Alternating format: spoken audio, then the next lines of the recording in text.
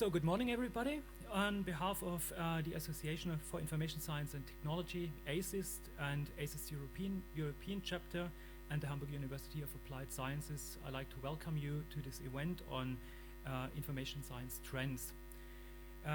One of the guiding ideas for this event series, which we are planning and of which this is the first one, the idea is to bring together researchers and practitioners at every stage of their careers. So I'm very happy that we have researchers from students to professors, and we also have practitioners from different stages of their careers. So the second main idea of this event series is to always organize events around a topic that is already in focus at the location we're at. So it's no surprise for most of you that we are talking about search engines today, which really is a focus at the Department of Information Science here at the university. My name is Dirk Lewandowski, and together with my two co-organizers, Eileen Ilhalm and Isabel Dorsch, we are all from the European chapter's board. We try to put together an interesting mix of presentations from scientists and practitioners. We hope that bringing together the different perspectives on search engines will help us all better understand search and the impact it has. So we hope that you will enjoy an inspiring day, not only listening to the talks, but also discussing with the speakers and with each other. So please take the opportunity to ask questions and contribute your opinions. Before we start our program, I would like to say a few words about Hamburg University of Applied Sciences and the campus where we are meeting today. Hamburg University of Applied Sciences is Hamburg's second largest university, and it's one of the largest universities of applied sciences in Germany. We are here on the Arts and Media Campus Hamburg, a location built to bring together departments from different universities. From our university, the Faculty of Design, Media and Information is located here. At the Department of Information, we have two bachelor's programs, one of which is Library and Information Management, and the other one, Media and Information, bringing together the best of communications, information science, and IT.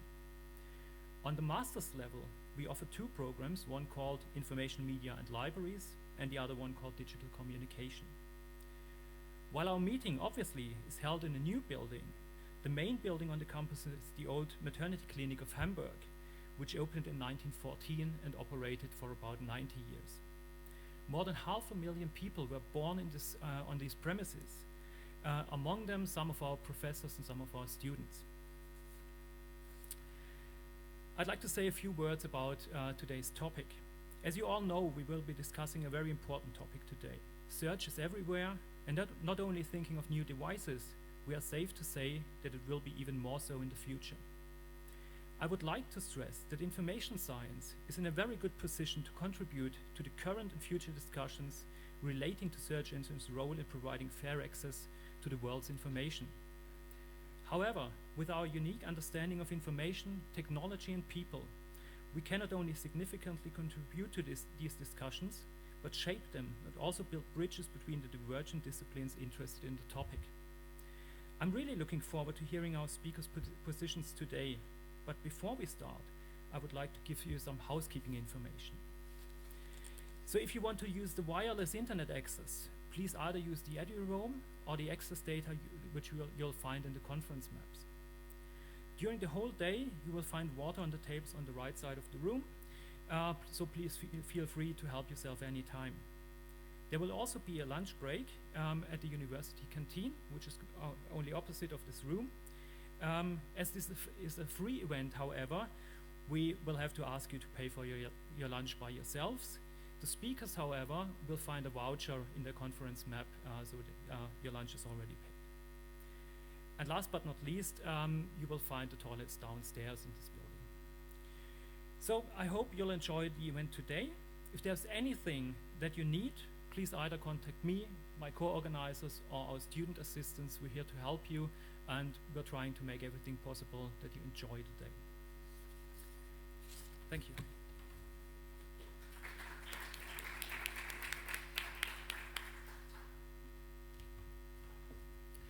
And now, it is my real great pleasure to introduce our keynote speaker, Olof Sundin from the University of Lund.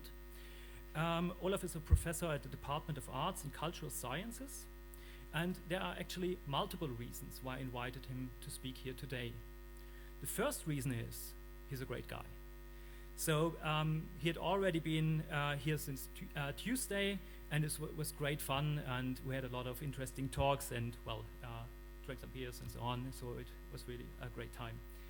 Secondly, he's a distinct scholar who has been working on understanding the role that search engines play in the daily lives of people for a long time. And thirdly, last but not least, he has a brand new book on the topic called Invisible Search and Online Search Engines. I already had the pleasure of reading it in advance, and it really is a great book which I can only recommend to every one of you to read. So please welcome Olof Sundin, our keynote speaker.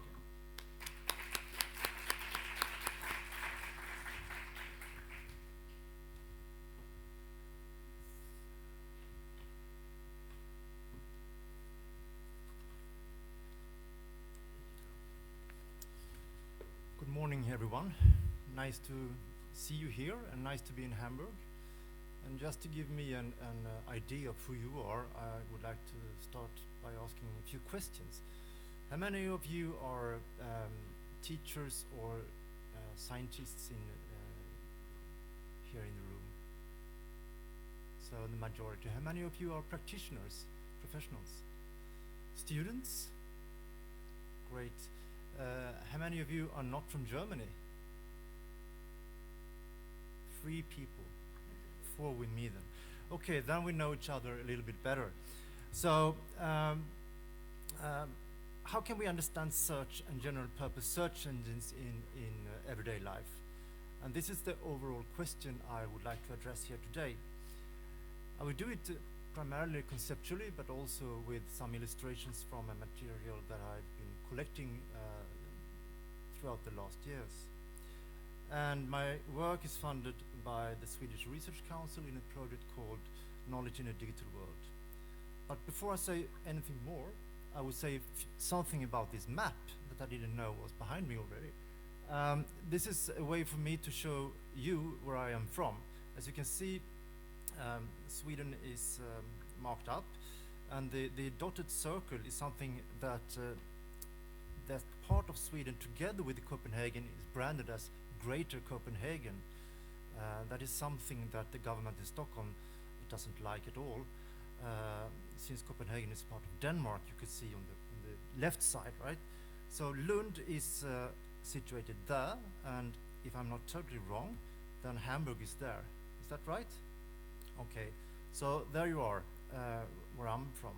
And the city looks something like this. If you are in the central part, it's a typical university city, about 100,000, so it's very much smaller than Hamburg, I have to say. And the university, since Dirk started up by promoting the university here, I have to say a few words about the university as well.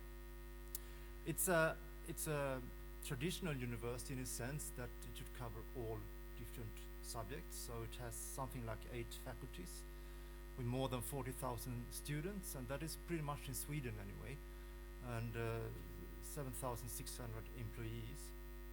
And we do have these grand big machines, science constructions. I don't know if you have heard about the ESS, European Spallation Source.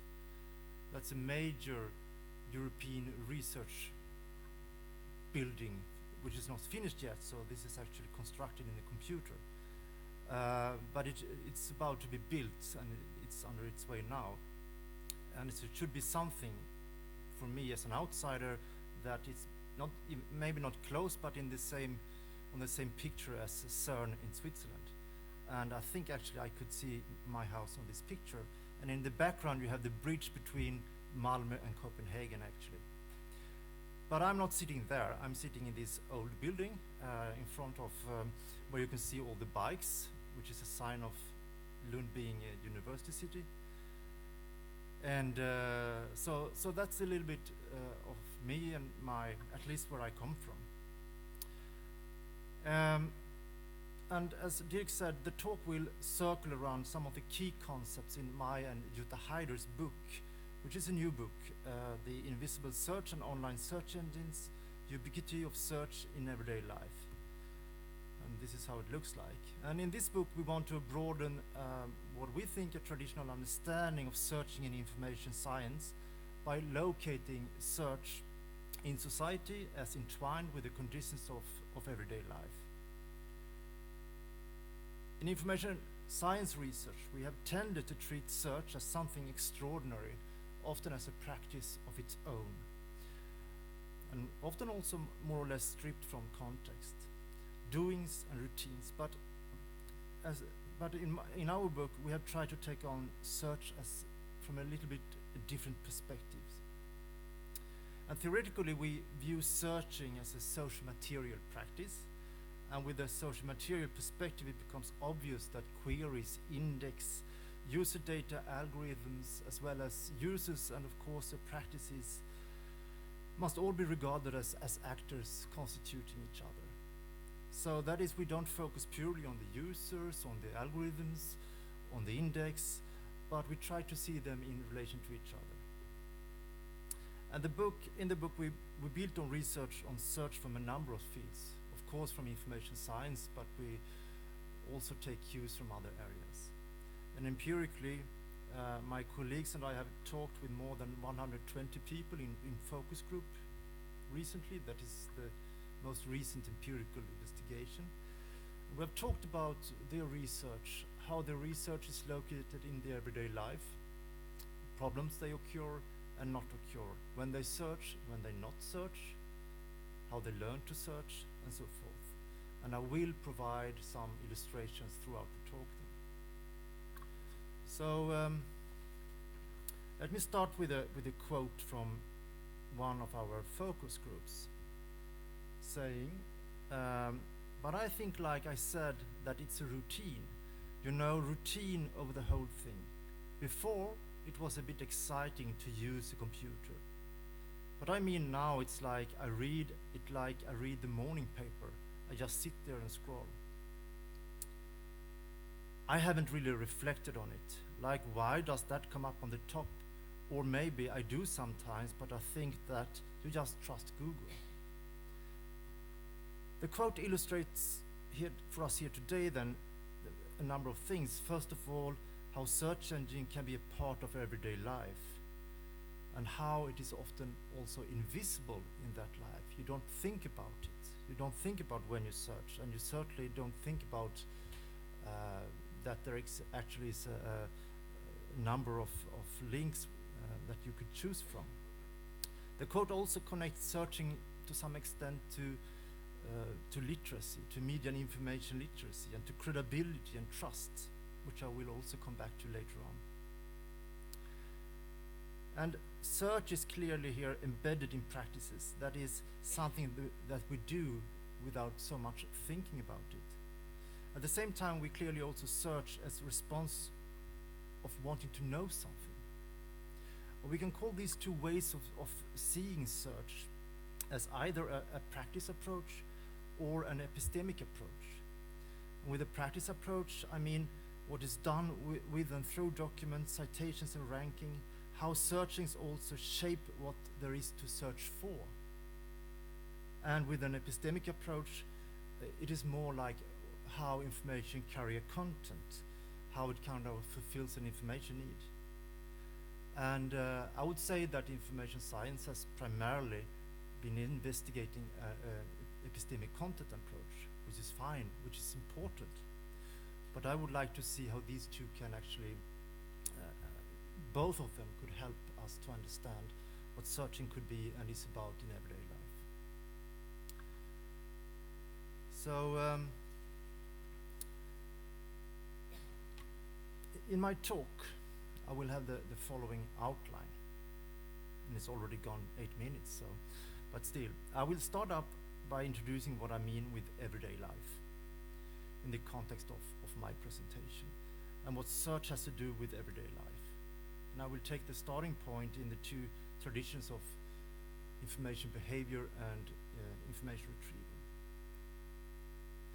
And from there on, I will position search as a part of our infrastructure, and thus argue for how search often has become invisible in everyday life. I will show examples of various kinds, both from our interviews but also from a number of reports that are out there trying to measure what we do on the internet.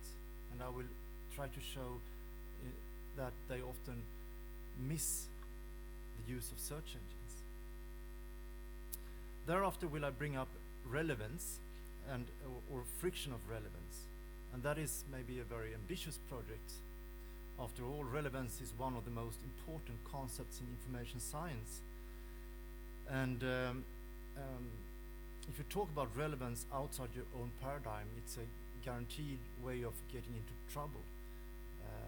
Actually, I mentioned a few days ago when I met Dirk and his colleagues that that is the only time I was even close to end up in a bar fight last time in a conference. That was more than 15 years ago now, so I think we could handle that today. And this, I will also talk about how this friction of relevance could lead to what could be called an infrastructural breakdown. And finally, I will introduce the concept of infrastructural meaning making in order to discuss literacy of search and the need for self-reflection. I will argue for supplementing the public discussion on the need to spot fake news and misinformation with an equally important discussion on information infrastructures and how they shape what users meet in the first place. So I will kind of mix a more descriptive and analytical presentation with also some normative ingredients.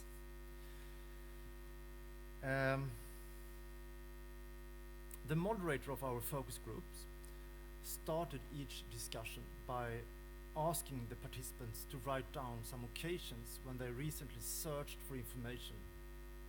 And the result of this research note, as we call them, could look like this one. 1. Title of a song.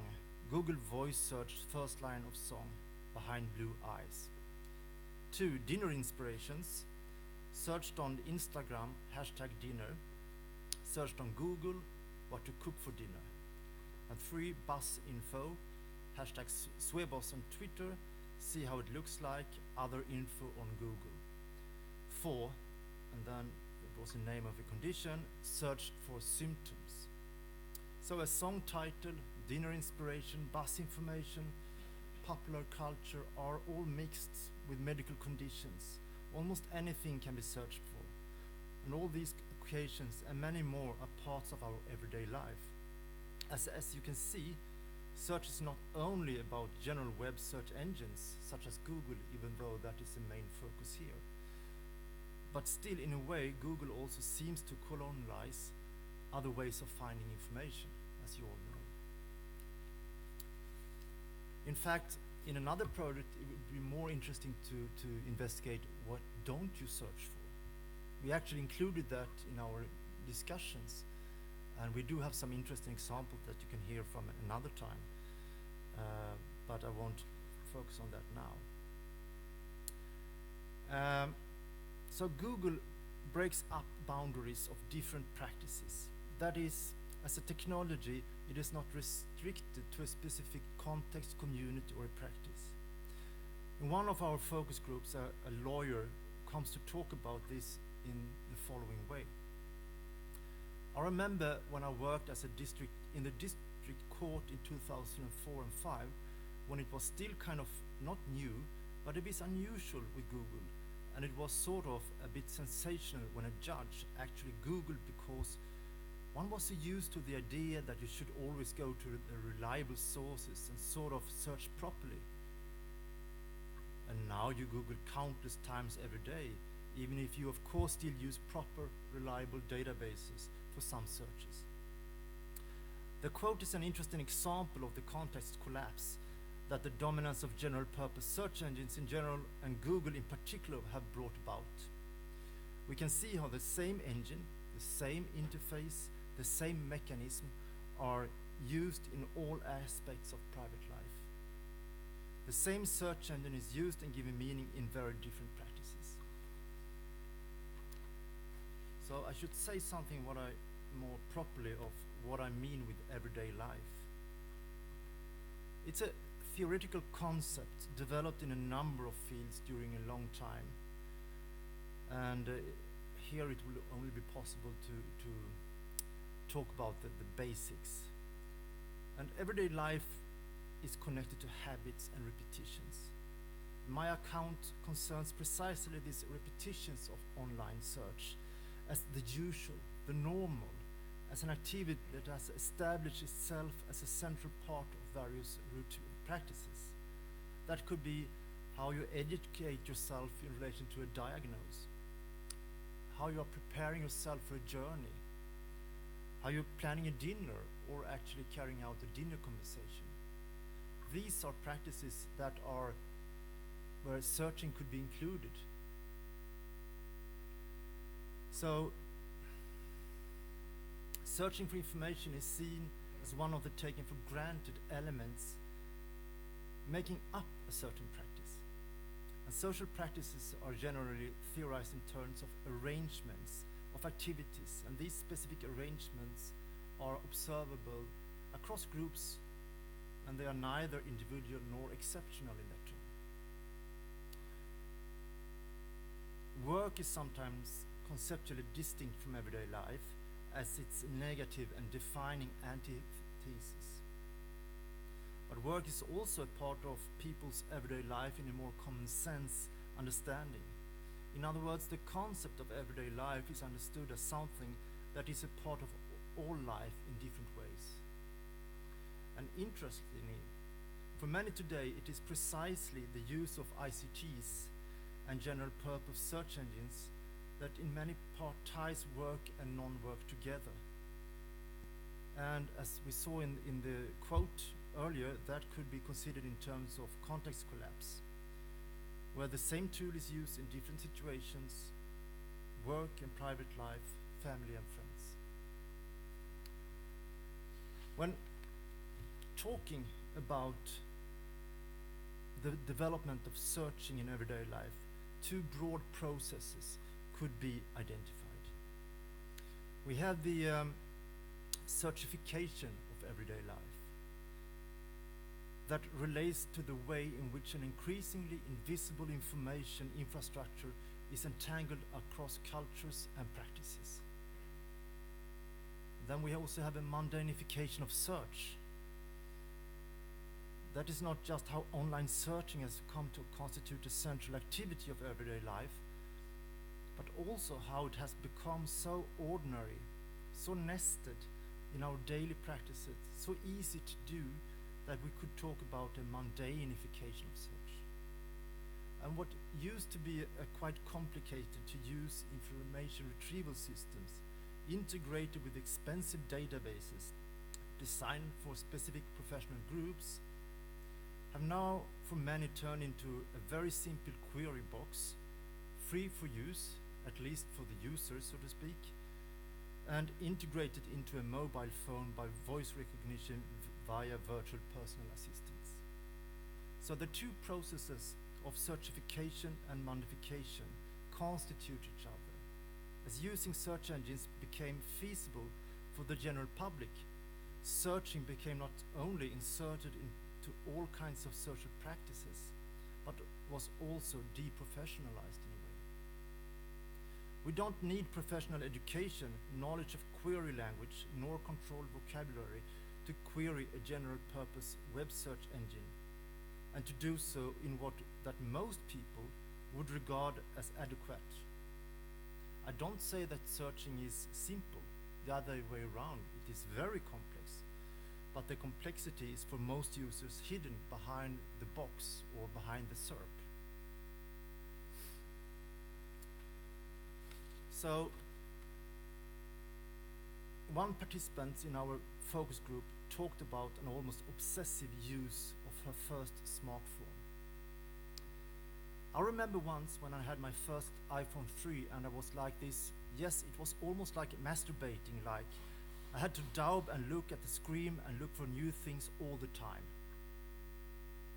To look up something in everyday life is often done without being noticed at all, or at least when doing them without further reflect upon it. seldom lead to any evaluation of information found. It does not really matter whether the information is true or not, as long as it does what it is supposed to do in the particular moment. And another person reflects. So because it is so easily accessible and such a natural part of everyday life, that you maybe don't reflect or think twice in some situations, or with some searches which you perhaps should do. So to repeat then, the searchification of everyday life has turned a once complex professional practice into something seemingly simple and made it available for everyone, or at least for most people. A search can be carried out quickly, easily, often without any need for time to reflect, and it could be carried out anywhere, mostly. At the same time, the searchification of everyday life also means that when searching forms a part of the ordinary, of the mundane, it becomes more difficult to see it, to discern it. Not just for researchers investigating the phenomenon, but also for all of us who on a daily basis search for information. If we relate this point to the information science tradition of evaluating search engines, how can we evaluate searching when it has fallen into the background of everyday life to such an extent it is sometimes not even recognizable? And I need to drink some water. It's really warm in here, isn't it? Not just outside.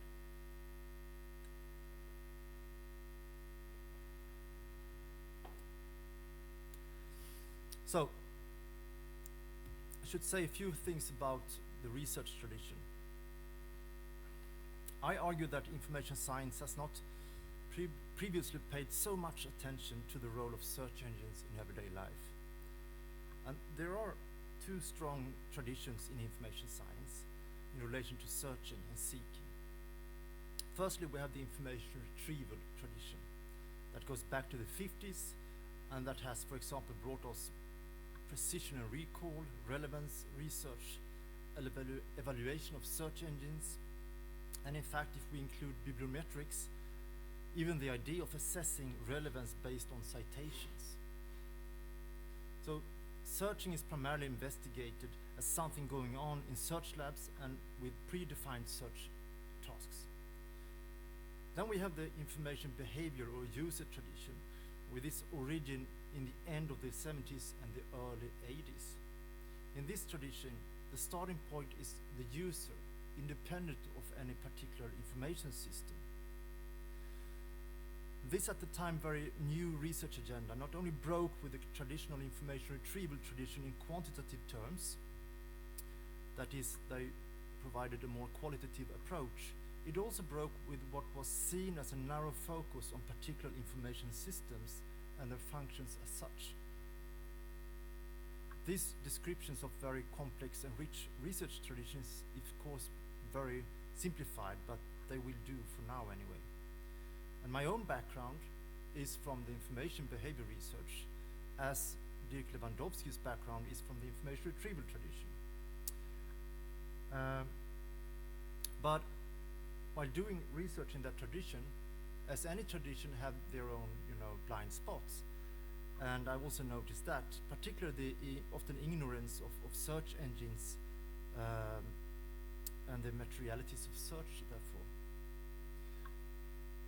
So there has been a strong and, from what I think, a necessary theoretical development in the information behavior tradition, lately, particularly with practice research. But that has unfortunately often put the information infrastructure, that I will soon come back to, in the shadow of the user.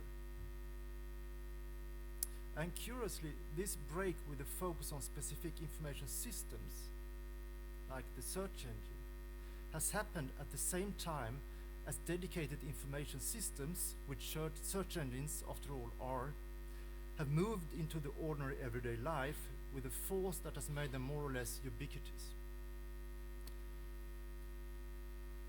However, search engines remind us how these two strands of research, in fact, depend on each other and are, or at least benefit from being connected.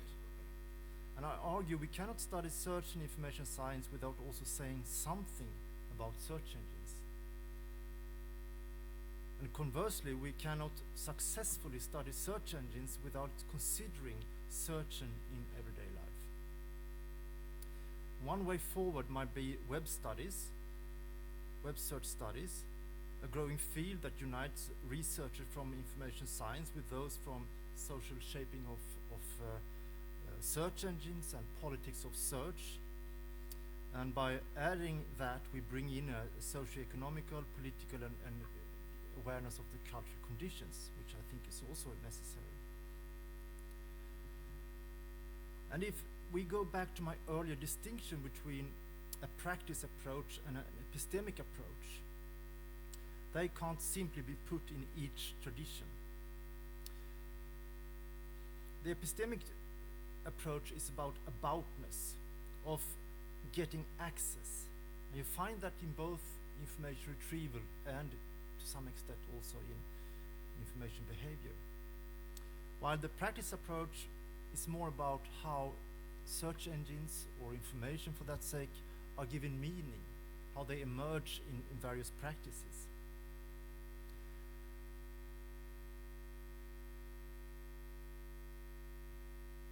And I will come back a little bit to this later.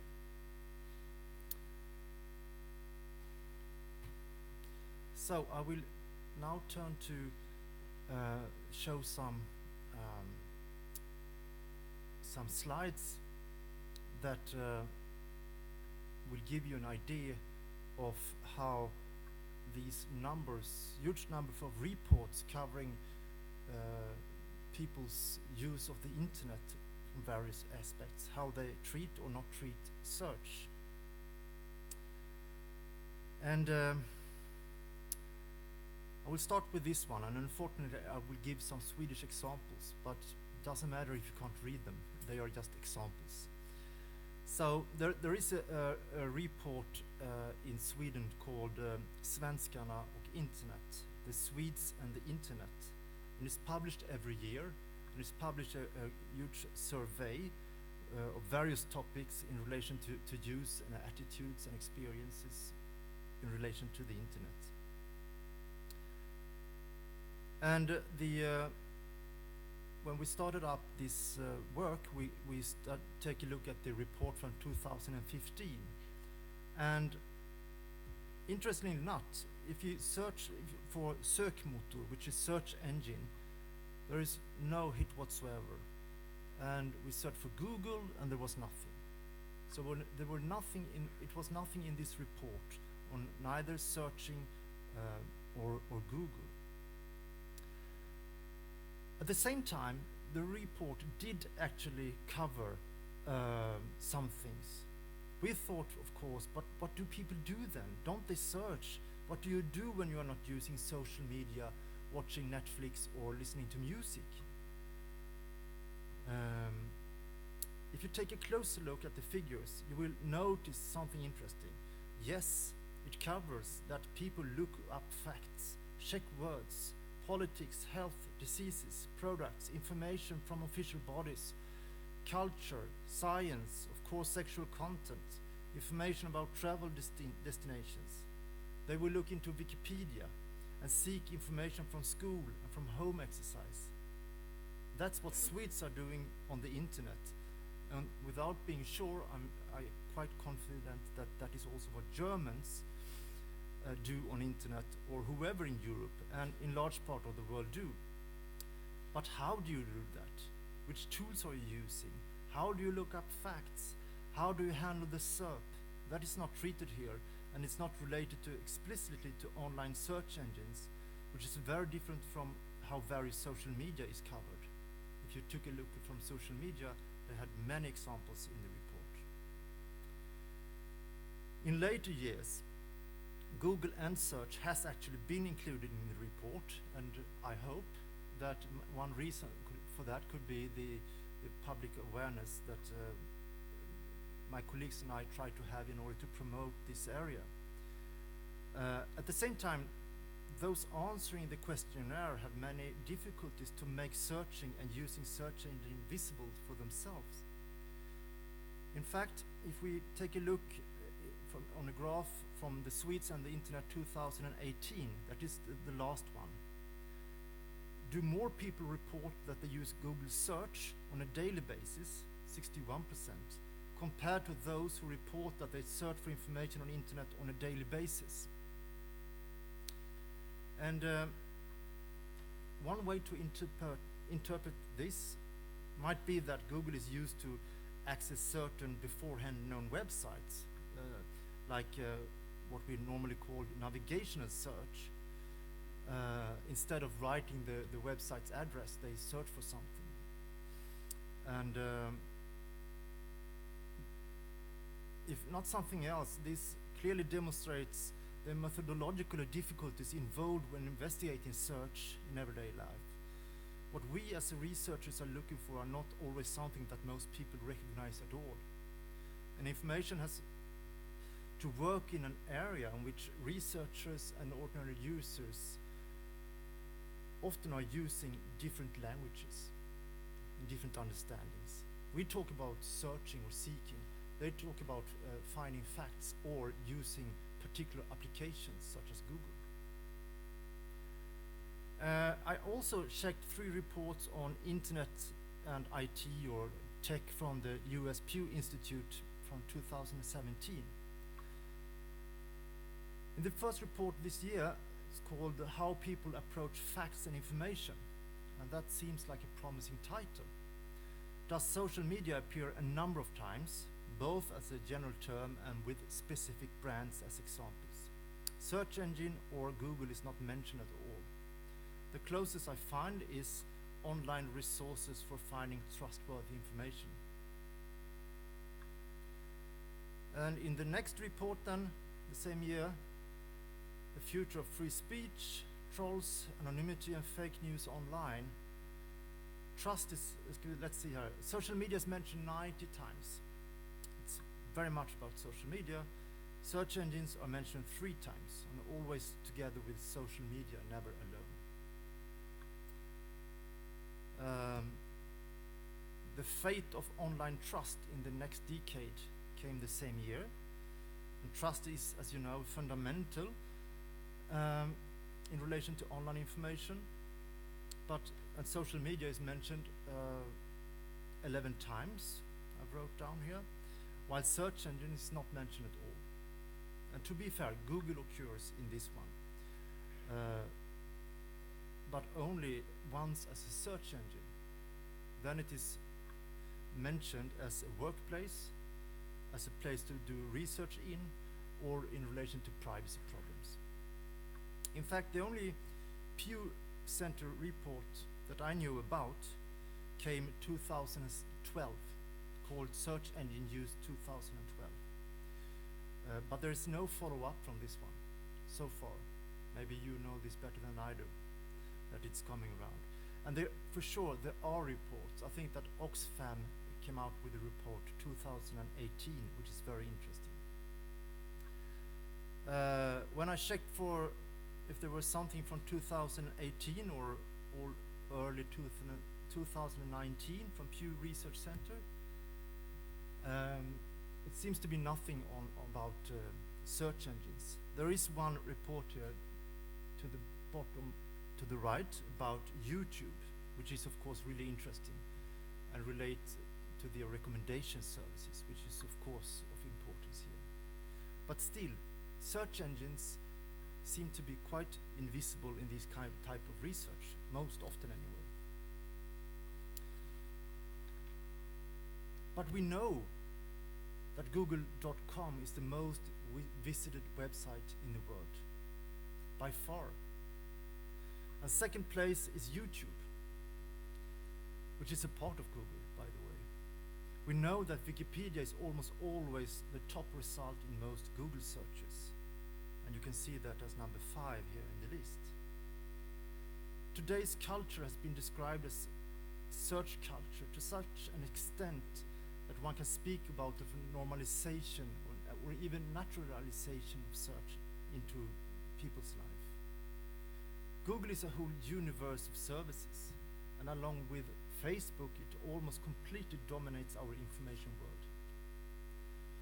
Google is more than just a full-text search engine in a different way than it once was. Google allows actions, forms what you know and how we know about it. And actually, Google wants that. When voice control becomes more and more common, one speaks of search engines moving from search to suggest machines or knowledge machines, where search as we know it overall should not become necessary anymore. The ideal is not that we should know that we search. When this happens, if it happens, Google will become more invisible than ever. To some extent, the more invisible the search engine is, the less control do normally users have of what you do.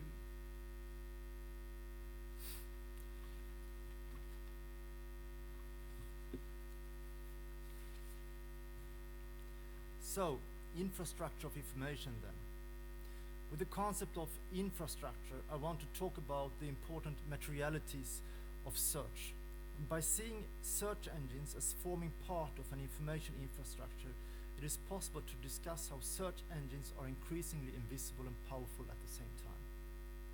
An infrastructure is here understood as a conceptual device developed in the number of disciplines from the 90s, since the 90s, including information science. And the concept has often, but not always, been used in relation to computer and computer systems and how we deal with them. Not the least have Geoffrey Bowker and Karin Rouleder and the late Susan Stard developed our understanding of information infrastructure. And they describe it as arrangements of material relations implicated in how information is produced, circulated, used, or otherwise encountered in specific settings. And they underline the need to analyze infrastructures as situated, relational, temporal, structural, as well as anchored in practice. It is what is fulfilled, not the infrastructure in itself.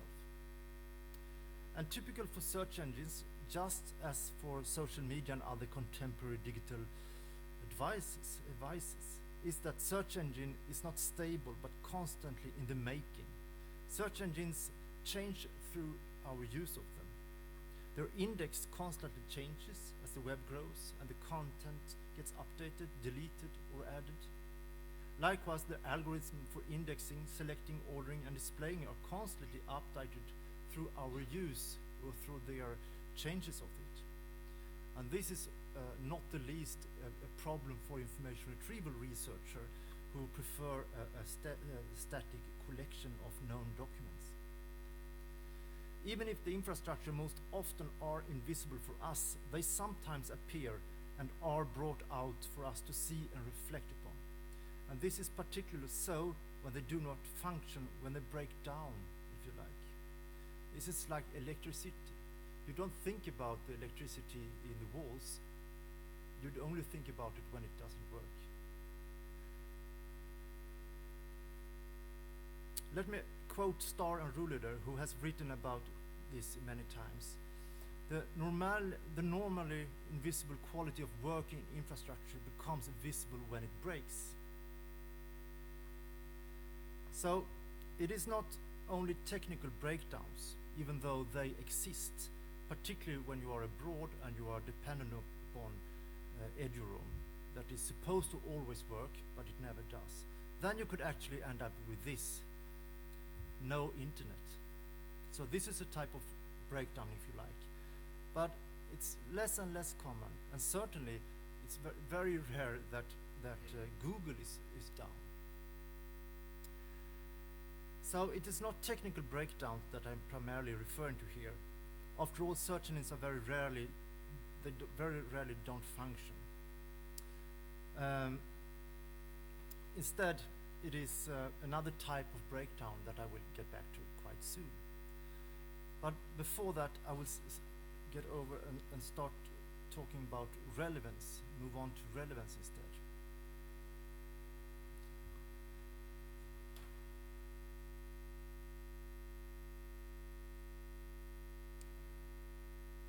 So, one reason why contemporary search engines are so popular is that they are believed to deliver relevant information. That is, information presented in an order that one way or another help us finding out something that made us turn to the search engine in the first place. And the general idea is that the first link is the most relevant one. And traditionally, and again, and simplified of course, there are two strands of relevance research and information science: system relevance and you could call user relevance. The system relevance has its origin in information retrieval, for example, the famous Trek conference, while user relevance has its home more in the information behavior research. While system relevance is dependent on the information system and the criteria set up by experts to establish whether a document that has turned for a search is relevant or not, is user relevance solely a question of what the user finds relevant. It is possible to say that user relevance is graded and changed over time, but system relevance is binary and static. A document is either relevant or not. Tefko Sarasevich is a well-known relevance researcher in information science. He writes about these, how many are there? 5 types of relevance, like system relevance, user relevance that he calls cognitive relevance, cognitive topical relevance or subject relevance is the relation between a query and a particular scientific topic. It's a kind of consensus judgment in a discipline. He talks about situational relevance, which is in relation to a certain situation that demands certain information. And finally talk about affective, I've written emotional, but I think he talks about affective relevance, which include also emotional aspects, but also motivation and intent. So this is of course extremely simplified description of an area of research that has been developed since at least the 50s. However, I dare to say that information science research on relevance rarely relates relevance to societal or cultural concerns. For example, I might find a YouTube video that argues for the Earth being flat. There are many of those out there today. I might find it as very relevant or not relevant. But flat Earth videos might not be relevant for the society at large, or vice versa. This is close to a type of relevance that often is referred to as subject relevance or topical relevance, but while the notion of subject relevance or topical relevance is developed in relation to academic disciplines, books and journals, the societal and cultural concerns I talk about also includes other aspects of the relation between information and the society. Vaccination, or rather anti-vaccination, is a very good example here. An individual who is skeptical of the common scientific understanding of vaccination assesses the relevance of websites about vaccination very differently from someone who believes in the standard scientific understanding of vaccination, its benefits and the potential risks. Accordingly, in all likelihood, they will also judge the relevance of search results returned in response to their queries very differently. Yet, at a societal level, there is a scientific consensus that vaccination cannot be positioned as a solely individual choice. That is why Italy is discussion if you have to prove a certificate in order to get into the kindergarten that your child has a vaccination. In fact, an individual belief in anti-vaccine can, due to how vaccination actually works, be not just in conflict with the established scientific understanding of vaccine, but in fact also lead to problems in society involving not just those with an anti-vaccine belief. It seems, therefore, that we have to add another layer to relevance, a societal relevance, or societal interest, if you like, that touch upon this. I will get back to this, but I will continue now saying something about frictions of relevance. There is, of course, no question that users' assessment of relevance are of importance. And yet I argue this needs, in many cases, also to be related to different types of societal interests and cultural concerns. And this potential conflict or friction between individual assessments of relevance and the social cultural aspects of it has we developed in the book and referred to as a friction of relevance.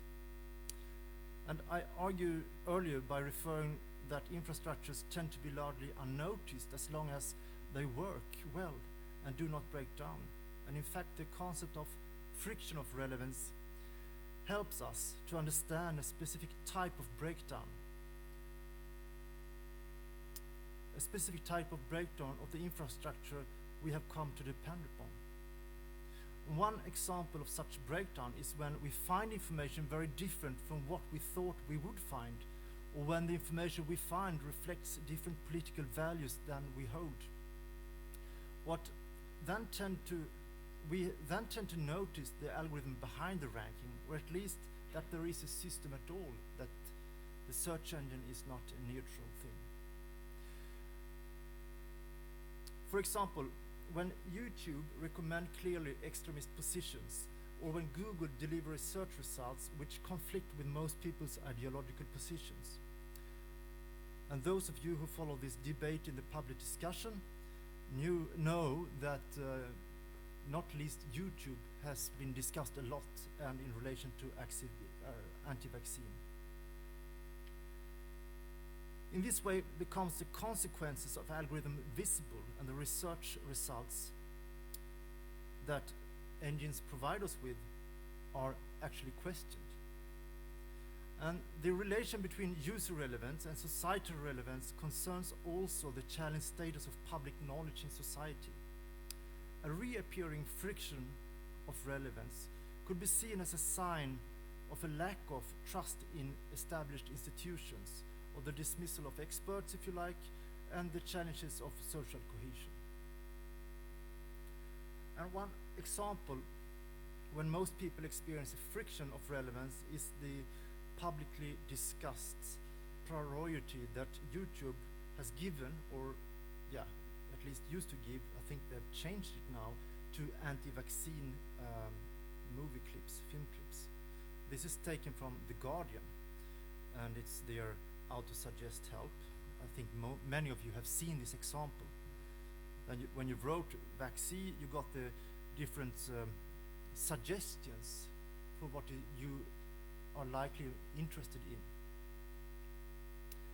And I will not go into details of why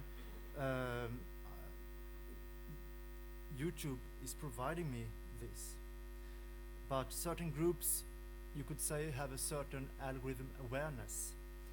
And that is at least a part of the explanation, that they play with the algorithm, and it seems like the algorithm like to be played with here. And for me, of course, the suggestions YouTube provides me here aren't relevant at all, and I start to question the algorithm. I start to question the relevance that the algorithm think that I have in the results. And one person who often is in conflict with the algorithm of Google, but from maybe the other side, is Donald Trump, of course. When he uses Google, he often doesn't like what he sees, it seems anyway, because has been, for a president, often discussing the link bias in the social media companies and search engines. So are the search results not relevant for him? Well, that depends on who assessed the relevance, I guess. But what happened was at least that the CEO of Google was invited to the Senate and had to explain to the Congress why Google, when you Google idiot, why it turned so many pictures of Donald Trump. He had to explain that in order to make sure it wasn't biased. It was organic search. So, to repeat then, searching for information is often done in order to find out something. At the same time, a searching information co-constructs what there is to know in the first place. This can lead to conflicts between individual situational relevance and societal interests. And relevance is assessed on an individual level and on a collective level at the same time, you could say. We have an individualization that adapt the search engine results to each user and their user profile. And the individualization has been said to be not so strong in search engines compared to social media, but it exists, of course. But then we have also a collective level that works with aggregations and citation index.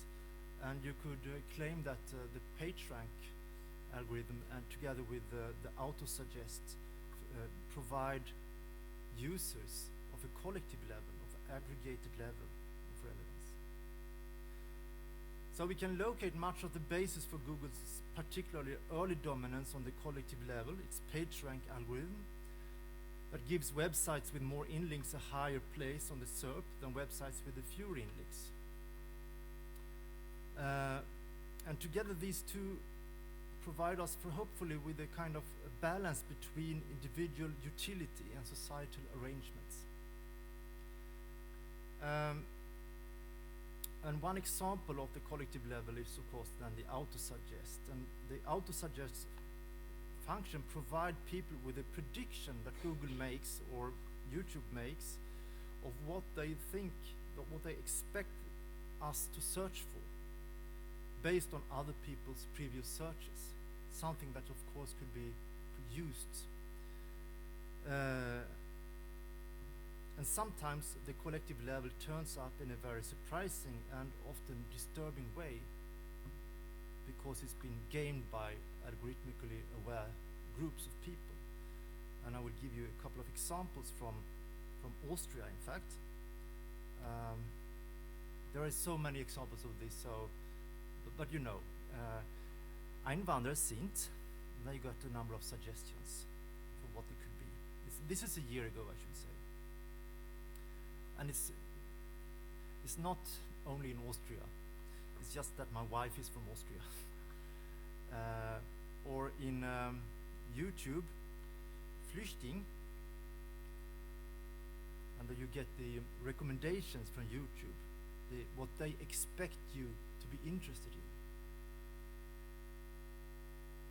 And hopefully you will see a friction of relevance here. But at least it makes you react, and the algorithm becomes visible for you.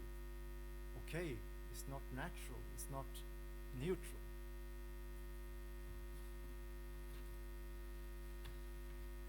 So, let me now continue here by moving to the area of information literacy or media and information literacy. In Sweden, there has been a huge debate and discussion about credibility, assessing evaluation, evaluation information, and so forth. And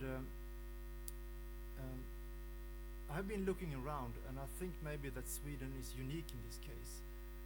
The thing is that this old German word, Quellenkritik, which comes from the history tradition, history research,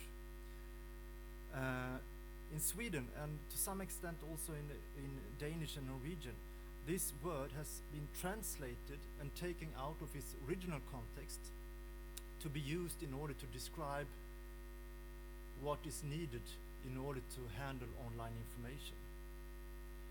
So, källkritik or Quellenkritik then has been seen as maybe the most important solution for the current situation with fake news or alternative media, alternative facts, whatever it's called. And I just gave a few headlines from the newspaper. Löfven is the prime minister. The citizens need to be more, call it in German? More Quellenkritik, whatever. And there is a Swedish school inspectorate that last year in searched and investigated a number of schools to see how they dealt with this capability. And no surprise, they thought it was something that needed to be better, so to speak. And there is even a certain day of Quellenkritik, some day in March. So it's a kind of very interesting. I think this is of course important, but still it's like a liberal solution for a very complex problem where you've put all the responsibility on the individual citizen. And it can't really be translated to English. The closest I get is this that you can see in not least in library settings, like the CRAP test, where you check for currency, reliability, authority, and the point of view of the author. So,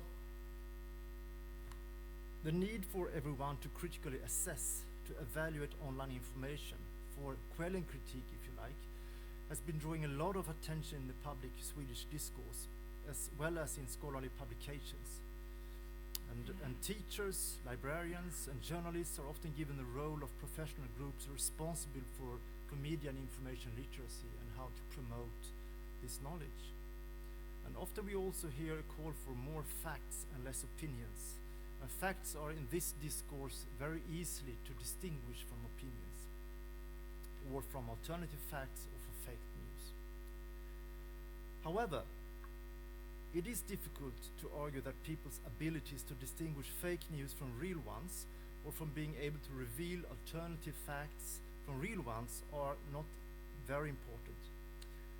Fact-checking services together with the activities coming from the companies themselves are not enough. It is also, of course, for every individual to be aware. But I propose a supplementary, in a way, a broader conception of evaluation of information. I argue, as we do in the book, that evaluation of information also needs to include an understanding of why certain information reaches us in the way it does, and the way other information isn't visible at all. And that entails, for example, an understanding of how people's data and their algorithm in search engines, social media, and other information systems actually shape what we come across. After all, the ability to evaluate, for example, anti-vaccine videos, credibility is not so much use if these are the only videos users come across. Search engines is not only about access to information in a simple way, but we need to see how search engine use also is about processes of meaning making. It is a meaning making less related to the actual information sources linked from the result page themselves, and more of the search results and how they came about. I suggest the concept of infrastructural meaning making to capture this phenomenon. Access is rarely a straightforward issue, and understanding access is a part of this meaning making. In the media and information literacy discourse, is often search treated as a pure technical skill, while evaluation media and the content of media is seen as the intellectual activity. I want to dispute that. In fact, the searchification of everyday life has challenged this distinction between search and skill and evaluation as an intellectual activity. Instead, in my view, searching and evaluation are brought together at the same analytical level. So,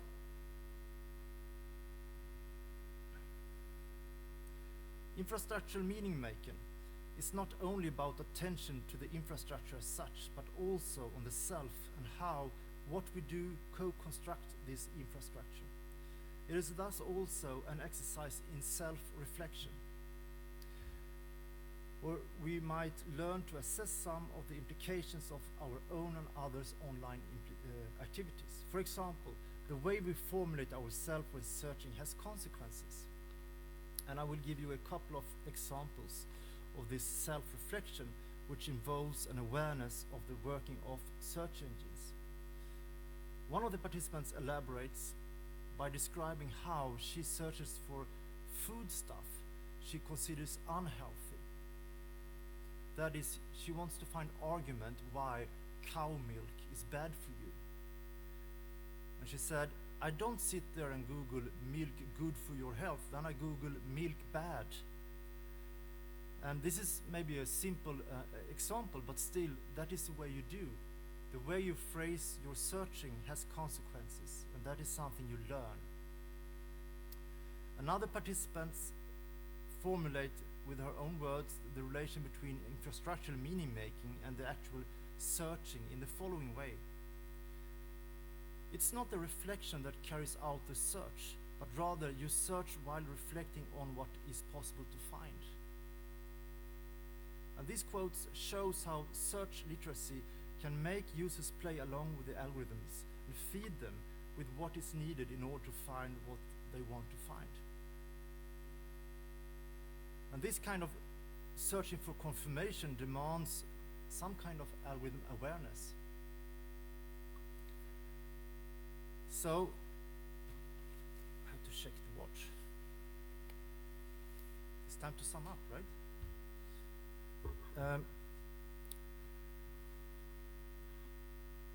First of all, we need to continue arguing for the materialities and complexities of search, despite the mundanification of search.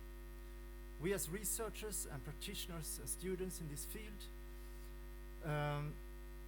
has a special responsibility here.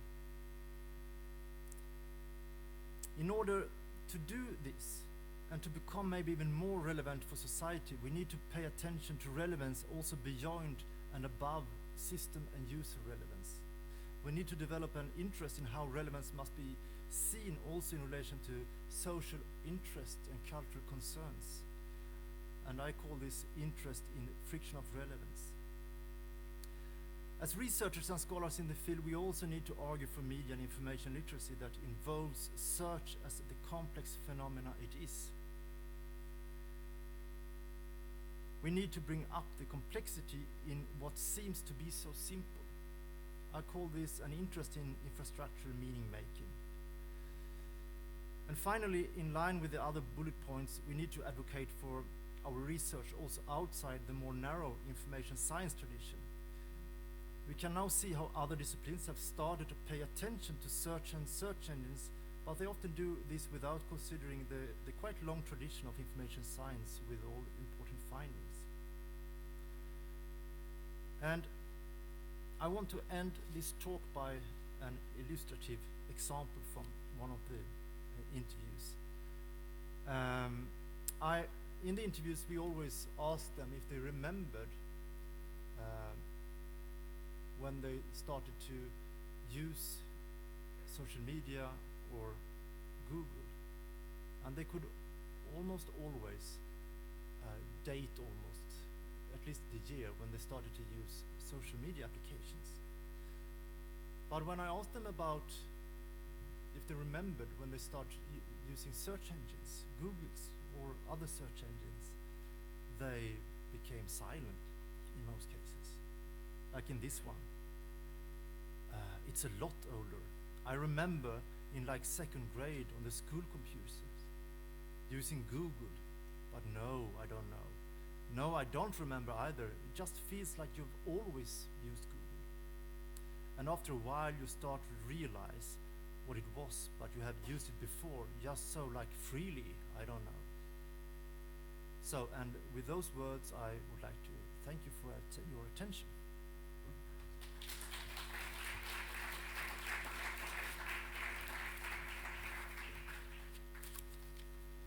Thank you for a great talk, and I think there will be questions.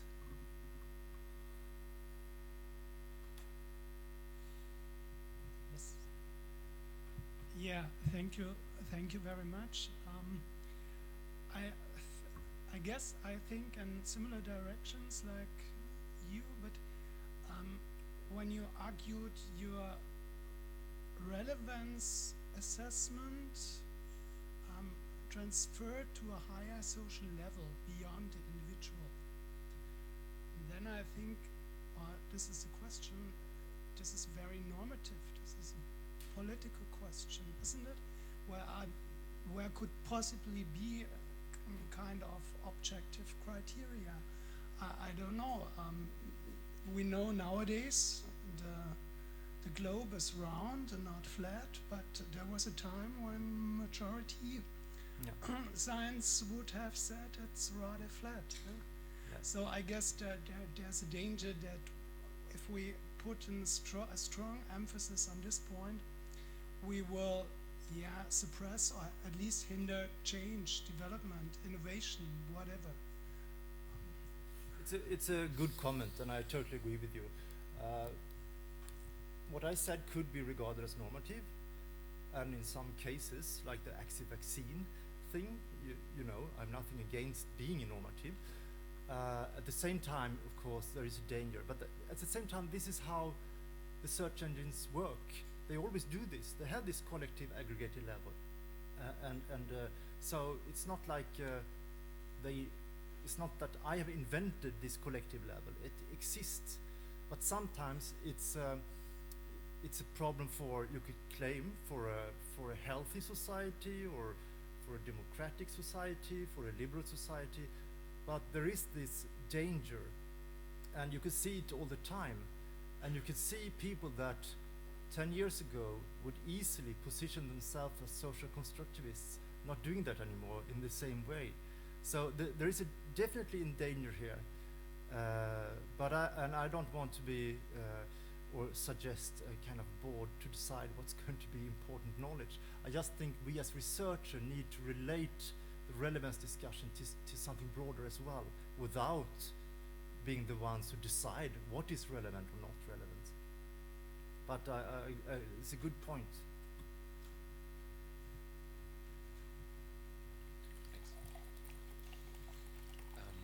I've got another question. Did you ever consider connecting this research to neuroscience? Because I believe that human brains are very paradoxical. On one hand, they need information, they are crave for it. On the other hand, they don't want to change too much because it needs a lot of energy. I had to think about this paradoxon quite a lot during your talk. My background is not in that area, but I know that there are people doing it more like from cognitive sciences and analytical philosophy that have that kind of interest. In the major project, we actually did have some collaboration with analytical philosophy, but not from that particular point. But I guess you can find interesting, you know, aspects from there for sure.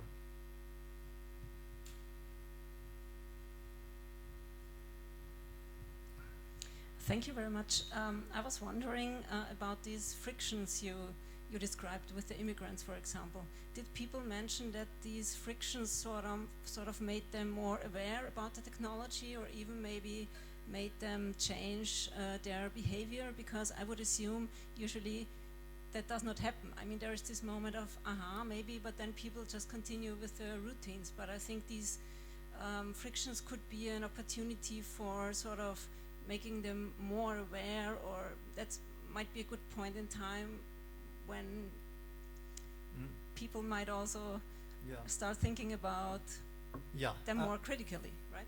Yeah, I would say that in our interviews, no, they didn't think about that so much. But it's obvious that from time to time, the last 3 or 4 years, there pops up something in media. It's about Google referring very high up in the search SERP about the Jewish conspiracy. It's that Google have this first link that Donald Trump had most votes in the election, or anti-vaccine videos on YouTube. And at those cases, I would say then the algorithms become an interest for the public discourse and that raises in general, I would say, an awareness of an algorithm awareness. But I couldn't say it on the individual basis through our interviews, no.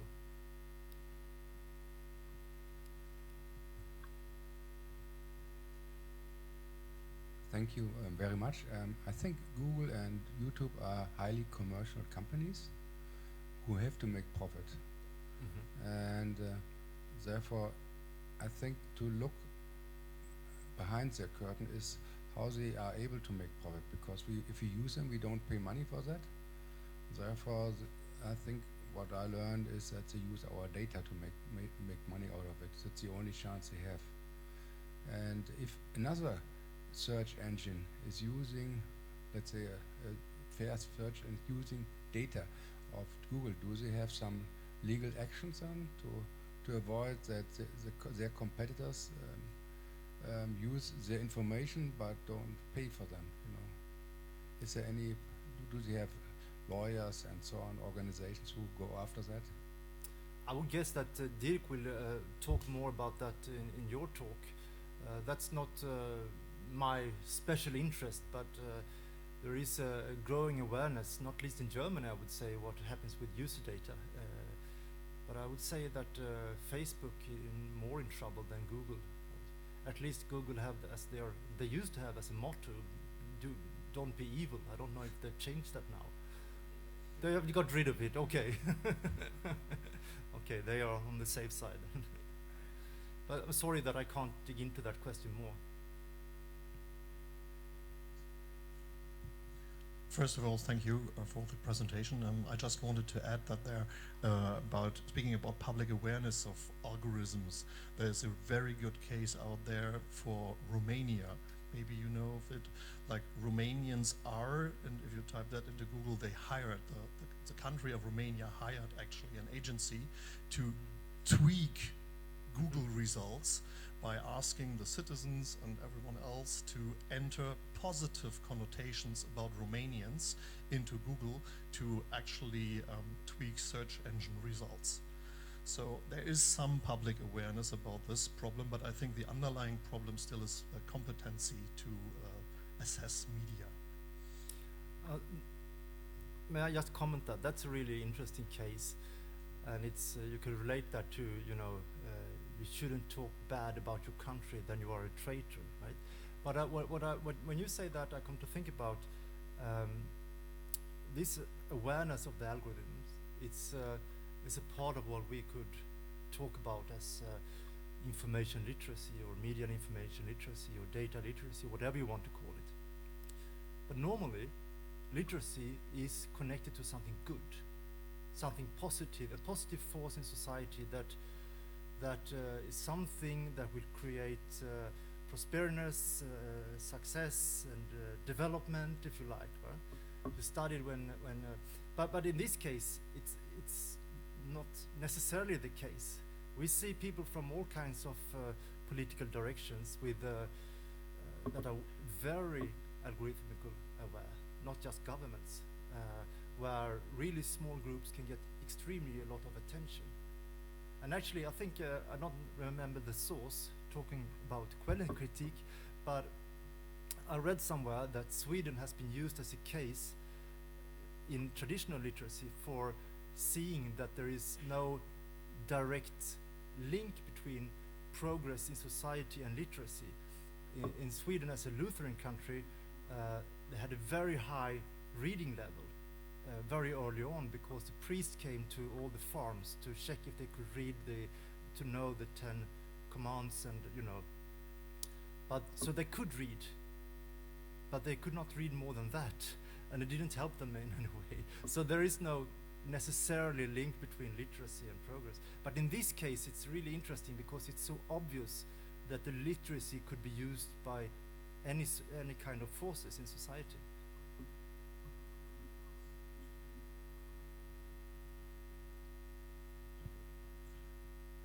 A small question: do you treat the suggest lists of Google and YouTube equal to search results? That's my feeling from the saying. I would say it's something different. The suggest lists are lists of questions people ask to Google and YouTube. No, I don't. Not search results. No, in that case, if I said something similar to that, I didn't mean it. Of course, the suggestions come from the auto-suggest, which are prescriptions, or not prescriptions, but suggestions of what Google think you might search for, but the result is the outcome of the search, the SERP, so to speak.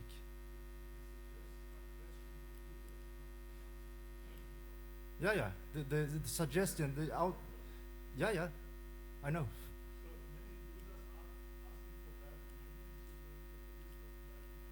Yeah, exactly. I don't mean anything else. Any other questions? I have a question as well. So you talked about societal relevance, and from an information retrieval perspective, I think there are two questions related to that. One being, why in exactly at this point in history this comes up, and why didn't it come up way earlier? And the second question is, which is very much from the information retrieval perspective, is there any possibility to measure it? Well, I think there has been a little bit of writing about that. I think Birger Jöland has tried to capture this discussion in some way, but in general, it hasn't been that. I don't know why. I think if you go back in, I think that the cognitive perspective has been so strong in information science and information retrieval. So that has made the cognitive dimension, the user dimension, has been seen like a break, a progress from compared to the more traditional squarish system way of. And then I think in general there has been maybe a cultural lack of cultural awareness in the information retrieval research groups. Can you measure it? We have to discuss that later on. I can't. It's difficult, of course, for many reasons. Not least the one you brought up earlier. What is the societal relevance, and who decide that? It might be difficult, but I would say it's. Well, I think we have to save that for later on. Okay. I will think about it.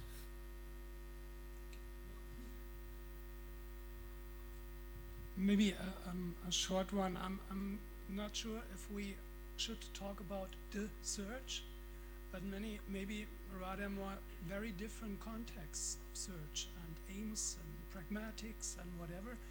And we have the simple taxonomies like broader, navigational, blah blah, and other simple things. Sometimes we say this query is more elaborate or whatever, but just a question. Are you aware of more complex schemes to categorize information needs that would be some kind related to these questions? When are information needs important on higher social levels, for example? And that's probably not the case when I search for Easter eggs as a present or something like that. If I understood you correctly, I mean there are attempts to I think at least Google could before. I mean they're changing all the time, so it's very difficult to say something stable. But not long ago, at least, you could change the way they presented the relevance result.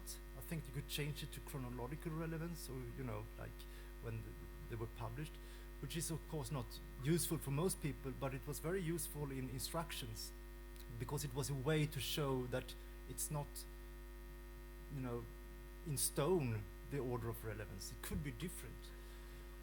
I know that someone that Dirk has been working with, Yvonne Kammerer, she has been playing with different interfaces and different ways of presenting the results. And your research as well, you have been changing the order of the SERP, I think, and then assess the relevance. Maybe you want to develop on that? I will say a bit about it in the talk. So okay. I'll save it for later on. Yeah, thanks a lot. Just more question, because we talk about relevance. Do you know how much influence has payable content on a relevance when you? Sorry, one more time. how much influence has the payable content on the relevance? I mean, The paywall, I don't know. It's a I mean, good question. It's a good question. that would be quite interesting because I'm coming from web development, and you can, well, not manipulate, but you can push up some research results. And the question is, do you have any information? The paywall are interesting because they are, I mean, they are, for a long time in Sweden at least, the newspapers were online for free, but for the last year they started to have paywalls. Is that what you mean? I mean the payable content when I the want payable, sorry. not paywall. Yeah. Oh, sorry. So you pay for your search come up in the first three or Okay, first five. okay. That is another thing that Dirk has been investigating. That is, at least in Google and Bing, they are supposed to be possible to distinguish for the organic research and the paid research. There is an interesting, which might be difficult anyway, which your research shows, but there shouldn't be possible to, at least not officially, to pay for the organic research result. There is an interesting case we write about because this distinction is very much more blurred in Baidu, the Chinese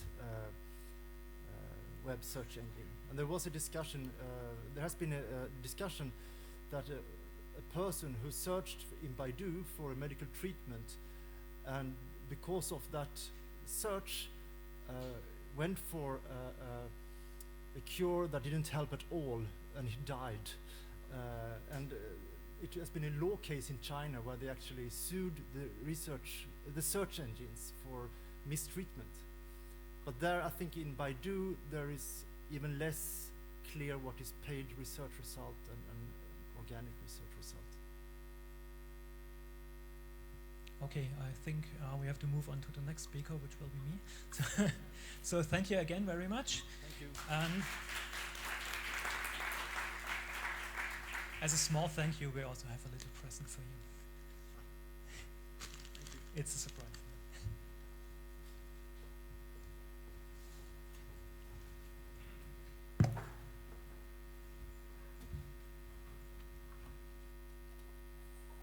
So, yeah, let's go on with our second speaker. So I'm glad that I have the chance to introduce Professor Dirk Lewandowski, but first I would like to read one sentence of the abstract of him. Search engines like Google have a massive influence on what information users get to see and on what search results users select. And if we remember from the talk before, the results of, for example, using Google forms our knowledge. And sometimes we are asking ourselves, why did I see this, or why didn't I see maybe other results?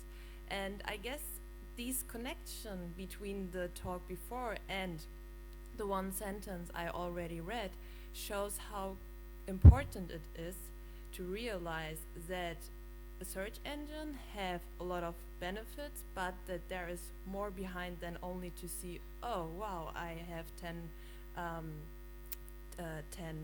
results, but maybe it's not everything, and maybe it's not the point I would like to know. So there is only one thing to say: let's have a call for fair search engines.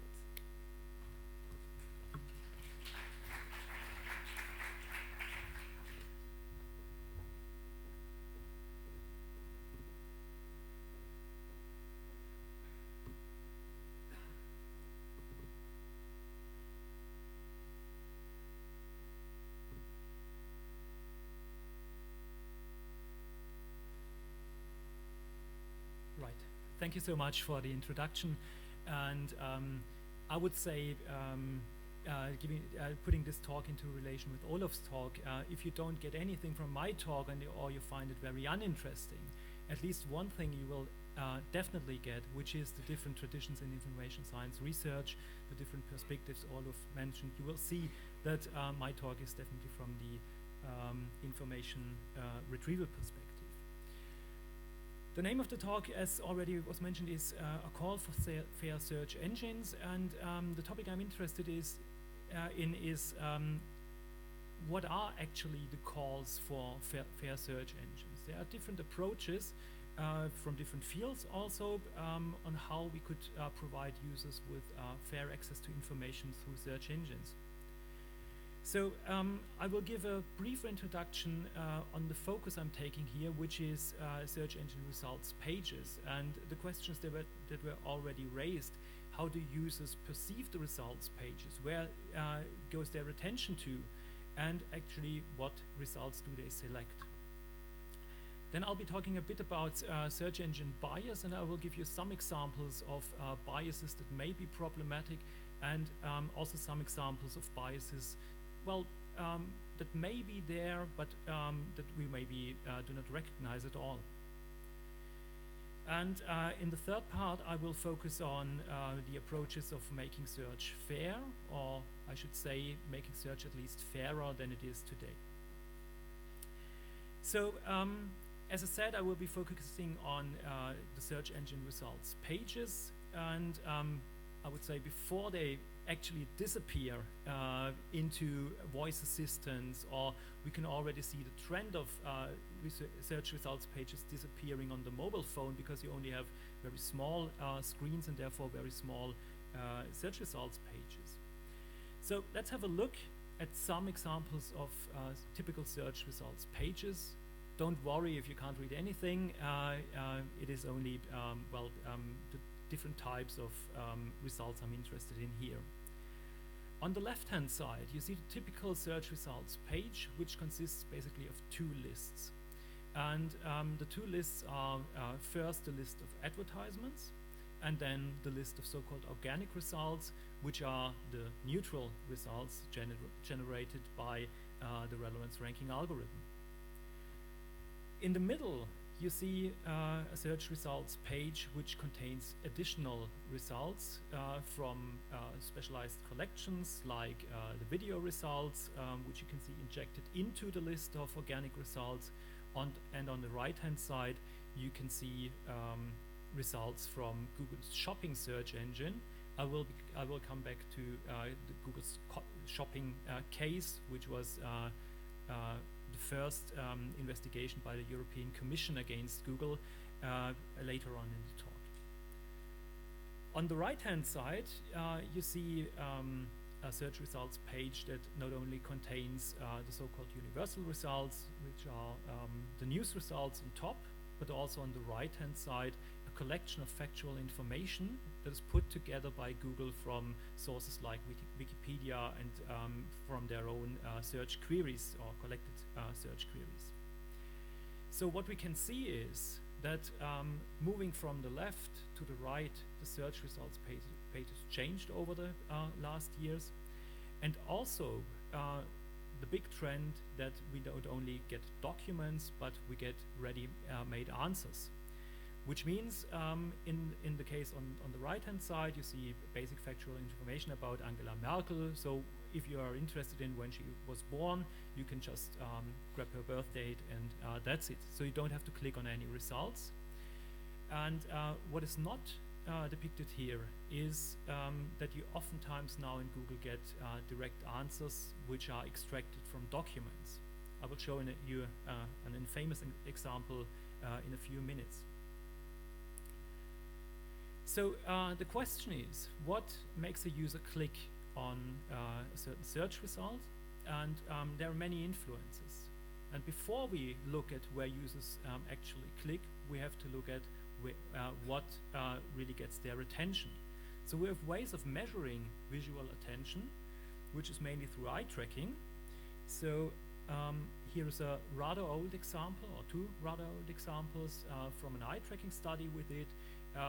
This is not a surprise at all. This is the result of basically every eye tracking study you can find. On the left-hand side, you see a single list of results, and you see the typical visual attention, which is users predominantly focus on the first results, and they spend more time reading the first results. So you have it's called the golden triangle. how users inspect the search results. This basically holds true for every list-based presentation, whether it being search results or something else. The question though is, when you change the results presentation, users' visual attention also changes, which you can see on the right-hand side. So in this case, we have universal search results injected into the results page. In this case, it is news results at the top, then the image results, and at the bottom we have the video results.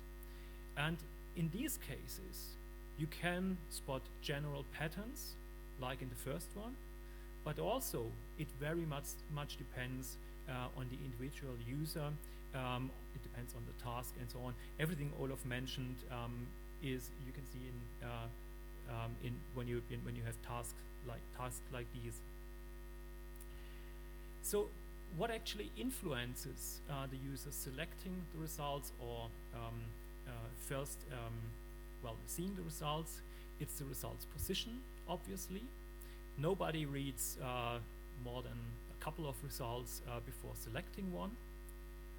Then it is very important to have the result in the so-called visible area, or the area above the fold, which basically means you have to see the result without scrolling down on the results list. And this may not be too much of a problem when we think about desktop search, but think of your searches on the mobile phone. You will not have many results to be seen without scrolling down. Then, of course, we have an influence of the perceived relevance of the results description. So the snippet that you actually see representing the result. So you make a judgment that is basically, this result seems to be interesting. After that, you don't actually know whether it actually is. And then we have something which is called attraction bias, which basically means that the size and the design of the snippets influence users' behavior. So if you, for instance, have a result that has an additional image, like most of the results shown in Google for YouTube, this attracts users' interest. So even if you have a result that is positioned on top of that result, it may not get that much attention or that much clicks as the result that also has an image. This all may not be too problematic if not users trusted that much in search engines. So one of the studies Olof already mentioned, the Search Engine Use 2012 study, found out that results are usually seen as accurate and trustworthy by the users. So there's no doubting in the quality and the trustworthiness of the results. And even search engine results ranking is seen as a criterion for trustworthiness, which means users tell you this result must be trustworthy because Google put it on top. This is the reason for it being trustworthy, and you can see that it forms a cycle. So apart from the more structural analysis of the search results pages, it is also interesting to see what actually turns up. Where do the results come from? And there are some studies investigating domains or sources of results in the top results. I think I would say best, because it's the largest database. The best study in this sense is a study from Yahoo Research. They researched 2.6 billion search queries, and they found out that about 80% of all clicks in the search results go to a mere 10,000 websites.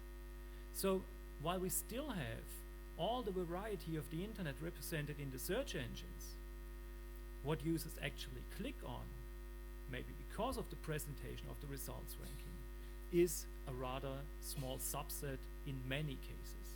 Still, we are able to access all the other content, but we are guided towards very popular sites. Then there's an older study from Amanda Spink and colleagues that found that there is a rather low overlap between the top 10 results from different search engines. I think this would be a topic worthwhile researching again, because the landscape in search changed a lot. And also in an older study, a colleague and me found out that the most popular sources within the top 10 results of different search engines at the time in 2009 differed quite a lot, and that search engine providers preferred their own offerings.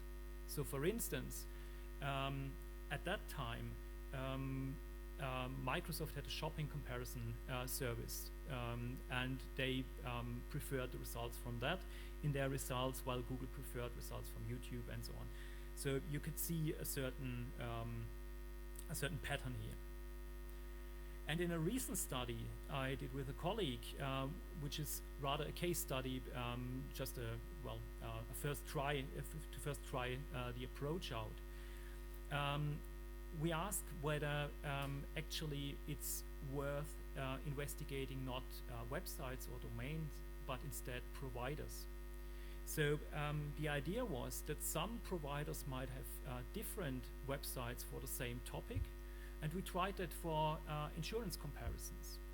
And we extracted the impress data from the websites and compared them, so we were able to find out, and it was actually the case, that some providers operate more than one website in terms of having their sites shown up in Google results more often.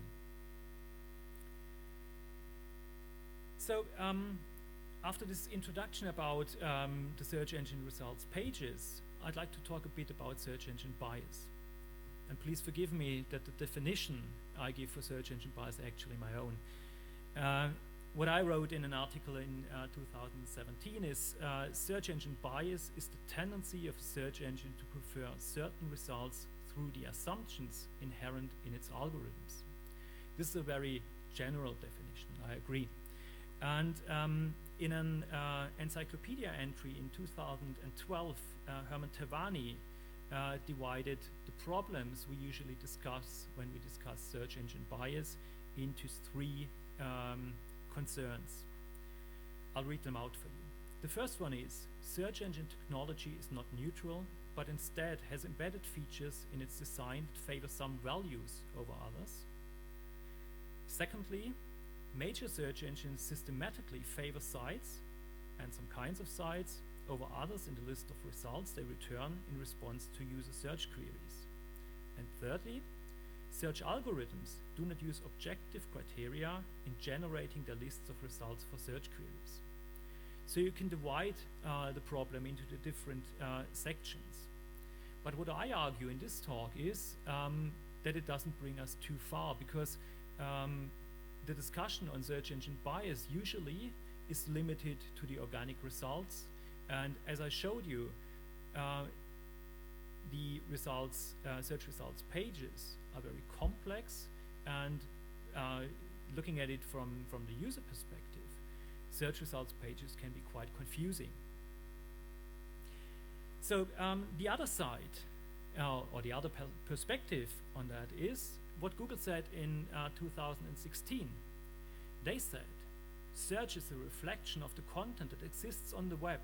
And this relates to a question that was posed earlier about whether the autocomplete function is only a reflection what users are actually searching for.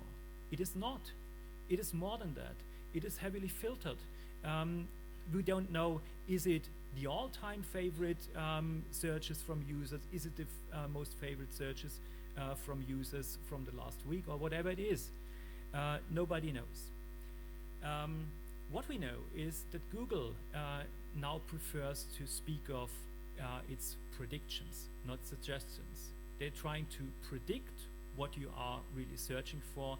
They don't give suggestions because they had so many bad suggestions that they gave up calling them suggestions. So again, they say search is a reflection of the content that exists on the web. The fact that hate sites appear in search results in no way means that Google endorses these views. while this is certainly a good position, this statement was a reaction to this case. This was Google in the US. The question began with the words, did the Holocaust happen? And the first result is a result from Stormfront.org, an neo-Nazi organization which is forbidden in Germany at least, and I think in many European countries. In the US, it turned up as the first result for that query.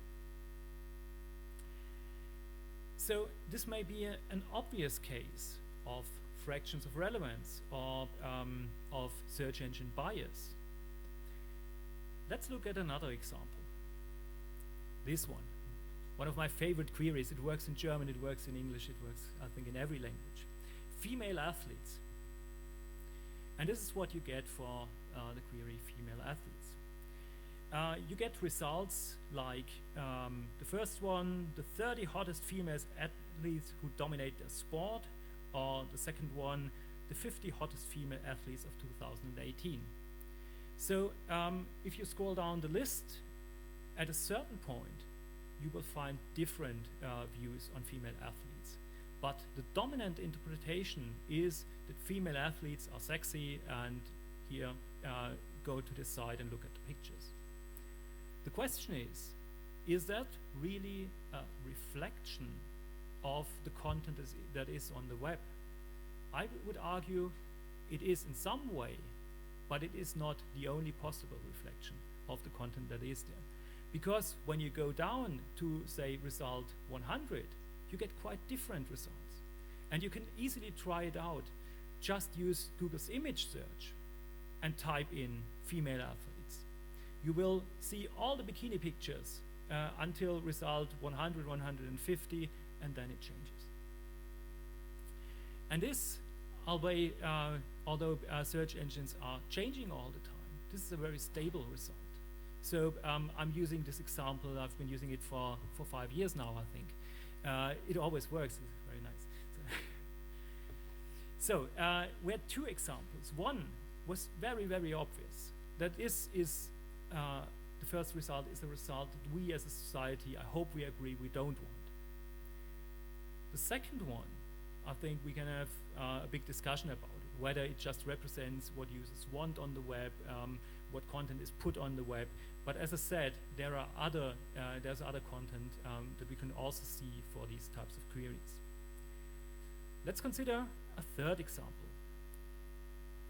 My other favorite query, as all my students know, granular synthesis.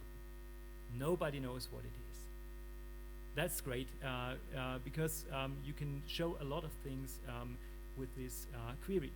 First of all, no universal search results. It's just a simple list of results.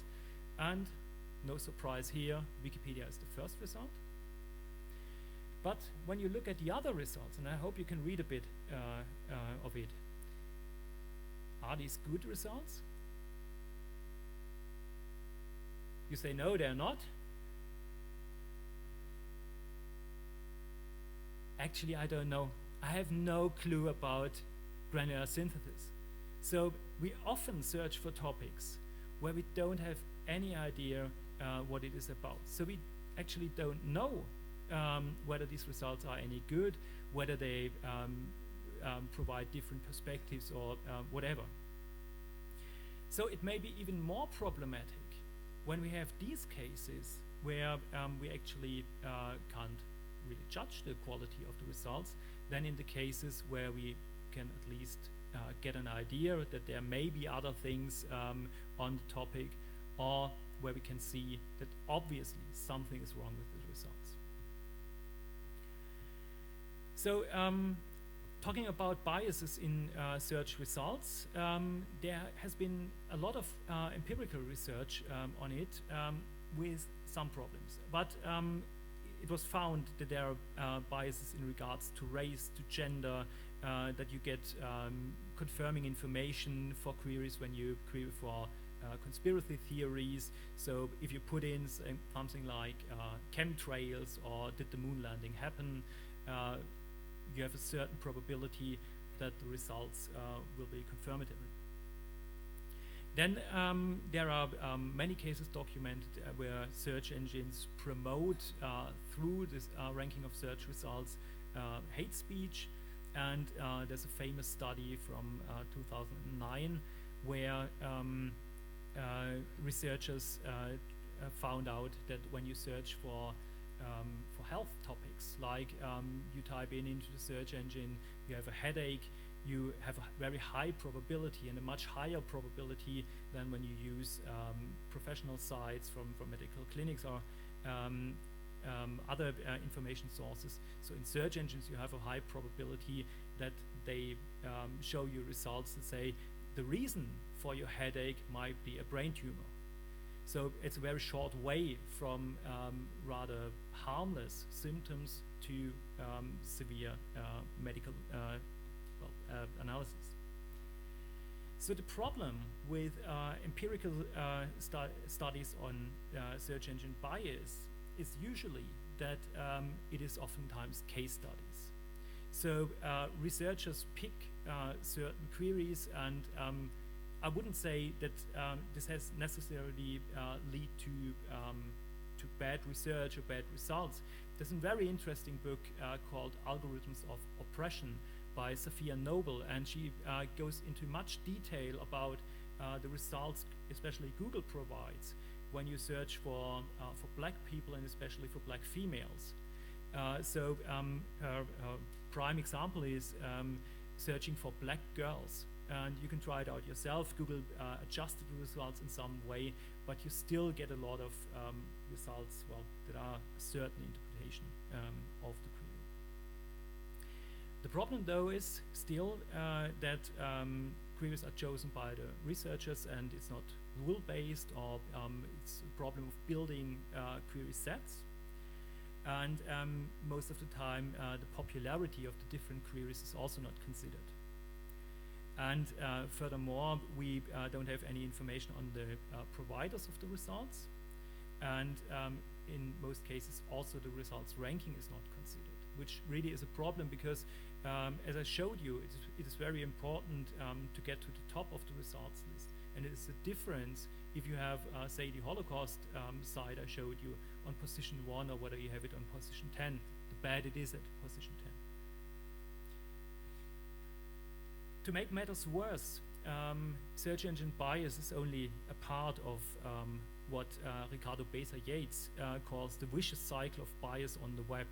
He had a very interesting article in the Communications of the ACM last year, and this is a diagram I took from the article. What he basically says is that web data itself is biased because not all people do contribute to the web. So it is biased, and then you have on down left you have the algorithms using this bias. You have sampling problems, you have problems in processing the data. So you have an algorithmic bias, of which a ranking bias may be one of them, and then you have the users interacting with the systems. So they get biased results, and if you look at people producing information themselves, you can see, well, to do your literature research or whatever you want to call it, you use a search engine. You get the top results from the search engines, which may be biased in some way. Then you write up your article, put it on the web, maybe it gets ranked well, another person uses this article to write their article, and so on. So you have this vicious cycle.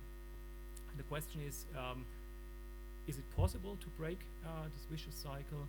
And do we really want it, or should we keep things as they are? I argue that the bias in organic results is just the tip of the iceberg, and I want to give you some examples for that.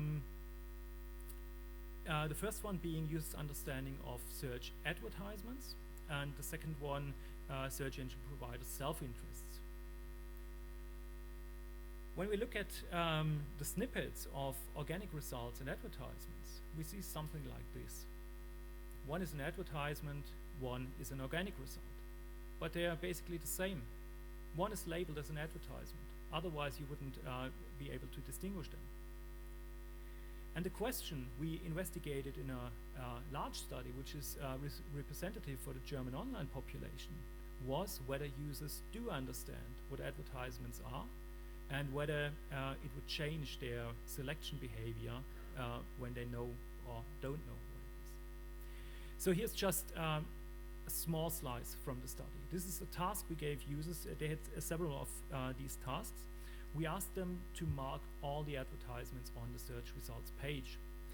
And what is marked in red here is the correct solution. But only 35% of German internet users are able to mark all these results correctly. 18% marked at least some organic results as ads, which means they looked into the list, and this is something we also saw when we invited people to do the same task and observe them doing it. They look at the list and look for the providers. And when it's a commercial provider, say it's an ad. So many people, and this we also had from the survey that was combined with the study, many people say, well, you can buy yourself into Google's organic results, but many also say it's not a problem at all. So still, and this is another interesting finding, I think, around 90% of the users we investigated saw themselves as competent when it comes to using search engines. A different task from the same study is where we divided the users randomly into two groups, and one was given the results page on the left, the other one the results page to the right.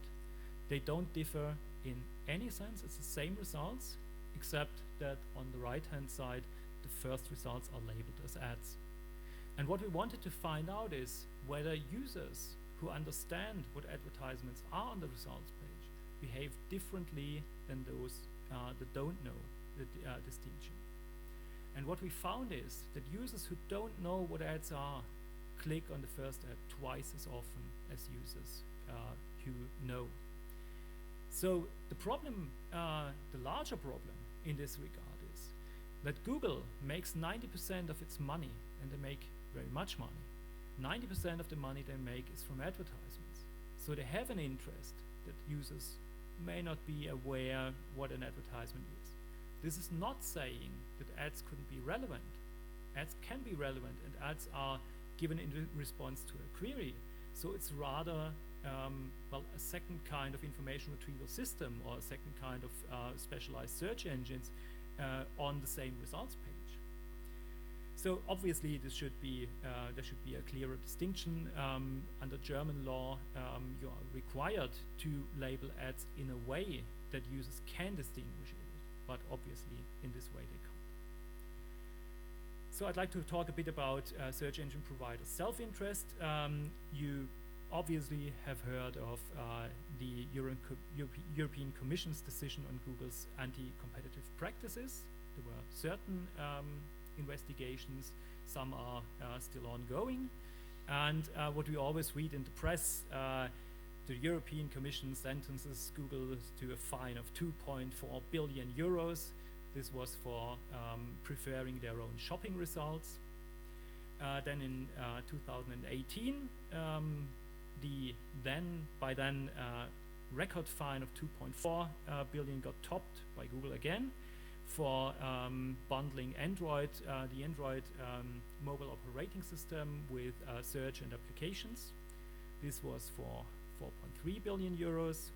This year, Google was sentenced for 1.49 billion euros for not giving equal access to their advertisement system, and so on and so on. It will be continued. We already see the next case is local search, so this will continue. While we always see the big numbers and the big money that Google has to pay, what is more important, from my opinion, is that Google is forced to change the practices on the search results page. I don't say they're doing it in a good way at the moment, but still they at least have to think over their practices. And this is an example from 2013. This is the Google shopping case where Google handed in a proposal to the European Commission. and we did a study using their different proposals. So the idea here was that Google wanted its own shopping results, the red box on top, and then give some links to competitors, and then present the organic results. And what we can see from the clicks, again, this is representative for Germany. We did the same in France, in Italy, and in Spain, basically the same results. And you can see that the majority of the clicks, 41%, go to Google shopping results, and you have 20% on the competitors, and the rest goes to the organic results. So here's a question. This is the second proposal by Google. Can you spot a difference?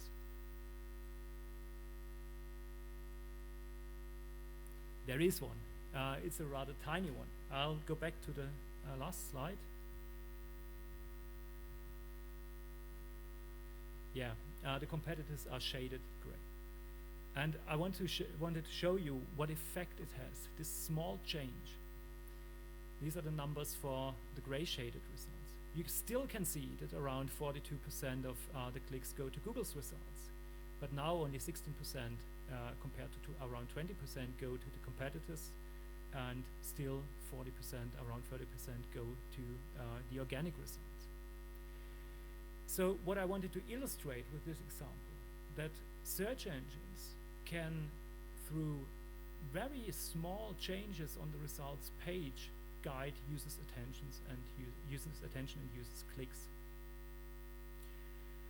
So after describing the problem, I want to go briefly into the approaches of making search more fair. And I see three areas here, which is firstly to regulate Google, secondly to empower the user, and thirdly to establish more or alternative search engines. People who want to regulate Google, mainly law scholars, often argue that we just have to force Google to provide unbiased or neutral results. As we already saw in Olaf's talk, this may be impossible. I don't know what a neutral or an unbiased result set should be. The basis of all ranking is to be biased in a certain way. You want to have a bias towards, say, good quality pages or whatever you would like to see. But the approach just saying you want neutral results doesn't help any, I think. The second approach, which is the European Commission's approach, is to force Google to fix obvious biases or anti-competitive behaviors. This is the Google shopping case and all the other cases they're investigating. The second group of proposals is to empower the users. The first one is to increase the transparency of indexing and ranking mechanisms. The idea lying behind it being that if users better understand the processes of indexing and ranking, they can choose better from the results, and all the biases that we have, say, from the positions will fade away. I don't believe it will work. More generally, approaches call for users, for helping increase users' information literacy. And as we already heard, media and information literacy is very important. And the problem, though, may be that it may not be enough. Then there are approaches that say you should give users more choice when using a search engine. This relates to a question already asked, whether you could change the rankings. I would be happy just to have my results depersonalized, if it was possible, or delocalized. So if you use Google today, you will get personalized results, you will get localized results. You can't turn them off. You can't change the result sorting without applying some tricks. But an idea that came up and which is actually implemented into Bing's search engine in the US is to let users see contrasting views on a topic in the search results, which at first view may be a very good idea. On second thoughts, it may be problematic because, taking the vaccines case, you may have the different opinions and you might regard them as equally important in the discussion, which they are not. Then there is the idea of letting users re-rank results, which may be a very good idea, I think, that you can say, I want a ranking algorithm that favors popular sites, I want one that favors other sites. There has been research from Yahoo Research, who had a system running about 10 years ago where you had a slider which ranged from entertainment to research. And depending on the position of the slider, the results ranking changed and you got different results. And I think this is a great way to give users more opportunities and to basically empower them. And last but not least, and I think Tom Alby will be talking about this in his talk in the afternoon, is that we should give users tools to explore the result set, to go beyond just a few results, and to analyze what is in the results sets, so that you can see there may be people saying the Earth is flat, but it's a minority, and the major positions are otherwise. Last but not least, an approach is to establish more or alternative search engines. We will be hearing more about this in Astrid Mager's talk this afternoon. And there are two, I would say, competing approaches. One arguing for establishing a search engine or search engines that do not follow commercial approaches.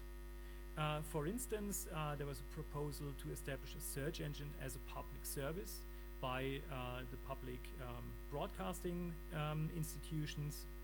And there's the more general claim to establish more alternative search engines. On the other hand, there are approaches to establish the prerequisites that allow more players to enter the search engine market and thereby increase the number of search engines, with the approach saying every search engine is biased, but if we had more search engines and people would use more search engines, then the bias would not be so bad. So there's an approach from a law scholar who says we should force Google to open its index to its competitors. And he also argues that under European law, this is possible, which I was quite surprised to read. And then there's an approach which I'm lobbying for, which is establishing an open web index as an infrastructure where everybody can build their own services on top. So you would have an infrastructure, the index, financed by the public and run by an institution, and then you had all the companies building their services upon it. So in conclusion, we have seen that search engine bias is a severe problem, as search engines are a major means of knowledge acquisition. Search engine bias, or as I argued, bias on the web more generally, is a complex problem where there probably is no one best solution solving everything. And we still lack valid empirical measures of search engine bias, and this relates to the question I asked Olof for how to measure this new type of relevance. And to end on a positive note, I would argue we should start to focus more on solutions, even if they are only partial, and not only focusing on describing the problem. Thank you.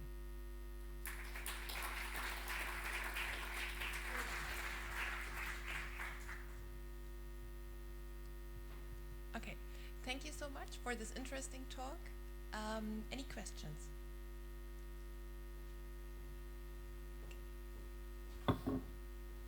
Thanks. Well, thank you much for your very interesting talk. I just had the idea if it's possible to give search engines an obvious bias. So, for example, people read newspapers, and one knows if I read the Taz, it's left. If I read the, don't know if AZ, it's more conservative. And so maybe it's not possible to capture the problem of bias, and there will be always biases in search engines. But if I know this is a leftist search engine and I like it, perhaps I can re-evaluate my position to the search engine. There actually is a search engine where you can do this kind of thing, which is Google News.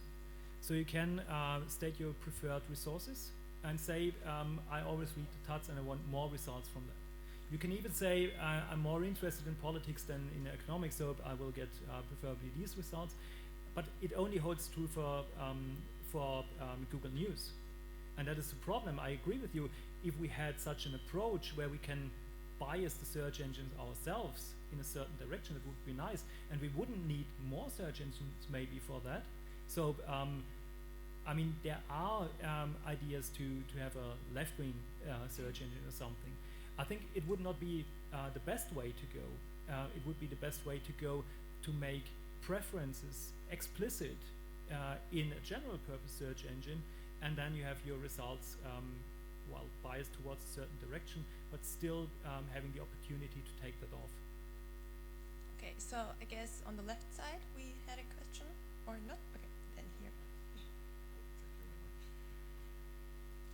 Google stated that they are reflecting the content of the web as their search results, but I think the bias, and the bias is in our society to the state, a similar kind of bias, is as Baeza Yates said, is based on the human interaction, is based on the interaction with the search engines or not.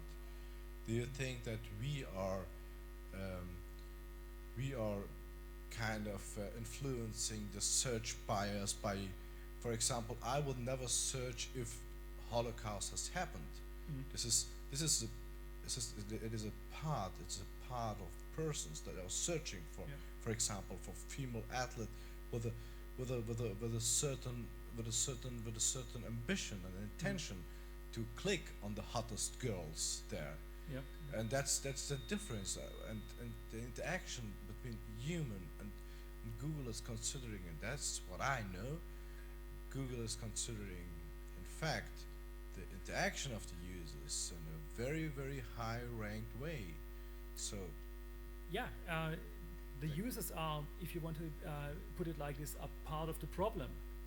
So we all have our biases, and every click we make and every search query we put in is used for improving the search engine. If you take the female athlete example and use the German example, the first result for Sportlerin in Google Germany is a result of the hottest athletes from Bravo magazine, which is, I think, there you can see what the problem might be. There may be a teenage girl not having searched for athletes before, and this is the picture she gets about female athletes, and talking about role models. I think it's not the best way to go. So it is not, I think, the teenage girl searching for the athletes influencing what is shown in the results. It's the majority of users. And there may be a lot of users who are interested in bikini pictures of athletes. I agree. But the question is, should all users be forced to see the same results in that way? Because a majority decided that this is the most popular, which we don't know because we can't follow what Google actually is doing with the user data. So further, and this would be a completely different discussion, which I think is very important, is we have a strong user orientation in search. And maybe this paradigm, it's time to quit this paradigm. Because we saw that results improved over about, I think, 10 to 15 years using the user approach, and got better and better and better. And then came all the problems that I'm describing here, all the problems with fake news and so on, which also is a result of the user orientation of search engines.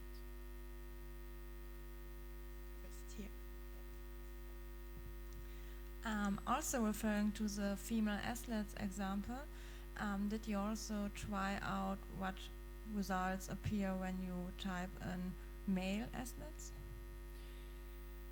Yes, the results are sometimes different. It's also always easier to illustrate the point using the female examples. You can do it also with people from different countries.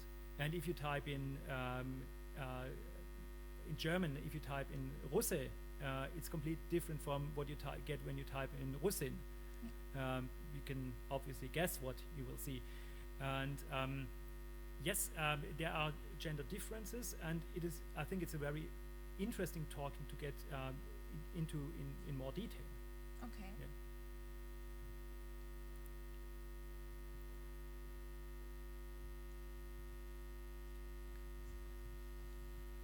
Yeah. Did I get you right that you're pleading for a depersonalization of the search engine results?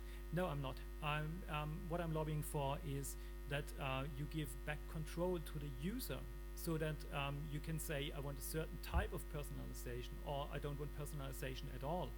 But still, I see the usefulness of personalization, because it could lead to debiasing certain results. It could, in part at least, solve the problem of every user getting the same results, and these results are biased in a way as the majority thinks they should be.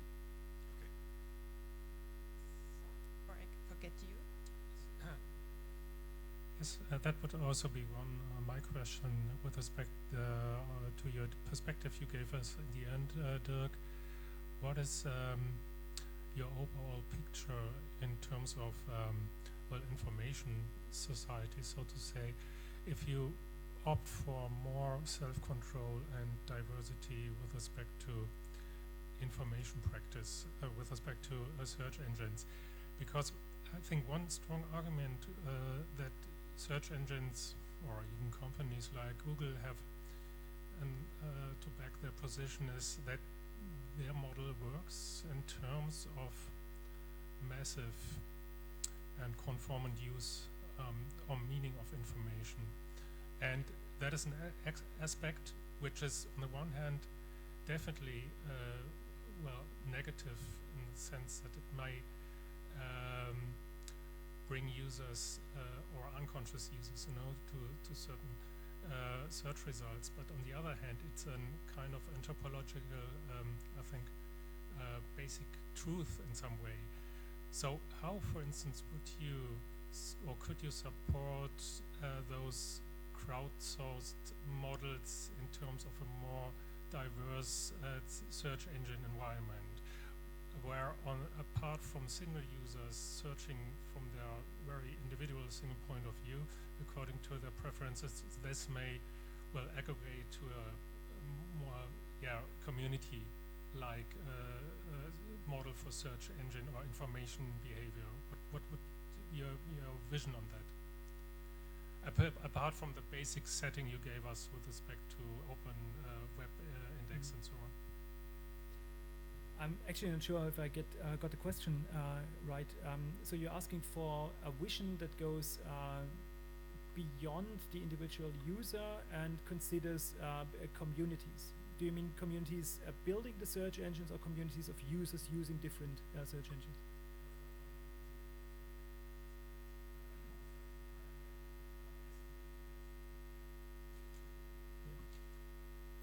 Well, first of all, I didn't argue for unbiased or less biased search engines.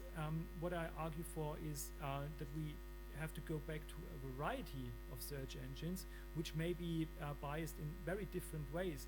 But say, if the vision was that we stop always using the same search engine for the same purposes, and we would be better aware of specialized search engines for certain fields or certain topics or whatever, then we would have the opportunity to debias in the sense that the variety helps us. We get a certain bias from the one search engine and another bias from the other search engine. So I hope it would even out in the end. So then I would say our last question now here, and then all other questions during the lunch. Absolutely. Okay. You talked about personalization and so on. I think Google is using a kind of canonical model, a kind of canonical user model for the average user, and you have, and everyone has a personalized model too. If you logs in, or if he has an IP address and so on, and you get some kind of information. So you can go one step further and say that I create such kind of personalization if a I'm trying to find out during the interaction with the system if it's a 6 years old girl or a man, elderly man or whatever, Yep. with such a kind of pre-knowledge and preferences and so on. And this would be something that would go. It's not really. I mean, technically, it's absolutely possible, but it is not conform with our laws, at least in Germany and in Europe, not. So it is. It would be. It's already done because when you look at your Google profile, you can fill out actually whether you're a man or a woman, Yeah, and, yeah, whether but how so- old you are, and so on. And if you don't do it, they'll do it for you. They assign to you a certain age range, and they will guess how old you are, what gender you are, actually even where you work from. Yeah, I saw that, and I was totally shocked. Yeah, absolutely. Because they were so right about everything. They say even I about was my 55. age. I don't agree. Even though, but if they would use that for personalization, Yeah. That would be a far more better. Or Well, they do. There are different models. There's the classic personalization. There's contextualization. There's user modeling in the sense that you describe, and everything is put together. And that's basically the what stands behind ranking in the search engine. It's not a simple personalization as we have in the textbooks that you say, I do it only for on past query behavior. I model the search results for a certain user. The other things go in as well. Okay, so considering our time schedule, I have to close this very interesting discussion. Thank you again, Professor Dirk Lewandowski.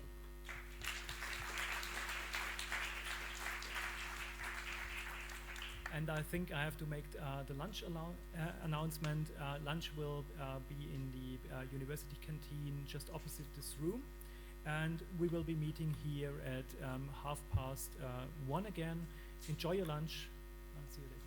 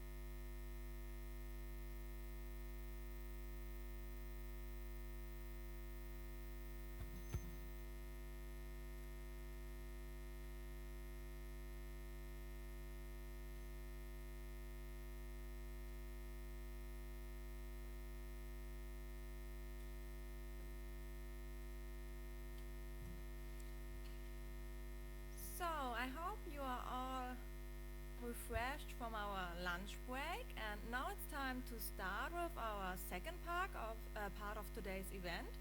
And it's my pleasure to introduce Emily from the big German retailer company Otto, and her presentation about the searching in Otto and in the product catalog. And yes, so Emily, can I ask you to come on the stage?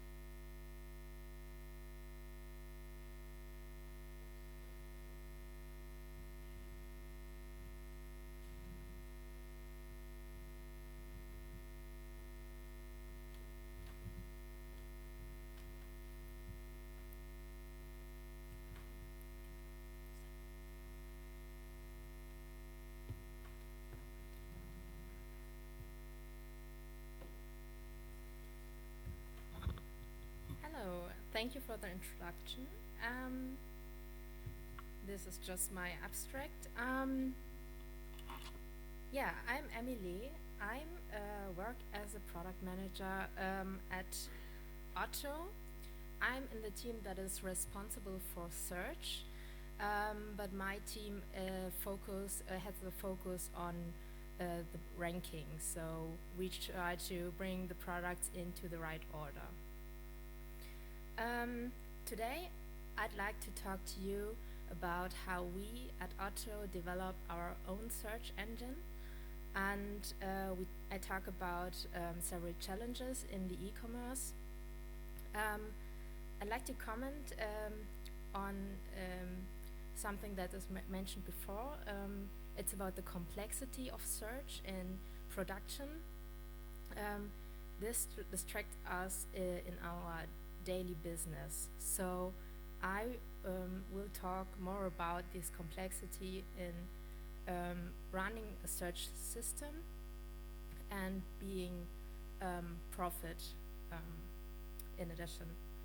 And yeah, I wasn't sure.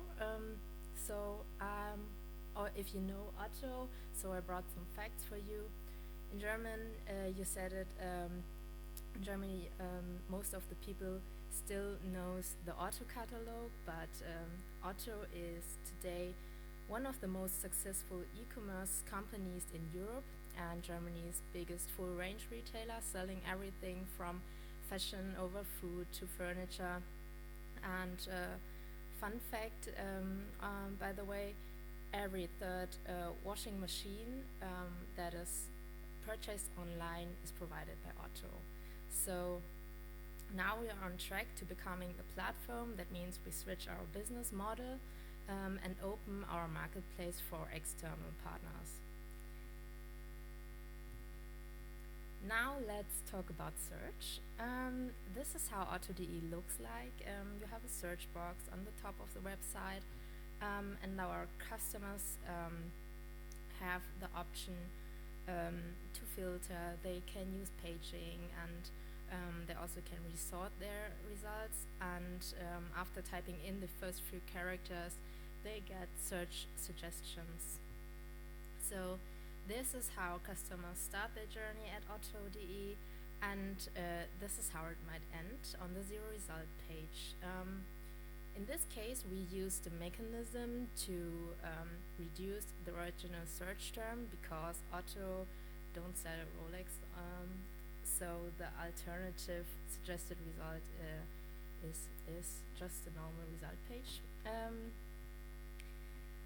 A day, on average, we process about 900,000 search queries and had about 316 million search queries in total in 2018. This is a lot of data we can work with. And now to get to the question how we make products and information easy to find for our customers, we first look at our data and characteristics of our data. So this chart should give you an idea what kind of information we use in the e-commerce context. So there's the characteristics of our products to define linguistical relevance of a product to a query. Then we've got information like the revenue, the quantity of sold products or the availability as examples for business KPIs. A third data source is user-generated content, like clicks on products, add to baskets, wish lists, and so on, and an explicit information from the user are of course the search queries. And with using all this information, we're able to form ranking factors, measuring search quantity, or defining relevance, etc. But most important for us are the search queries and the products the user's interested in. Unfortunately, our customers are very lazy. They use short search queries for the most part. They often only use 1 or 2 keywords to formulate their needs, and as you might assume, these queries haven't anything in common with natural language. So the queries often containing brand names, the product type like t-shirt, target group like women, or information about the preferred size like shoe size 38, and also specific model numbers. A third point is that our search queries are strongly influenced by our search suggestions. On the other hand, we work with structured product data in dedicated searchable fields. In addition, we've got an e-commerce specific vocabulary. This makes it often difficult to use open taxonomies, for example, for defining synonyms. And sometimes there's also data missing, wrong, or also misspelled.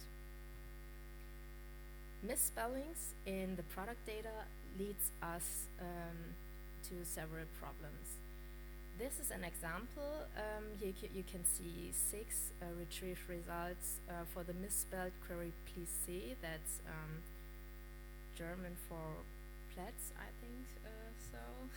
On the right, we retrieved about 650 results with the right spelling. So now it's the question why we didn't correct the term on the left. It's because our spell check mechanism works as a fallback only if 0 results were retrieved. And in this case, we have 6 false positive results on the left. So this feature, our spell check mechanism, was built in an environment where the product data was carefully proofreaded and carefully created. And on our way to a platform, we have to refine our spell check mechanism, and we have to increase the resilience of it. And that's the last point in relation to our product characteristics. Of course, there's precise information about the color, the size, or brand name of a product. For example, to this dresses. But to enrich the information, we use our shop taxonomy, for example, or these dresses got the additional information: women, fashion, dresses, and cocktail dresses. Because they lie in these categories. Okay, I hope that was enough to give you an idea what kind of data we have in the e-commerce context. And now we look at the point how we match the queries to the document. The documents are the products in our case.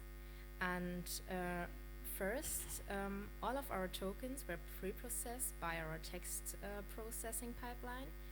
In this step, we normalize all the data, the search queries, as well as the product data. We use processing steps like lowercasing, stemming, removing stop words or special characters, etc., to match the product name. This could be quite challenging in the practice, and that we have no difference between singular and plural is one of the results of this exact matching process. So on the left you have the singular search query address, and on the right the plural form. We also use synonyms to expand the searcher's vocabulary. Here's a second example. In this case, we retrieved Raumtrenner. It's room divider in English, and also find all products that are named as paravent. So in this case, we used a synonym to enrich the search results. And in addition, we've got separate pipelines to process some e-commerce specific use cases like brand names or model numbers. Brand names, for example, shouldn't be stamped or modified in the normalizing step. And model numbers are the most challenging type of search because there are numerous kinds of combinations of alphanumeric tokens. In this example, we searched for a model number of a TV. We just used a substring of the original model name, and we still got the right result. And there are some more exceptions in the German language, like our umlauts. For example, this character, Ü, could be expressed two ways. One in the character Ü, but also with U and E.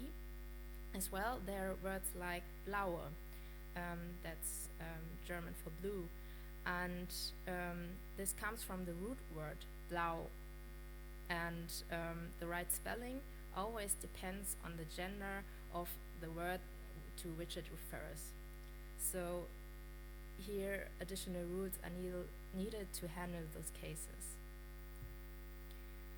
Another challenge are the synonyms. In English, if you search for a bed, you find every kind of bed, like double bed, box spring bed, etc. And it's easier to get a full recall directly. In German, we've got a lot of compound words. Unfortunately, people learn to use search engines with short single tokens. So instead of box spring bed, in one word, some of our users tend to type in box spring and bed, or even box and spring and bed, and they don't care about the right spelling. And to respond to these problems, we use synonyms to expand our queries to match the right documents. In our world, the relevance of a product to a query is expressed in the linguistical relevance. In this example, we search for jeans for men, and here you can see the relevance score that is derived from the textual relevance. But we also incorporate business relevance to rank our products in the end, and these are the same products, but with their business relevance expressed in a normalized score derived from the quantity of the sold product, for example. And we combine those ranking factors to a score and use this as a shop ranking in the end. In this example, we just sum up both factors, but these scores could be weighted by a parameter. And of course, there are more than 2 parameters in our ranking. I can't go into details here, but for example, the availability of a product could be such a ranking factor. And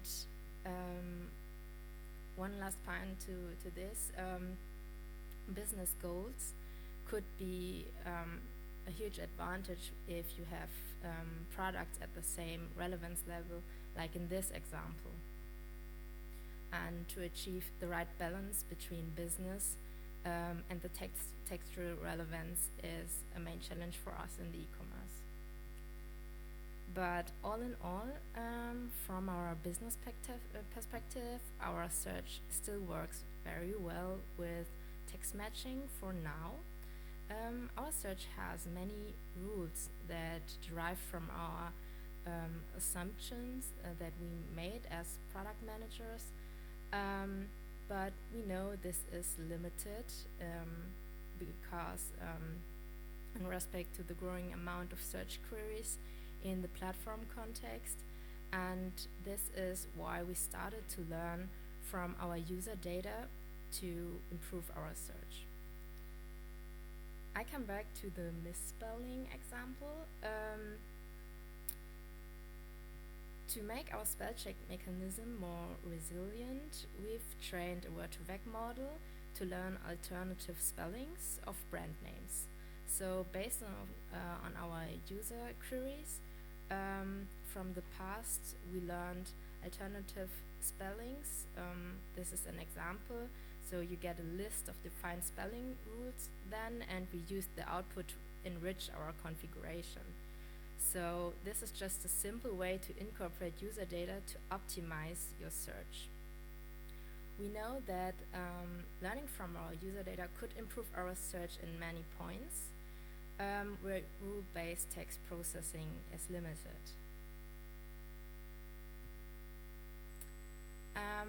The next project is we would like to define filter queries on already retrieved results.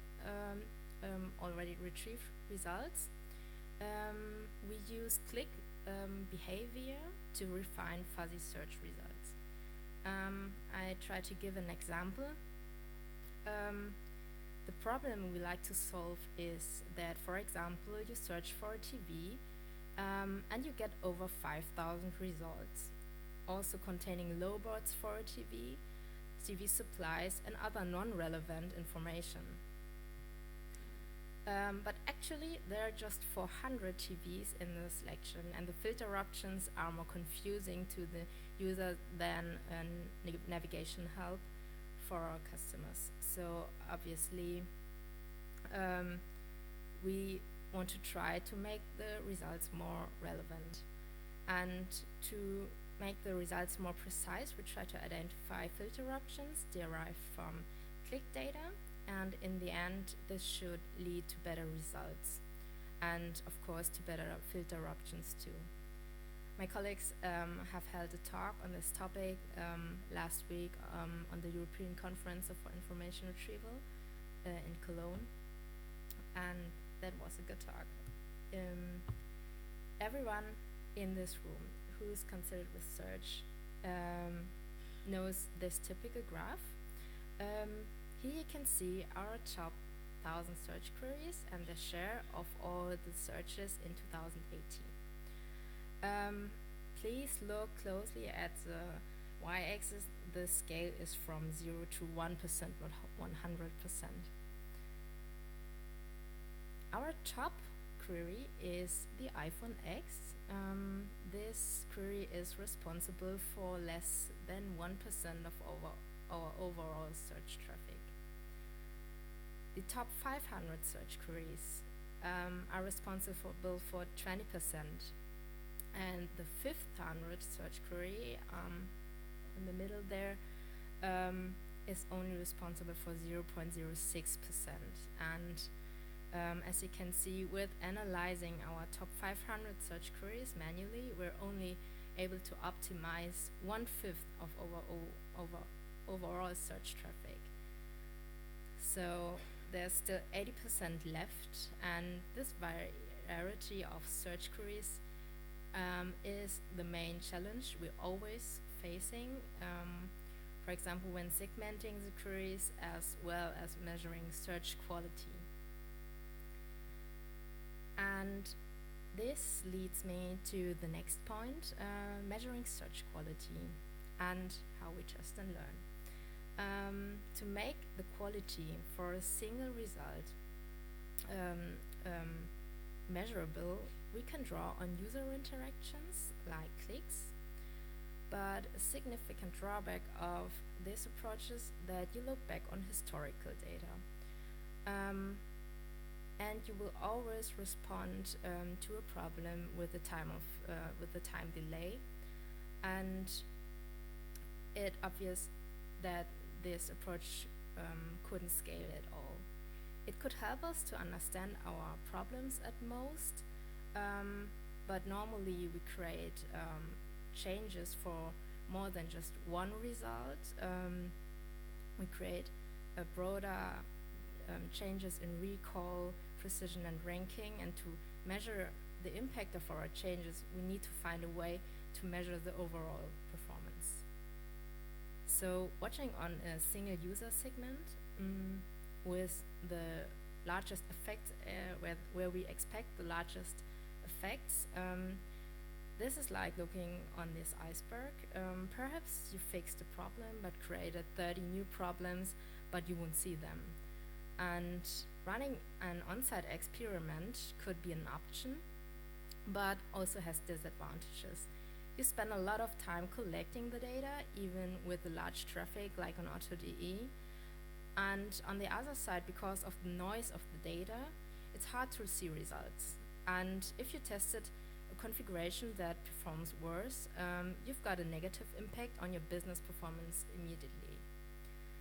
And tuning a search system in this way often involves a wide parameter space to find the optimal settings, and all of this has led us to develop an offline evaluation framework to test those effects offline before shipping them to production.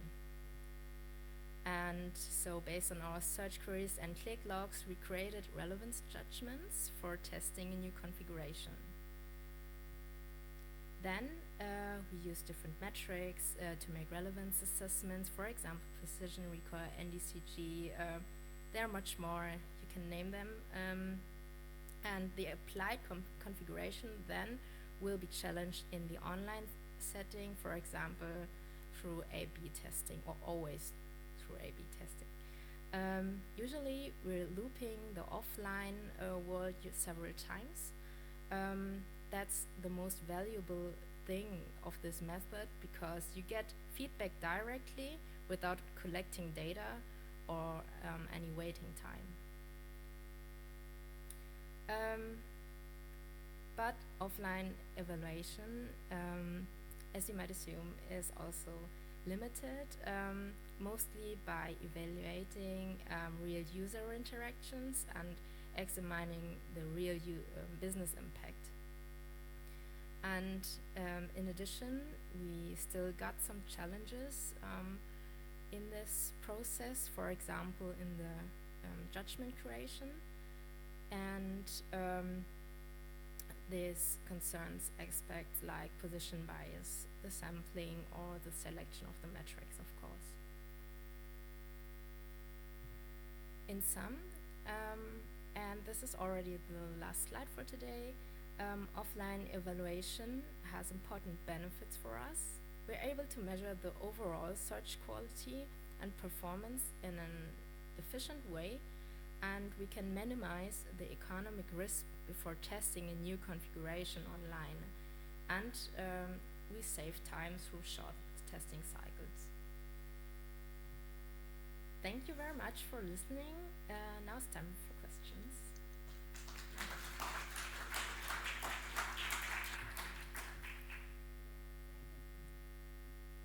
Thank you so much, Emily.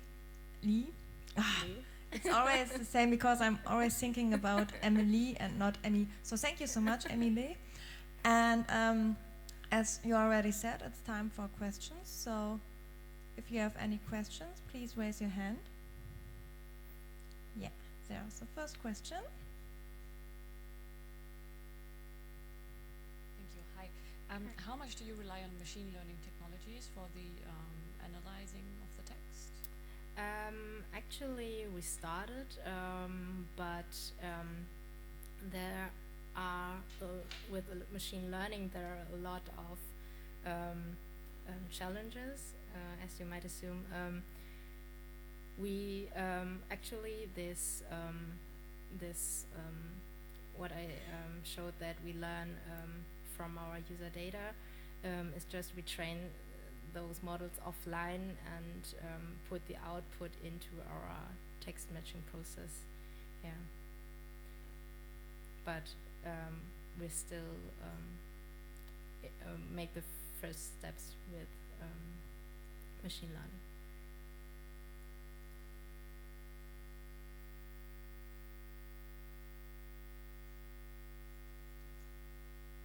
Yeah, thank you very much. When you, I understood the talk like we try to optimize search. Yes. And our primary paradigm is precision. Not only, yeah, but precision is the most relevant KPI. So, for us. okay, makes sense. Yeah.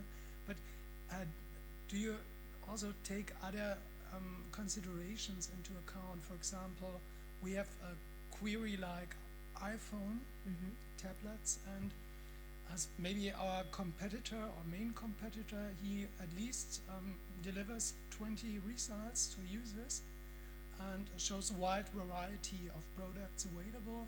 So we should also be at least present 20 results. So my question is, do you compare externally with other shops, and is a kind of, maybe I'm wrong, but felt recall? So, Otto always delivers me some pictures.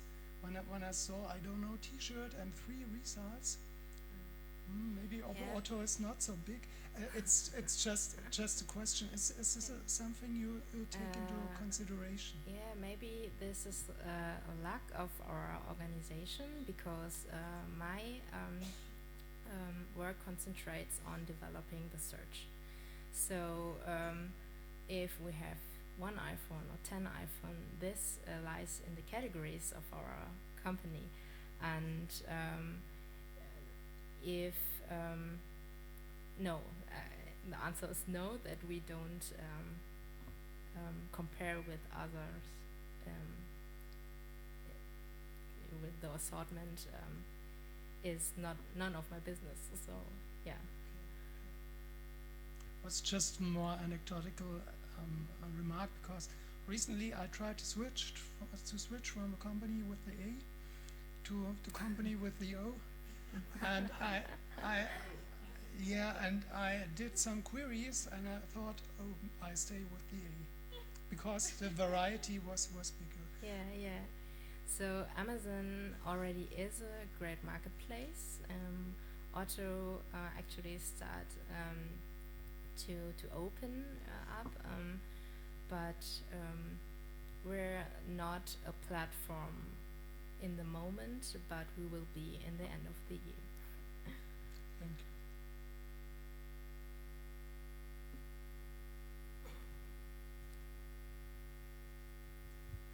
Hi. Do you treat search queries differently concerning the stage at which the customer is in the purchase funnel? Like you can search for TV or 4K TV or Samsung 4K TV or Samsung model X, Y, Z. For example, you could, when someone searches iPhone X, he wants to go directly to the product. Do you show even a search result or go directly to the product page? No, we don't have instant results. We don't have contextual search. We don't have personalization. I can talk of personalization. There are we tried something, but didn't bring it to production yet. And no, we don't have instant results. That was your question?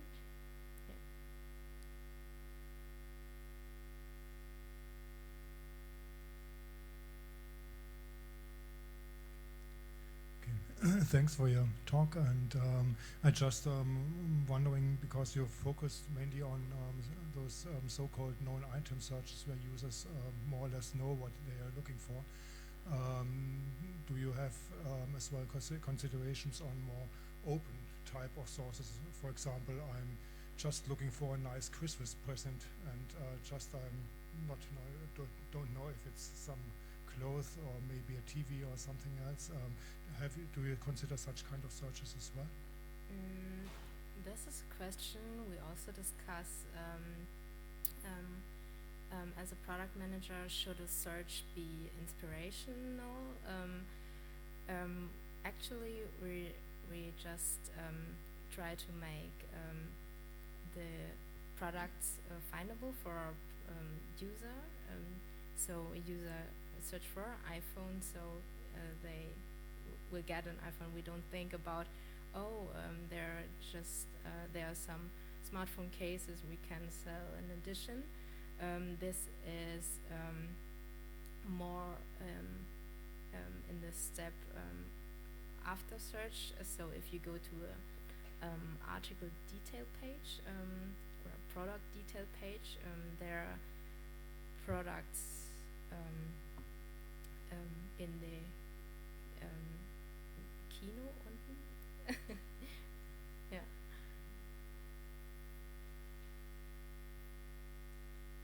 There's another question.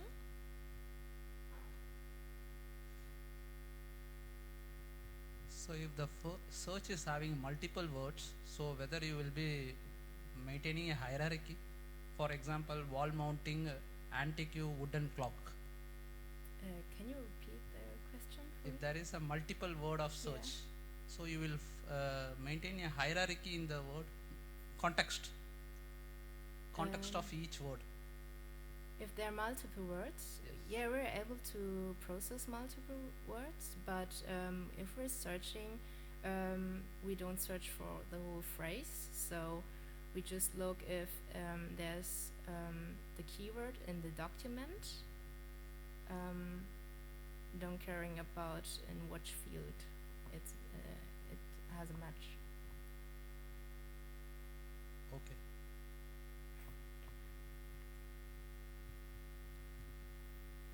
More questions? So maybe I have also another question. I don't know if it's maybe too specific, but do you or can you maybe tell us something about some, maybe also suspicious user behavior about the search queries, or some kind of maybe also anecdotes or some special cases, examples? Special cases. So I could talk about segments or special user behavior is, for example, our users can use filter options on the left. It depends on the category. If the usage of these filters is depending on the categories. I think in the technical context, you use more filters as in the fashion context, and we've made a project about reformulations with the Hamburg University of Applied Sciences, and for example, there 50% of our users reformulate the queries, and we look on several KPIs. That's a routine for us. Okay, thank you. So, is there any other question? Yeah. I don't know if that's in your area of interest, but you said that you do not use open taxonomies. Do you? Oh yes, we use. Then I misunderstood. No, open taxonomy. Sorry. Yes, yeah. Open. So you did you build up your own taxonomies? Yes, we have own taxonomies, but these are real e-commerce specific taxonomies. So, for example, in normal taxonomies you won't have something like trousers is also a chino. Yeah, these are very e-commerce specific. Okay, but things. you didn't have didn't build a specific auto taxonomies. I guess I think it's a kind of, but it should be similar to other online shops. So yes, is it I possible think. to buy this taxonomy for e-commerce? Yeah. Okay. Thanks. So I spotted another question.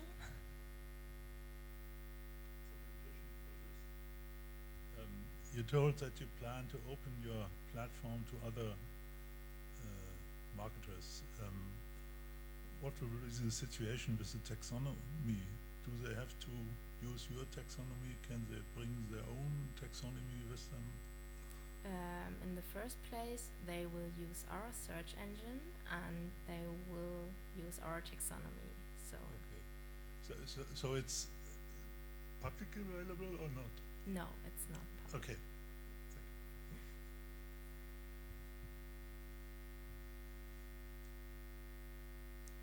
So yeah, I guess that were all questions, and I want to thank you again, Emily. And also, of course, you get a little present from us. So thank you for your presentation and for giving us interesting insights about the search system on Otto. So thank you very much. Okay, thank you.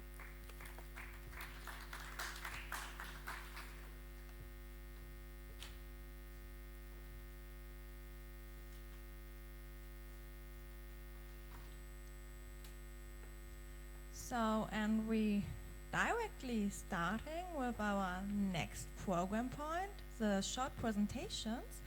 And I would say that our first presenter, Astrid Margot, so I want to bring you on the stage.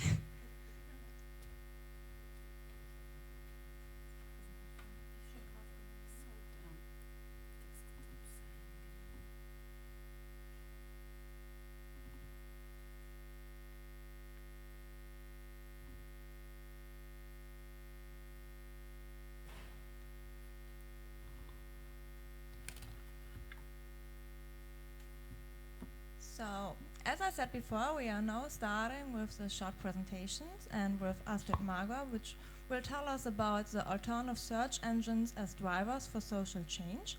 And she is from the Institute for and she's from the Institute of Technical Assessment in Vienna, Austria. So, thank you so much. And we are now hearing your interesting presentation. Thank you very much.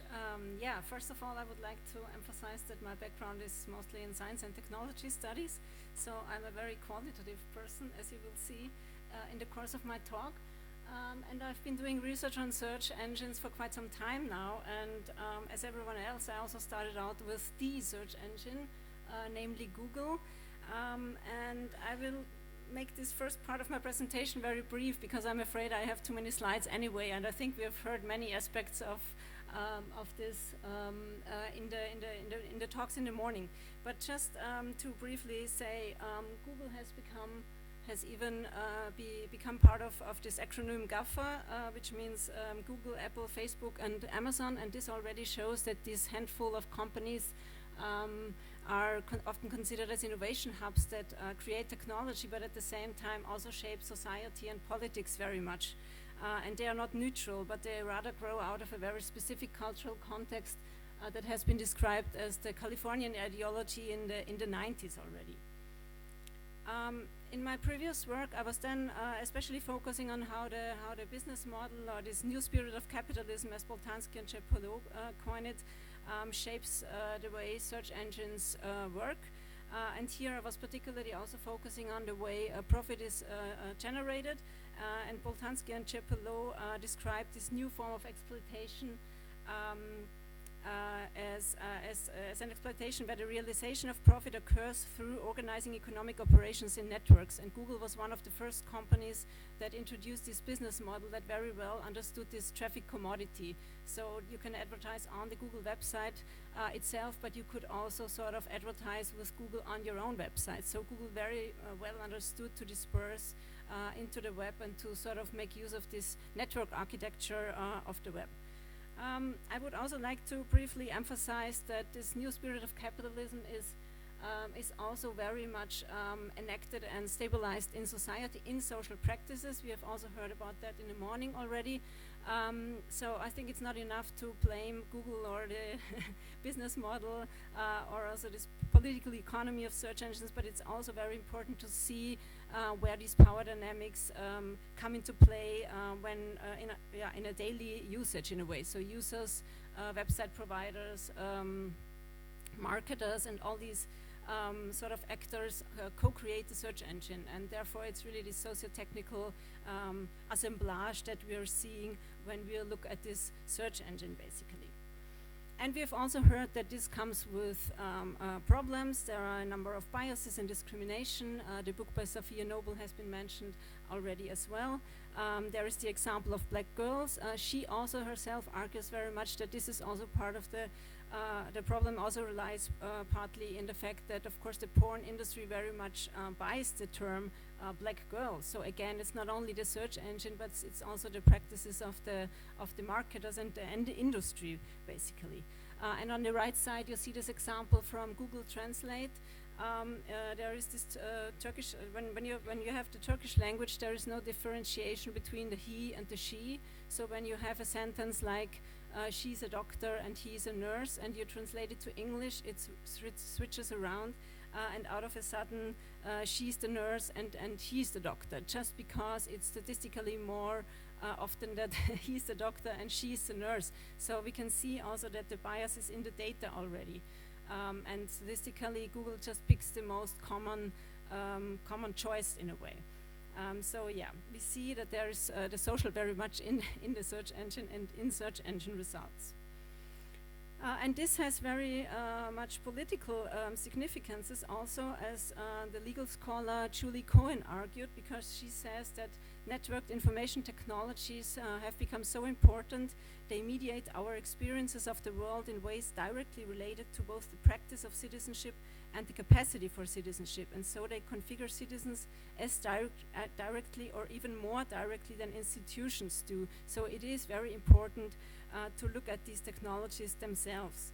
And in her opinion, they also contribute to the capacity for democratic self-government. So when we take this seriously, then of course ownership, transparency, and also the accountability of ICTs are very important ingredients for democratic societies ultimately. So the question, however, is how to get there. The European approach seems to be very much about controlling and regulating and governing these big technology companies. So I was looking at the European data protection reform and the negotiations before they finalized the legislation. And what can be seen in these policy documents and also in the media discourses, that it's very much about these big companies. How can we make Google, Facebook, and all the others comply to European law? And it's not so much about how can we make it easier for small startups or also NGOs or open source projects or whatever to enter the market. So it was very much about politics of control, as I coined it. And the question therefore is, how can we reach a more proactive politics of innovation? And there are so many technologies around in Europe as well.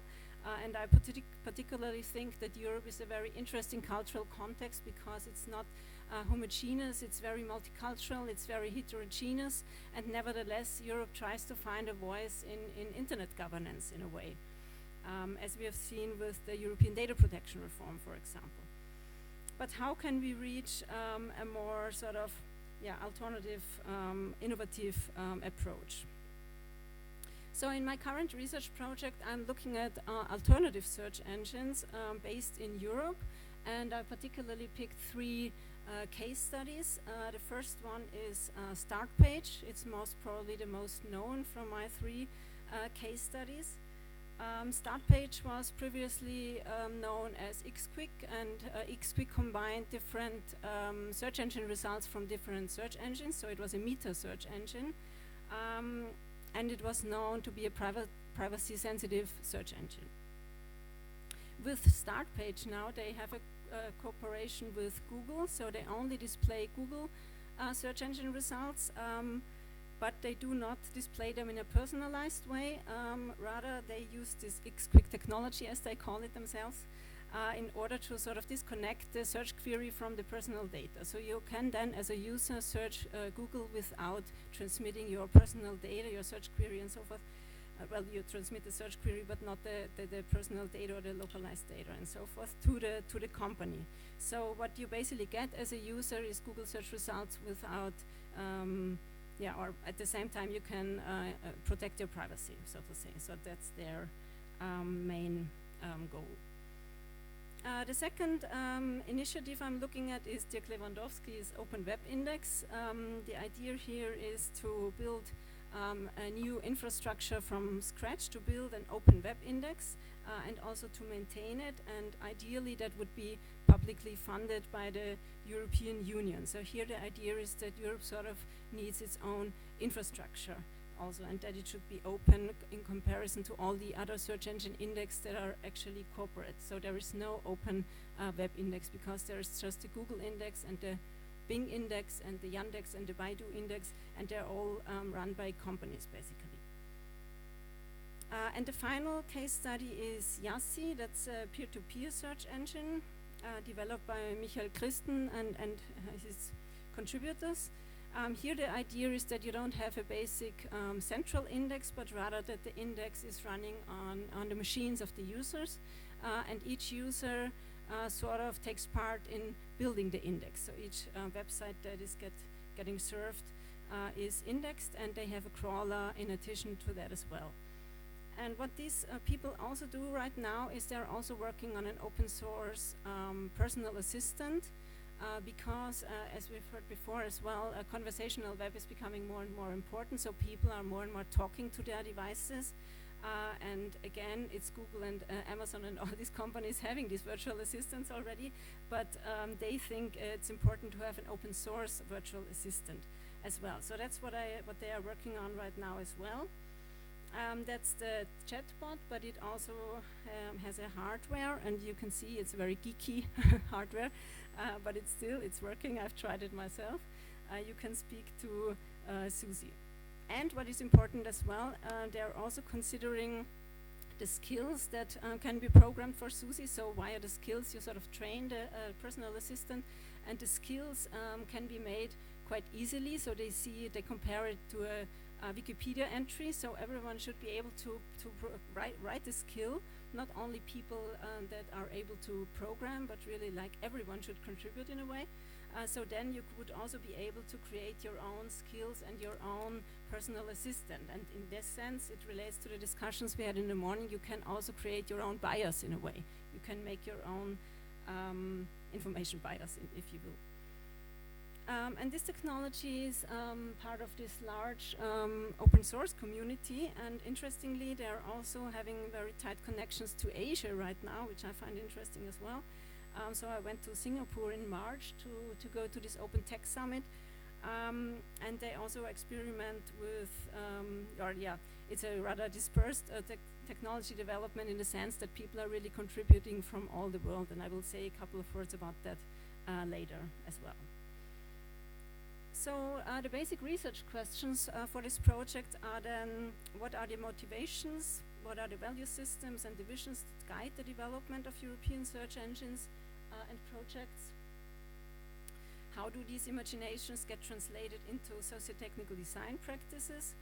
What negotiations, compromises and power dynamics may be observed, and how do also place and cultural context matter in the development of search engines, especially since I'm interested in the European context as well. So theoretically, I'm drawing on I'm drawing on research from science and technology studies, but also software studies and critical data studies.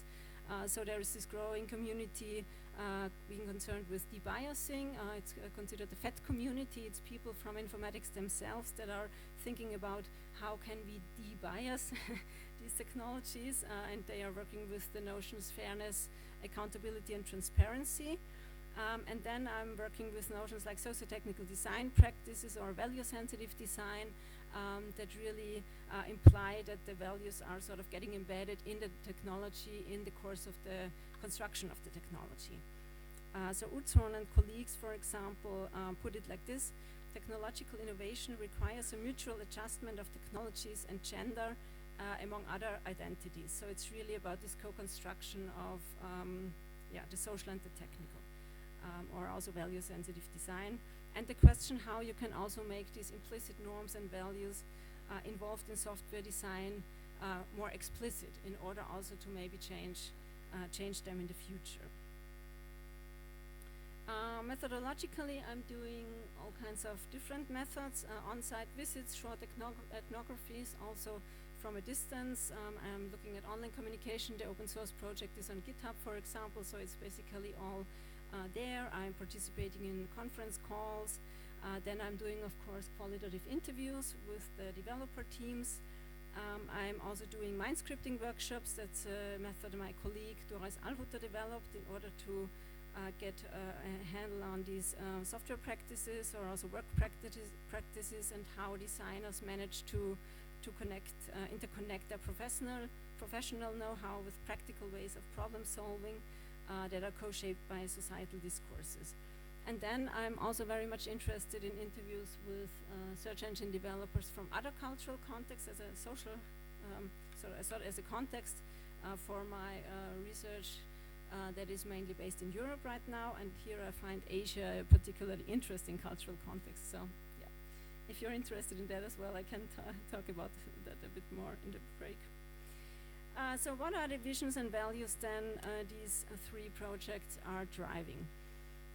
The Start Page project is very much driven by privacy and data protection. They really try to make this fundamental right to data protection that is very much put on the European policy agenda as well as this core European value. They want to make it really enforceable in practice because this is oftentimes lacking. And in a more conceptual way, you can also say that they are trying to challenge this Silicon Valley rhetoric of privacy as anti-innovation, as Julie Cohen coined it. So she argues very much that privacy is oftentimes framed as anti-progressive, overly costly, inimical to the welfare of the body politic. And this in itself is part of this neoliberal rhetoric already. So we need to get rid of privacy basically in order to reach innovations in a way. So we need to accept surveillance just because we want to make progress in society and have innovations. But she challenges this very much and says, well, it's quite the opposite actually. It's freedom from surveillance, whether public or private, which is foundational to the practice of informed and reflective citizenship. And for her, privacy is an indispensable structural feature of liberal democratic political systems. So the Start Page project may be seen as an alternative also to this notion of privacy as anti-innovation by offering anonymous search.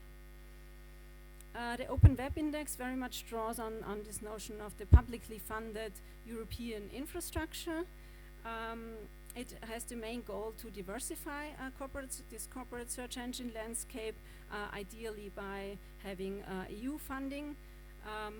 So the idea is not to have one alternative, but rather to have an open index in order to make different programmers build their sort of ranking mechanisms or search engines on top of it. So it could also be special search and special interest search engines, for example, and all kinds of other things. We got very much used to this one-size-fits-all search engine Google, but in fact it could be very different, which may also be more may also be actually more European in the sense that it's more multicultural, and it could also have different languages and so forth.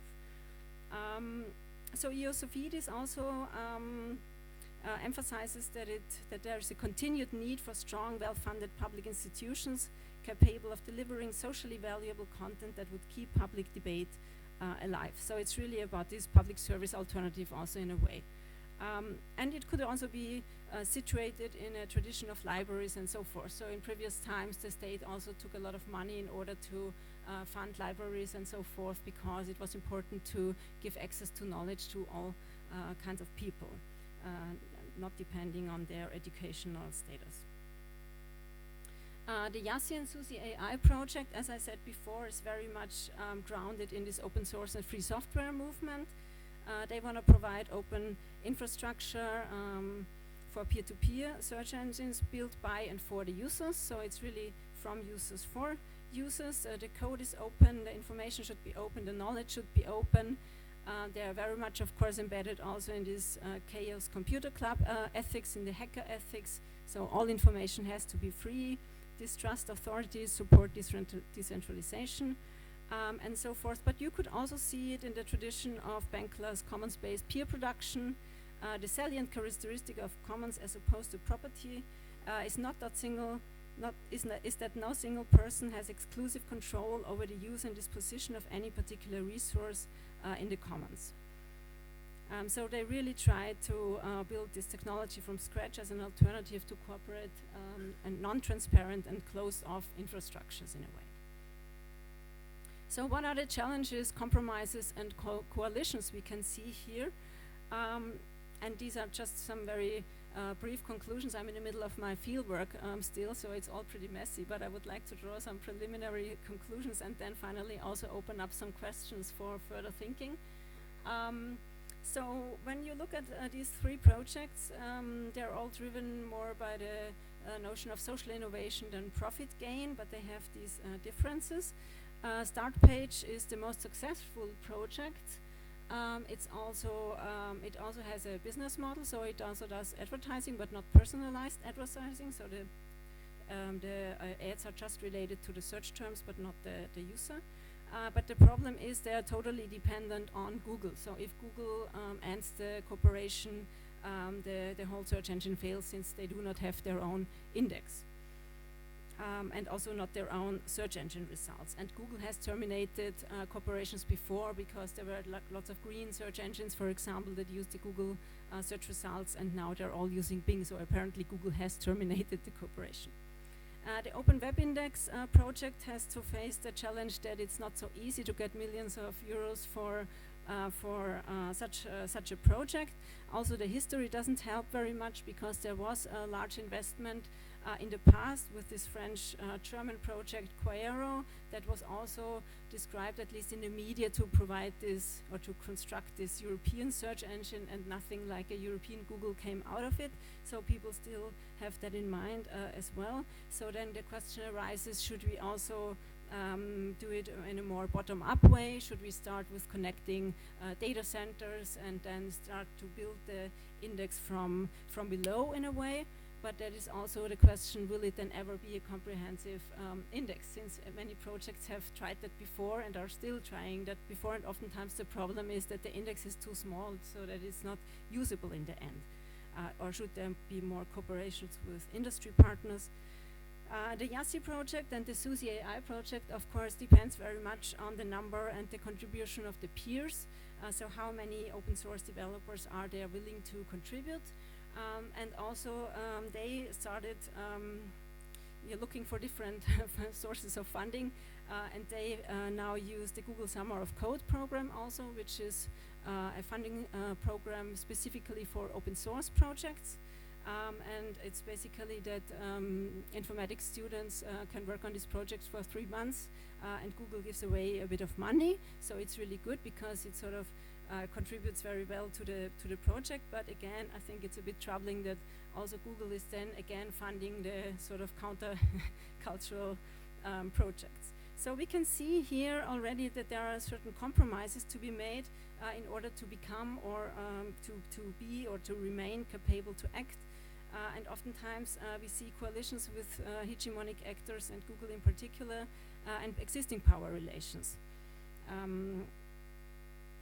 So the question really is, what are the implications in terms of social innovation then? And these questions are not fully answered, but I would like to post them nevertheless for further thinking, and also for me as guiding my research. So one question is, of course, how, if at all, can these social innovations scale up? Since there is usually a lack of index or a lack of money or a lack of peers or all of it together. And certainly know-how, technical know-how oftentimes is not enough, but funding is a crucial issue here.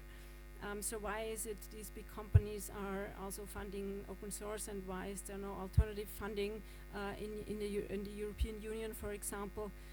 And then Morgan suggests that there are really major changes needed here amongst governments, foundations, NGOs, organizations, and business as well. In the sense that they need, we would need more social Silicon Valleys, as he calls it.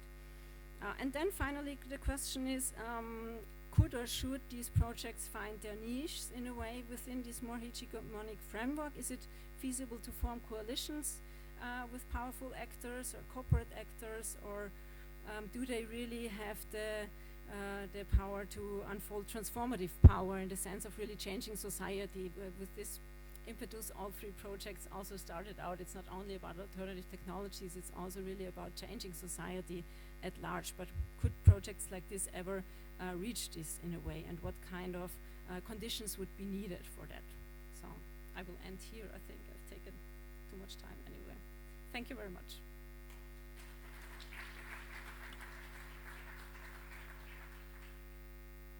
So thank you, Astrid Mager. And also again, we are opening the one for some questions, or also maybe for some comments for the last questions you raised. Yes, so please.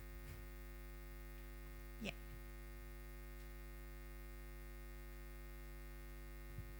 I'm sorry, but I will ask a question from something you haven't studied. But you said you had an interest in the Asian area as well. Is there other examples than the European ones for like alternative open source search engines or indexes in other hegemonic areas in the world, so to speak, where maybe the enforcement of the hegemonic system is even stronger than in Europe, like the China, for example, or Russia? Well, there is not a big open source tradition in Asia, so that's really something. So this Open Tech Summit had its 10th annual university this year, and it was also brought from to the Asian context from Europe actually. But now it's a growing community, and people are very excited about it. The interesting question is that in China, for example, you know, China has its own infrastructure, right? They have their own social networks, their own search engine, their own WeChat thing with pay function and so forth. So they apparently manage very well to become independent from these big US-American technologies, but it's for political reasons, right?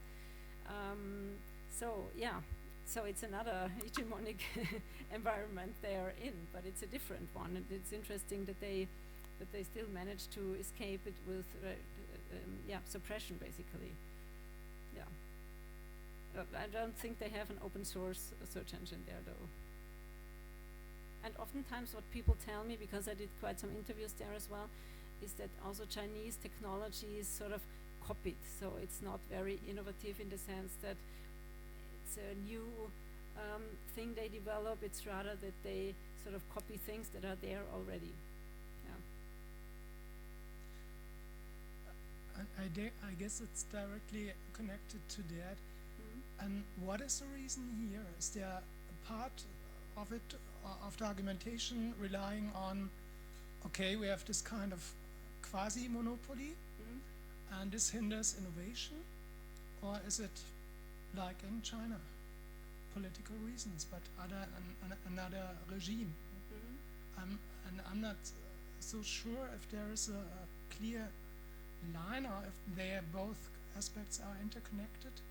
Maybe you can provide a statement to that. You mean which two spheres are interconnected, the commercial and the political? Yeah, on what sphere your emphasis is on in the argumentation, and if you see these two aspects as connected, interrelated, or rather to say this is one thing and this is the other thing. No, they're very much interconnected, of course, yeah, very much interconnected. And the reason actually I Well, in the course of the projects on search engines I did in the past, I really realized that there are growing tensions between these US American technology companies and European legislation, for example, or also concepts like privacy are very different here compared to the US, for example. Previous Eastern countries or Nazi history countries have a very different perception of data protection, or previously communist countries have very different concepts of privacy than in the British context, for example, or in the US American. So Europe has its distinct cultural value system in a way. So the question really is, how can we put into technology also? Is it possible to put it into technology? I mean, there is this talk about privacy by design, for example, on the policy level, but it remains very abstract. I mean, if you would really make privacy by design, you would need to build your own technologies, because how can you force companies to enforce, or is it possible to also force them to open up their algorithms? And this is another debate that is currently going on. If we accept these companies as providing these search infrastructures, for example, for us, can we make them accountable somehow at least, or can, I don't know, initiatives like Algorithm Watch at least get access to the technology or things like that? Or I mean, oftentimes people say it's too late to build our own infrastructure, basically. So that would be also an alternative. But I'm very much interested in this cultural context also. So why is it so hard for Europe also to get something off the ground? I mean, it also very much relates to funding. I guess European funding is very bureaucratic, and I mean, these open source people have basically given up on getting public funding. They just go to Google and get it right away. And yeah, this is a problem, I think. So what kind of gap are these companies filling here in Europe as well? Especially also with this ethics institute that Facebook has been funding in Munich. So why is it Facebook that is doing ethics in AI out of a sudden? I mean, that's cynical almost. But there seems to be a lack in Europe where these companies can easily fill, apparently. And it's all in the media, and everyone is discussing it.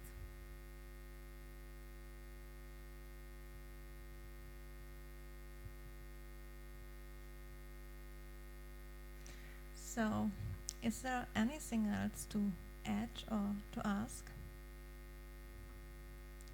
Then I would say we leave this presentation with the last question you raised. And thank you again.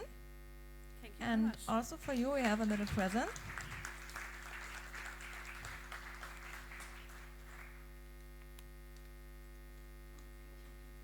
So you're welcome. So, and we are continuing with our next presenter, Inge Knut.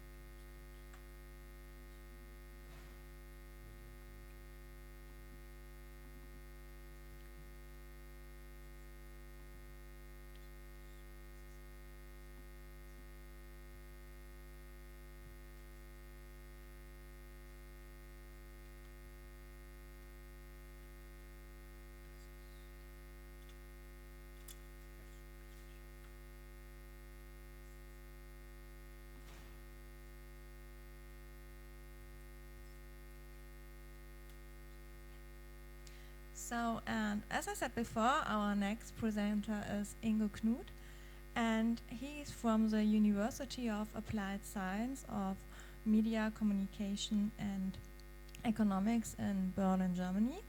And his presentation will be about decision drivers for search engine usage, the rule of log-in effects. So, it's your turn, and we are suspicious about what you have to tell us. Our small study today. So as you mentioned, I'm somehow coming from a completely different field. I'm coming from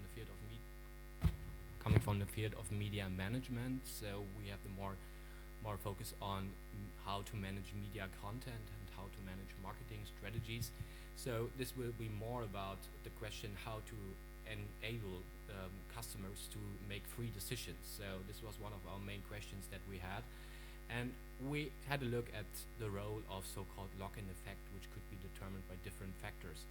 So basically, let me directly start because this will be a short presentation, so I should be quick. Basically, from a practical standpoint, we would say that search engine usage is very much determined by the dominance of large actors, so you won't be surprised if I assume that, right? So there might be a low willingness to switch to other actors on the market, so we would say, okay, it would be a good idea to have a higher degree of competition, so we all agree on that, I think. So basically, we also assume that search engines are so-called goods, experience goods or goods of trust, so you are not able to judge the quality of a search engine, and we heard that before in the morning, before you completely use the product, or even worse, if you have used the product, you will not be able to judge the quality because you will not be able to find details about the algorithms, about things that happen behind the scenes. So this is quite important to know that there's a certain degree of information asymmetries in the market which do not enable consumers to make free decisions. So in this case, we would say that online product usage is very much determined by transaction costs. So if I want to switch the provider to another one, I need to invest into information, for example, into trust. So I have to build up trust over time. And this means I'm less willing to switch the actor or the offer. So, and this is something that we could call lock-in effects as well. So lock-in effect means that consumers, customers are dependent, for example, on brands, on habituation or intuitive behavior that they learned over time. This would be one aspect. But also they could be dependent on different software systems due to the fact that they are uncertain if they get better results or good results by another offer. So platform integration, for example, browser preset could be something that is important as well as operating systems or hardware systems that are connected to a specific service. So this won't be something new for you, all of you, but this is something that we assume in this case. So, but also from a marketing perspective, brand trust, brand loyalty, brand experience can be considered as lock-in effects as well. So our main research question is, we'd like to find out if the choice of a search engine is related to that kind of lock-in effects coming from brand perception and maybe platform integration like technical integration in browsers, for example. So this is the aim of our study. So from a theoretical background standpoint, we would say that information asymmetries can be solved. So you can do something about that from a marketing perspective. So we do not have to shout for regulation, for example, because we can assume, or maybe we can assume, that the market can do it on its own. So this is something that marketers would say. And they would say that information asymmetries could be solved by screening mechanisms, for example, that informed persons deliver more information about the service or product, for example, by giving expert judgments or doing screening mechanisms like providing a fact sheet about the service elements and so on, or also doing advertising. So making people aware of a product might enable them to make free or even freer decisions. Also ranking or critics are very important to overcome quality uncertainty and these kind of information asymmetries. This is what we know from media management, of course, because if you go to a cinema, for example, you always have a look at Oscar awards, at the actor, at, I don't know, directors and so on and so forth. You base your product decision on some kind of criteria that make you think that you make a rational decision. And this might be something what could be applied to the market of search engine as well. So signaling is another important aspect from that perspective of solving information asymmetries. We could focus on increasing reputation, increasing image. So again, we could talk about advertising or PR strategies supported by important or well-known actors that could help new products to get into the market. So in this case, we could build up brand loyalty, brand satisfaction, which again leads to perhaps switching products. So also we could say that integration into products could be something that we discussed this morning before. For example, that you have integration of a service into a platform or a software system or something. So this could be something that can be solved by brand cooperation, and we just heard that that could be a good idea to have state-supported or at least public service supported product ideas. So this is the theoretical background that we have right here, and we wanted to bring it to empirical study, and we did something which is not that sophisticated, I would say. So we based our study or idea on classical 7P service value chain model, and we would assume that customer satisfaction and customer loyalty is determined by aspects like product quality, price, communication, visibility, distribution, process, and image, for example. In our case, we specifically focused on product quality and service quality due to the fact that there is basically no price in the search engine markets. Communication could be something that we could have a look at later on, but these two aspects, product quality as a base and image aspects as a second category we focused on. Again, our perspective is more or less on the user. So it's on the question how users make decisions and how can we enable, or how can we make markets be more competitive. So this is our model. Our core dependent variable was focusing on customer satisfaction again and customer loyalty. This might be a bit misleading due to the fact that in the end we estimated two models, one model focusing on customer satisfaction and the other one is focusing on customer loyalty. And we had three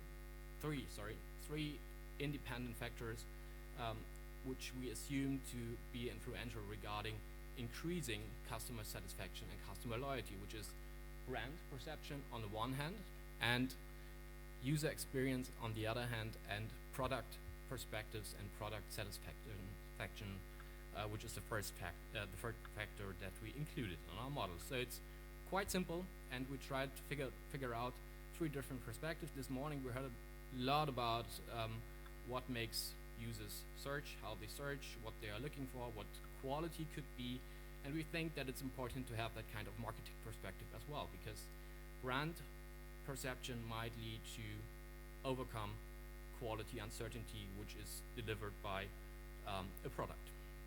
So we had a look at items like trustworthiness, likability, interesting, if it's interesting, or how the image is shaped regarding user experience and products. We focused on different categories coming from product elements, and we had a look at different empirical study from the search engine market as well. So which effort we need to invest, so we could connect that to theories like unified theory of technology acceptance and use, for example, also considering these aspects, but also the ratio of text and image, also the ratio of advertising and text as well, how the design appeals, for example, or other technical aspects like search results, so evaluation, individual evaluation of search results, but also the variety of additional products that are delivered by the search engine. So this is our model, and we're also having a look at some moderating factors, but we have to look deeper into the data and the next step. So in the first step, we focused on the moderator, which is the search engine preset in the browser, which we regarded to be a lock-in effect. So what did we do? We collected data by targeting search engine users, and we invited them to take part in a quantitative questionnaire, quantitative survey. So we invited social network users and email users via social network, email, and so on and so forth, and we delivered a standardized questionnaire with 5-point scales. So, and we have been online from November to December 2018. All in all, 200 36 respondents answered our questionnaire, and you might wonder why we have 386 completed interviews. The reason is that those people had been able to answer questions for different search engines at the same time, or after and after. So all in all, we got 230 respondents for Google, 100 for Bing, and 56 for Ecosia. We decided to choose these three search engines due to the fact, of course, Google, we need Google, Bing, which is the second largest search engine in Germany, and the third one, Ecosia, was chosen because of the fact that there might be some kind of specific brand image driven by the fact that they somehow support aspects like sustainability and so on. So we do have a female bias and a bias of young people due to the fact that we focus on these people by inviting them via email. And we estimated our model or our models based on partially squares analysis and used the software SmartPLS. So in the end, what did we find out? So we found out that all three aspects or all three factors are highly significant and have a high impact on customer satisfaction and customer loyalty. In this context, especially, the brand has an influence on future usage of search engines. So this is what we call customer loyalty. So this is the most important factor when we have a look at customer loyalty. So all in all, we explain more than 64 or at least 71% of the variance of the dependent variable, so which is quite okay, I think. So, and the second one of the most important factors as well is perceived product quality, and also user experience is highly significant. So what we see right here, not that spectacular, I think, but interesting because of the fact that we see that the brand is important to make a decision. So we are able to reduce transaction costs due to the fact that we have that kind of brand perception that we apply to make a choice. This is what we would assume. So in the end, we would say that brand identity and promotion of brand aspects is highly important for bringing new search engines into the market. So a second analysis that we focused on, so it's a first analysis based on that, we wanted to know if there might be differences between those people who have a search engine preset in their browser and those who have not. So we made that split analysis and asked the question if these coefficients that we analyzed are different. And we see that, let me have a look. Brand satisfaction, a brand identity has a higher impact on satisfaction in the group of those people who have not preset a search engine on their browser. So maybe we can come to the conclusion based on that those people are not able to, or are able to make a free decision on the one hand, but they are not able to judge the quality. This is why they need a brand to make a decision. So again, brand identity might lead to stronger usage in the future. So we see the same for customer loyalty. So future usage of a brand, of a search engine brand, is more driven by brand loyalty, by brand aspects in the group of people who have no preset. So what do we learn from that? That's quite quick. Basically, to conclude the results, we could say that brand perception, product quality, and usability all significantly determine future usage and satisfaction with the product. So basically, this is something that 1 million studies have shown for different products, I think. So this applies to search engines as well, but brand perception has a strong influence, in some cases most important influence on the one hand, and it plays a greater role in the group of people who do have a free choice regarding the usage of the search engine, because it's not a preset in the browser.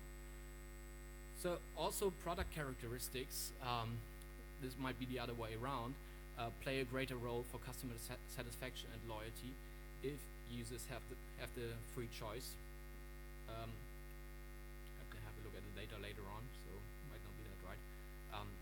Double check that. So, but to answer our question, our research question, we could say that yes, satisfaction and future usage is significantly determined by brand and platform related lock-in effect. So this is how we defined lock-in effect in this case. So we said brand identity because of a long-term developed knowledge about a brand to build up trust, which is something Google is doing quite well, I think. And on the other hand, technical integration by integrating services into platforms like browsers or operating systems. So what could we learn from that? So it's quite generic what I'm presenting here, but I'd be happy to receive your questions and your comments. On the one hand, what we should do as researchers, because it's just the first study, we should also integrate non-users and the broader sample and also other additional search engines that might be interesting to integrate in that kind of survey. But in the end, of course, we need to focus on branding strategies for new market entrants, or at least for smaller search engine providers. So we could say we should evaluate signaling and screening mechanisms for new or for smaller market entrants in order to make them successful. And now we could think about the question, what could that be? So shall we talk about awards, state supported or publicly supported search engines? Shall we talk about funding or screening mechanisms like detailed information about algorithms and search results displayed on first page of a search engine, or also if there could be expert knowledge provided to the evaluation of search engines. So let me say, when I'm thinking about media management again, one could think about a news search engine or something like that, which already exists. But the question, which search engine provides high quality news content? And of course, we need to know how to measure quality content, but this basically is possible from an empirical standpoint. This might be the first good step that we have to think about in media management, for example. So there might be many different examples, and I'd be happy to test some of them in future studies. So thank you very much for your attention.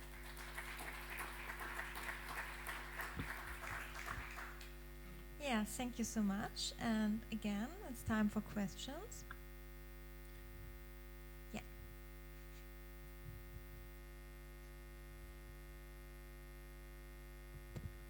Just a question for clarification. How did you define users who have not preset a search engine in the browser? As far as I know, every browser has a search engine preset. Yeah, it was related to the search engine they have been asked about. So to precise, first, sorry for that. Users stated that they are using search engine XYZ. Then they got a survey about this specific search engine. If they used another one, they got a survey for that search engine as well. So they have been asked, did you preset or do you have a preset of this search engine on your browser? Some of them didn't know, of course, but basically that's it.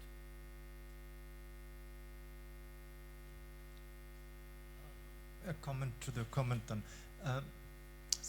So it might be the case that, for example, this Ecosia, that they normally use Google anyway, but one day or another they have used Ecosia. I mean, how do you define that they are a Bing user or a Google user? So we had a multiple choice answer option in the beginning of the survey. So we asked them, do you use one of these search engines? And let me guess, was something like once per month or something. I'm not sure. I have to have a look into the data, but this was the definition, basically. So I think you answered that. Okay. Did you also have a look in the data if there might be a difference between like users who used exclusively Google, if the brand has a more stronger effect than if you have users which use another search engine exclusively, for example? No, I didn't do it so far, but good comment. Thank you for that. I will do that. That was my question too. Okay. So maybe I go first to you and then to you. Is it sorry? Is it correct that your panel is a random panel? It's not representative. It's not representative. It's self-selected, right? So we send it out invitations via email, and you know the disadvantages. Thank you for your honesty. Why not?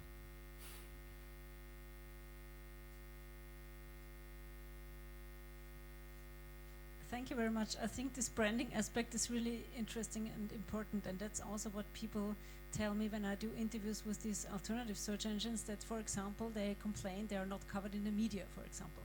So Google is in the media day by day. Facebook, we all talk about Facebook, Google, Amazon, and so forth, like on a daily basis, and we hardly talk about the alternatives. And again, if it comes to alternatives, it's again a US-American company, namely DuckDuckGo, which is then known better than Startpage, for example. And I really wonder why that is. Do you have a guess why DuckDuckGo again manages to be better or more popular, for example, than European search engines?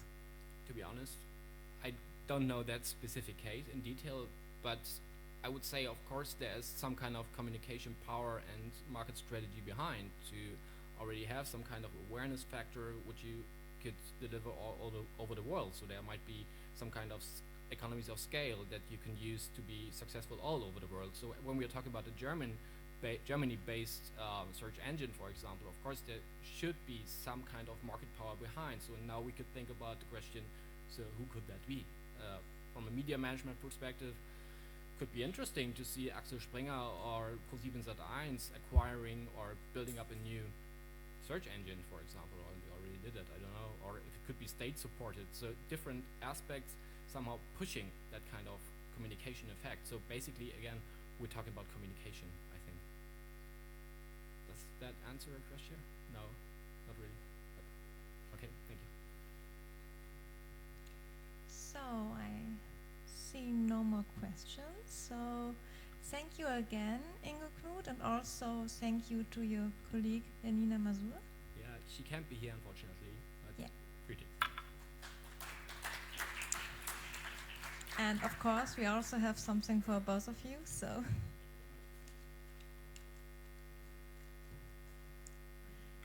And now we are continuing with our next presenter. It's Christiane Behnert.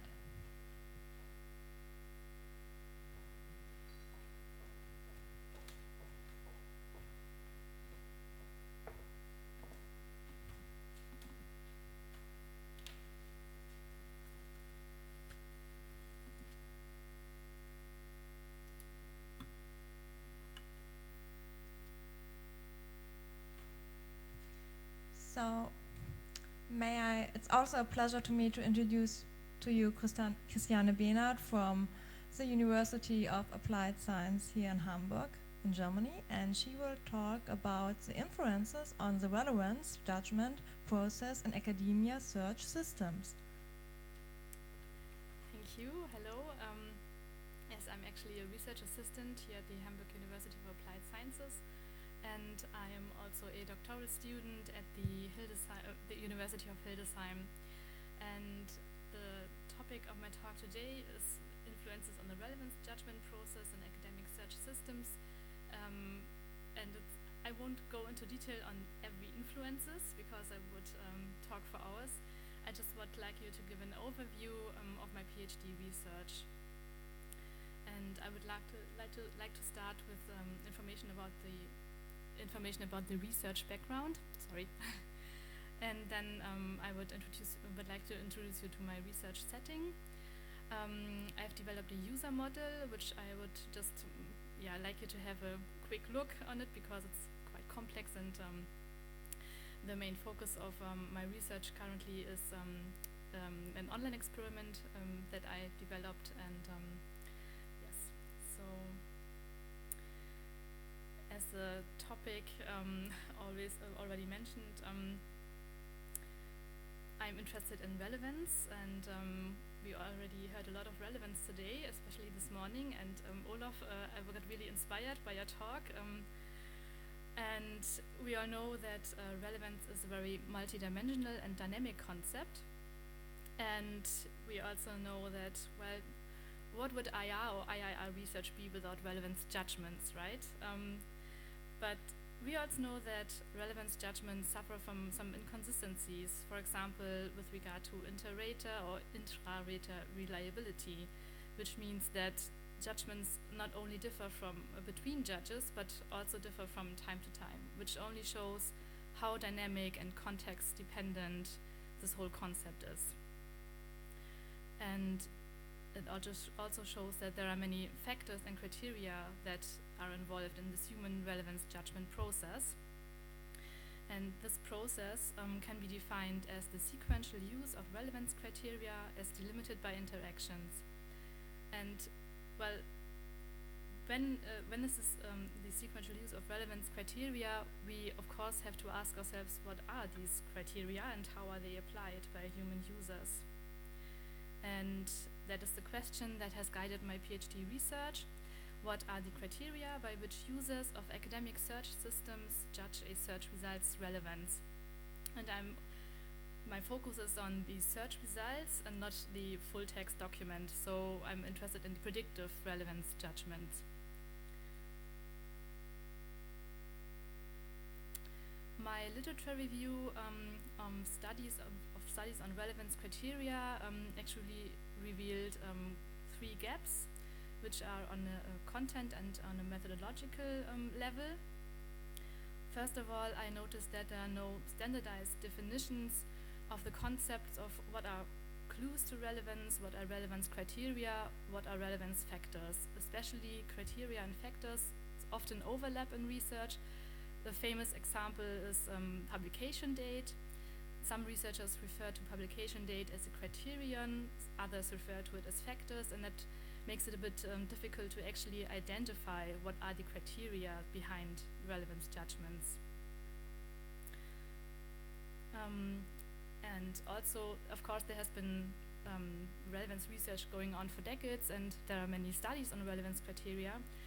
But the majority of them, or very famous studies, have been conducted in the 90s, and search results probably looked something like this. This is an example from Dialogue. Of course, the metadata are still the same, you could say, title, author, and so on. But today's academic search systems, for example, this is an example of Google Scholar, they look like this, and what I would like to point out here is that these search results have integrated additional data. For example, this cited by, this is the number of citations for a work, and these kind of data we can refer to as popularity data, because these data can be seen as a factor for the popularity of a work, which is supposed to imply a certain quality.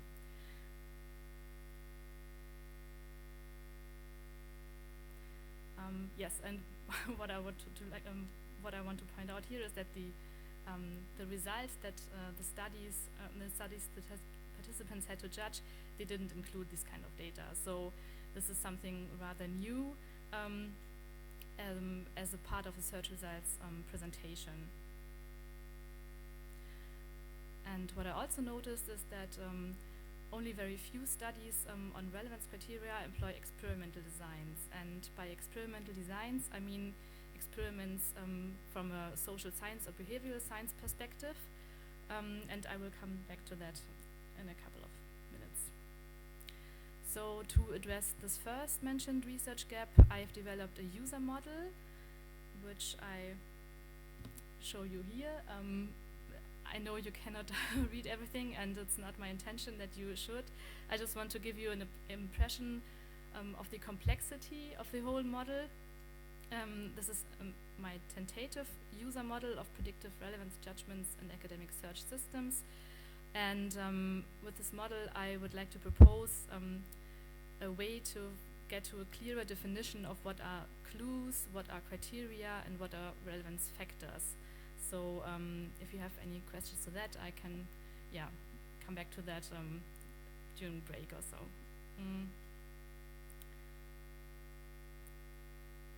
So as I said before, currently I'm working on an online experiment, And why did I choose an experiment design? Well, relevance is, as we all know, it's not something physical to measure. It's not easily measurable because it involves the human being's mental activity. And since we can assume mental activity is strongly related to human behavior, I think we should study this kind of behavioral aspects as social scientists or psychologists do, because psychologists always conduct experiments to study human behavior. And if we can gain knowledge about actual human behavior of users during interaction with search systems, then it would be beneficial. So as a kind of a substitute for measuring relevance, in this case, the elements within a search result, which can be seen as clues to relevance, can also be seen as operationalized relevance criteria. And what I hope is that I can observe an effect in relevance judgments by manipulating these elements. So the purpose of my experiment is to investigate the effect of popularity data on predictive relevance judgments in academic search systems. And what kind of popularity data I will show you now. First of all, I've developed a multifactorial within subjects design. It has to be multifactorial because there are many clues, factors involved, and I selected 3 independent variables. These are the number of citations for the work, the number of citations from an author, and the number of downloads. And every independent variable will be manipulated on 3 levels. These levels are all the same. It's either a low number or a high number, or the information is not provided at all. So, and I want to study the effect of these independent variables, which would serve as a stimulus, on the relevance judgment, which is operationalized as the score that basically is visual analog scale that ranges from 0 to 100, because as we know, relevance is not binary. So with these 3 independent variables on 3 levels, I have 27 experimental conditions, and that's not the only reason why I've chosen within subjects design, not only because I don't want to have 27 between groups to compare, but it also makes sense that a participant not only judges one of them, because it's also context dependent. So this is about the design. The actual data collection is basically a questionnaire, and of course there's this welcoming note, and there are questions for demographic information. But the main part, of course, the experiment itself consists of 3 tasks. And these 3 tasks are descriptions of a situation and descriptions of an information need that is inspired by simulated work task situations. The task topics I've chosen are altmetrics, peer review, and Wikipedia, because because the researchers who will participate in this experiment should be familiar with any topic. So it's not discipline related, or it shouldn't be discipline related. So for each task, the participant has to judge 9 search results. And I have an example here. Here you can see the surrogate, which of course has a title, the author, the publication here, and the journal name. And below the abstract, you can see the 3 independent variables that I manipulated, which are citations, downloads, and author citations. And below every search result, there is this visual analog scale that I mentioned before, which is a slider that ranges from not at all useful to very useful. And this little slider knob only is visible after the first click on it, so that the participant wouldn't be lead to any starting point. So yeah, I hope I could give you an impression of what my experiment looks like. And to sum up, experimental designs can help us understand information-seeking behavior. And of course, there are many factors and criteria involved in the relevance judgment process. And what I want to find out is whether or how popularity data affect predictive relevance judgments. And yeah. Okay. I of course have references, but yeah. Thank you. So, thank you, Christiane Behnert. And it's time for questions or also comments. Yeah. Thank you very much for a clear and nice presentation. Did you say that the topics that they search for were subject independent in a way, disciplinary independent? Yes, well, they actually don't search themselves. The participant sees the description and then the search results below, because I had to manipulate, I have to manipulate the search results to be able to, yeah, manipulate these independent variables. And they see the search results, and of course, because I selected the topics myself, they are information science related topics, because I'm an information scientist, and I can judge whether this is on topic or not, for example. But I've chosen these topics because I want to have a target sample that is regardless to the disciplinary background. So I assume that everyone has heard of Wikipedia and everyone has heard of peer review, knows what peer review is, of course, and I also assume, or it's what the description would say, this kind of alternative metrics with social media and so on. So yes. But just to be sure here now, that means that they have no previous knowledge about the status of the journal or the author. They are completely new to the names of those. Yes, that's exactly the good question. That's a problem I thought about for quite some time, because I don't want them to know any journal or author, because then they would probably know, there's something has been manipulated, because I know this author usually is much more cited, much often cited, or this work is so new it cannot be published in this journal or something. So yeah, I didn't want to give the impression that is I don't want the participants to know anything else but the search results provides. Yeah.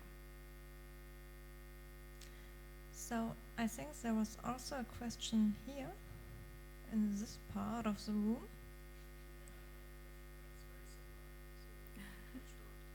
Whether it adds anything. Hi, thanks for the talk. I was secretly hoping that I now learn how to write my abstracts, but unfortunately you're just looking at citation numbers. But my question is kind of related to the last question. Isn't it also difficult if you have people with different backgrounds that they might judge relevance differently? I think in the extreme, a physics student and cultural studies scholar, and then the personal relevance will be very different, like depending on how sciencey or how cultural study the abstract looks like. So how do you address this? Yes, of course there are differences, but because it's for one, it's within subjects design allows for control for every personal bounded profounding variables. So because everyone has to judge everything, I can, yes, in the statistical analysis I can deal with that, yeah. But of course there are differences between academic traditions and in physics, for example, it might be ridiculous low a citation count of, I don't know, 10 or something, and another would be it would be no problem at all, or no one would care about it. But yeah, that would be a different question, and I cannot. I would have to divide groups that are discipline related, but I cannot. Yeah, I cannot put this into this design right now.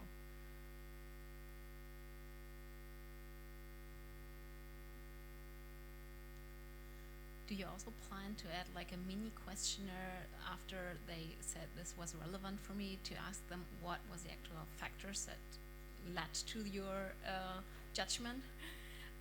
This is actually a question that yeah, I already heard. The intention was not to, because I've already run a pre-test, and that contained 4 independent variables, which ended up in 9 tasks, because then I had 81 experimental conditions, and it took forever for the participants to go through. So, and then I thought, if it's so long, then I cannot, then no one would probably like to answer even more questions in the end. But now that it's more focused and shortened, so yeah, I think I will ask them something in this area after they have completed everything. Yes, of course. Okay. And do you already know how many participants you are going to use? Or well, since I've since I don't have 4 independent variables anymore, only 3, I don't need that much. But I think I need 200 or so. I mean, I will get as many as possible, of course. Yeah. Okay. And are these going to be students, or is it? Is there like a minimum qualification that I have to count as search and science? Yes, I thought about this a lot, and I thought at least students on a master's level, but for the pre-test I asked research assistants at this university, or some of them were postdoctoral researchers, and I think this they have to be a bit familiar, at least, with search in academic search systems. And if I would turn to bachelor students who haven't not even written their thesis, I'm not sure that I would be successful then. That was my thought as well. So yeah. Yes.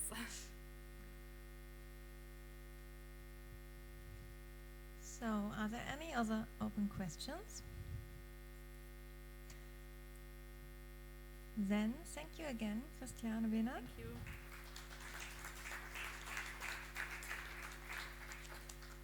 And also for you, a little present. So, and now we are coming to our last presenter of the short presentations, but not the last presenter of the event today. And I would like to introduce to you Kaveh Nazemi.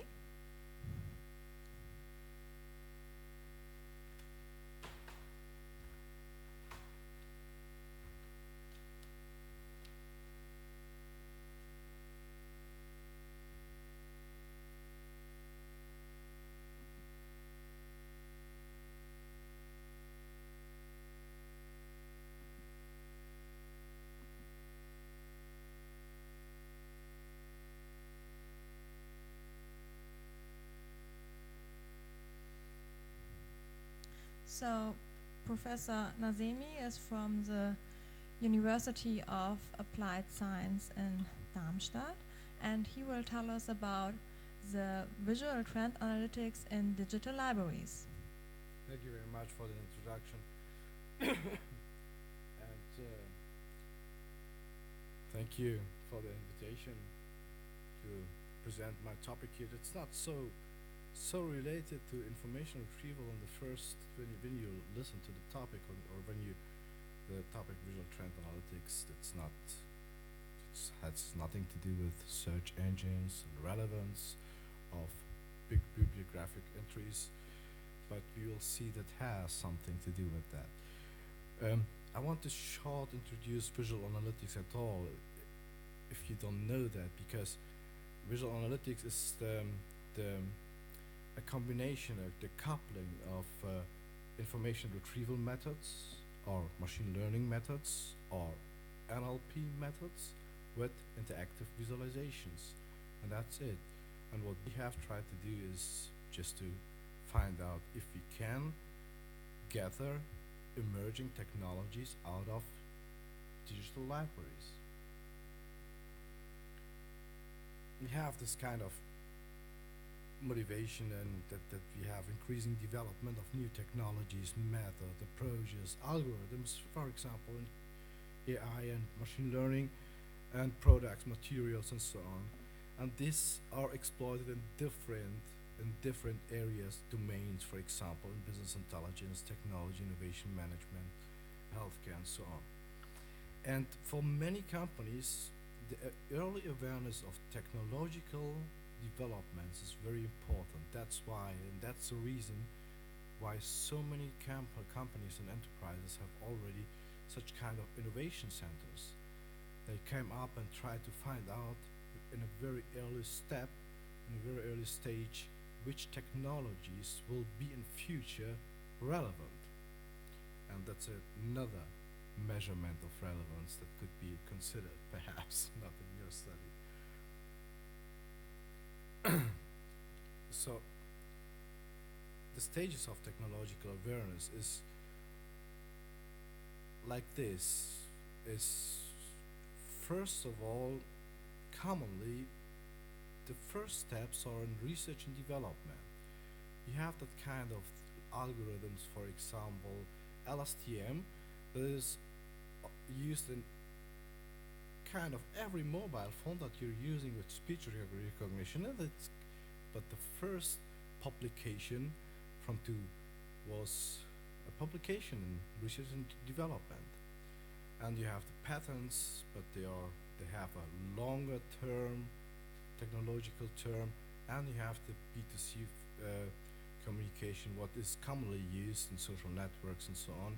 The product and the technology is already on the market, so you don't get the early stages out of it. So the best resources or data resources are really the digital libraries, the scientific publications.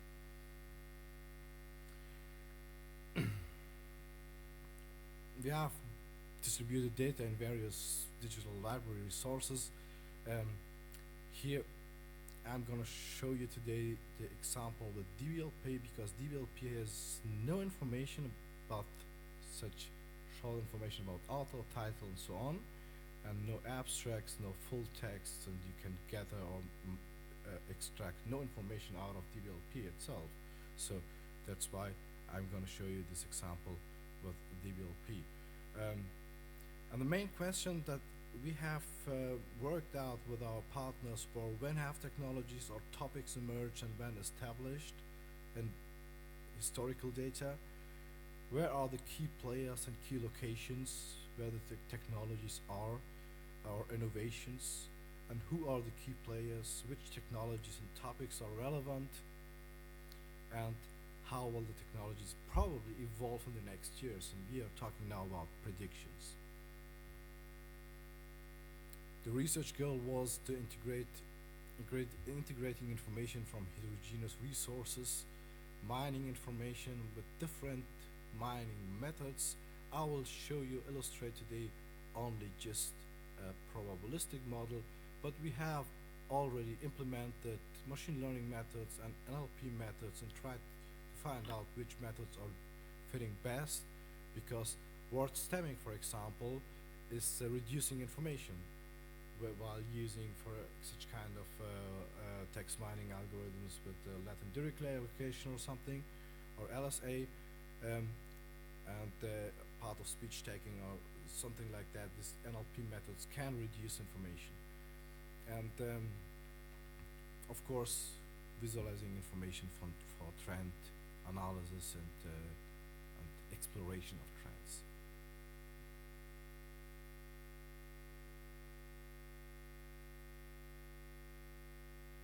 So the targeted solution should be a model for gathering trends from heterogeneous library data sources for interactive visual analytics or analysis. The combination of visual layouts with data mining approaches, in this case with probabilistic approaches, for analyzing trends, a model for assisted search that enables to explore an unknown domain. It's similar to that what we heard today about synonyms, but we are not, in this case, we are not using synonyms because it is not a linguistic approach. And to make one sentence out of it, it's a coherent, should be a coherent model for the entire transformation of textual and semi-annotated data from various data sources to aspect-oriented visualization for supporting the trend analysis process. And we already saw a paper, you showed a paper from Pirelli and Stuart Cott, and this is one of the this model is based off one of the most famous work of Cott. Cott, McKinley, and Schneiderman have defined the information visualization pipeline of the process, and we have enhanced this process. You see the steps, this data enrichment, we have kind of data, they come now from, in our case, in this case, from DBLP, and we have the data integration processes, the data mining, and of course we have our own search engine in this data, so you're able to search in this. The enriched data are then transformed, mapped, visual orchestrated, and the human can interact with that. So I'm showing short the steps of data integration and so on. We have the DLP data, we have no further information. We gather through web mining methods, data enrichment, full text and abstracts with through IEEE, ACM, Computer Arc, and Springer, and try to fill out or enrich information with those databases. In this case, data enrichment or extraction of information is performed by probabilistic models, by two models that are a little bit combined with each other. Then we are transforming the data. We have aspect-oriented data models for each case. Aspect-oriented, and that means that you have a kind of semantic model that shows you the semantic correlationships, for example, co-auto correlations or citation graphs.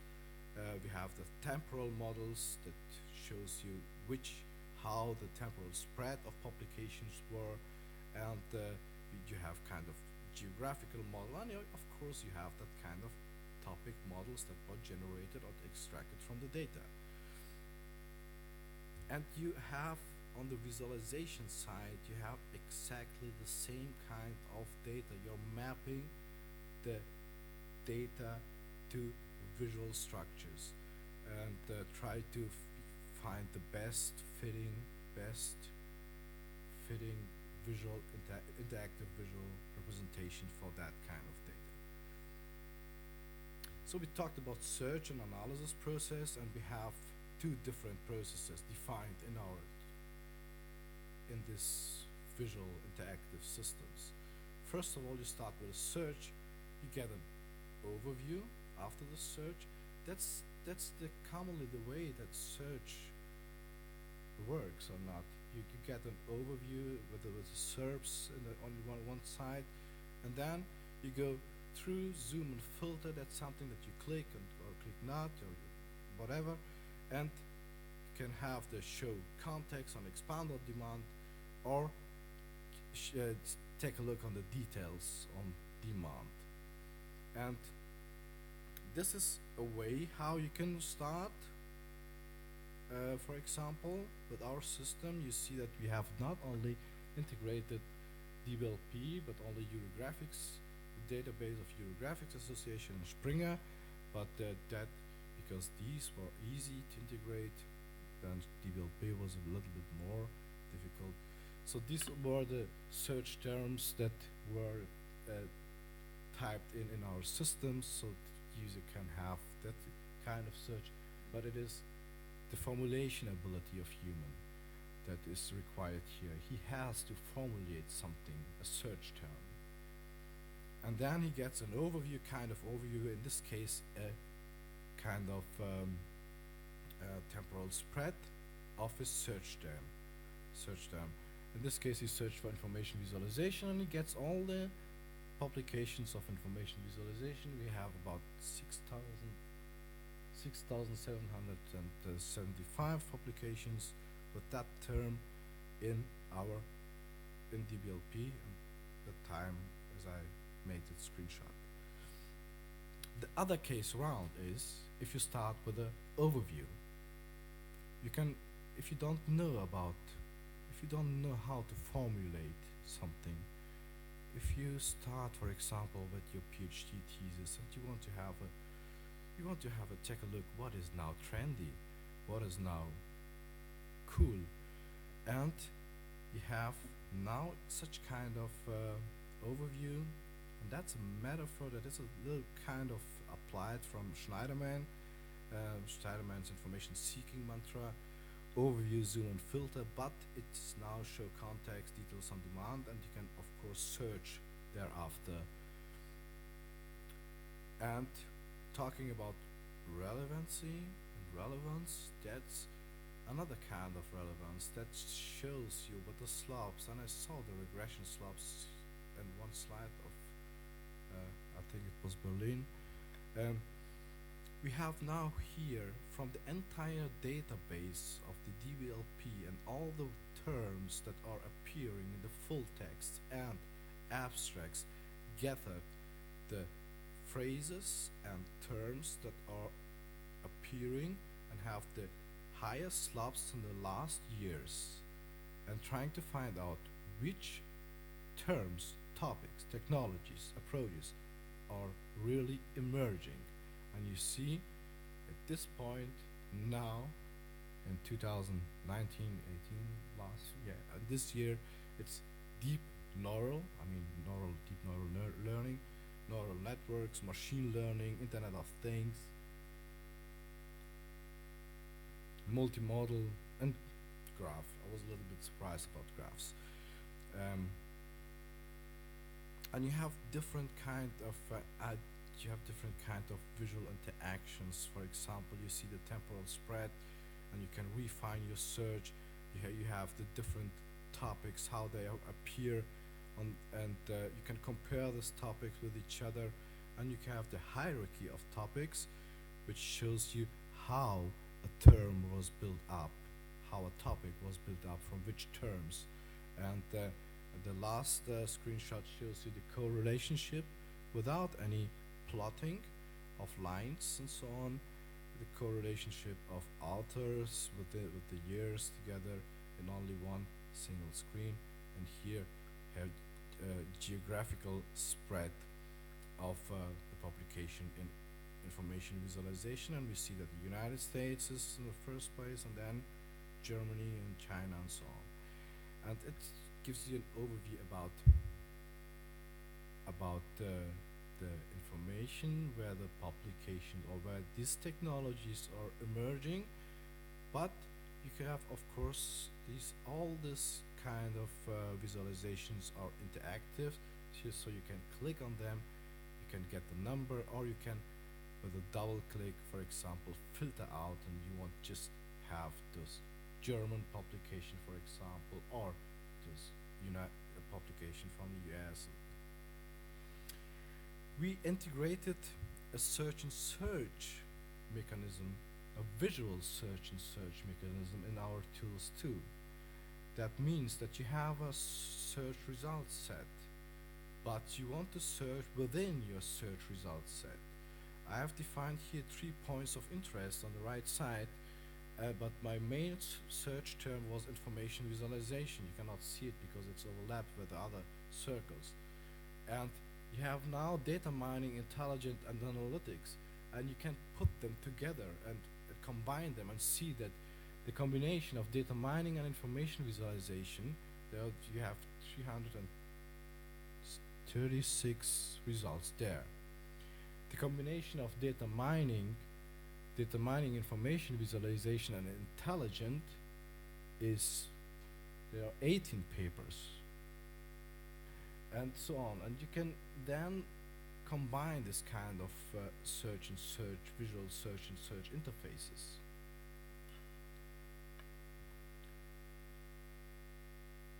The last step is the kind of visual orchestration. That means that you don't have only static UI elements. It is kind of adaptive user interface, and it adapts to the demands of the users. But not only this kind of responsive that adapts to your devices, but also to your interest, if you want to. If you say that I want to have it, but if you don't want it, the system is not gathering any interaction of you out of your interactions. And we have integrated without linguistic methods, without semantic methods, an assisted search model that works a little bit different, like the approaches that you may know, but perhaps this approach already exists. You can say that perhaps, I'm not really sure. We gather those topics and we take a look the most dominant topic in a search term, the most dominant topic, and after that, from the most dominant topics, one term is has not only one topic. For example, with information visualization, you have such kind of topics with data, visualization, user, visual analytics, and so on. And if someone search, and these are not synonyms, and if you search for information visualization with our topic phrases and the extraction of the topics, you get automatically, if you turn off the assisted search model, you get automatically, for example, visual analytics and data visualization and so on. These are not real linguistic synonyms, but they are topic related, but the co-occurrency so related to that topic that you have searched, and that make it's a little bit huger, the amount of the search gets greater, and you can now interact. Now I have a demo, but you have a video and demo too. I can send you the link. The link is here. I don't think that the time is enough for showing a demo, or showing a demo. As you like it? Do you want? Take a look on it? Yeah? Okay, let's click on it. Do you see something? I don't see anything. Ah, okay, I see it. I have to type in my password.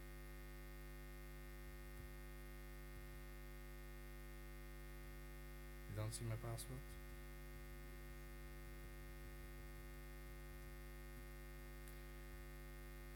Wrong password.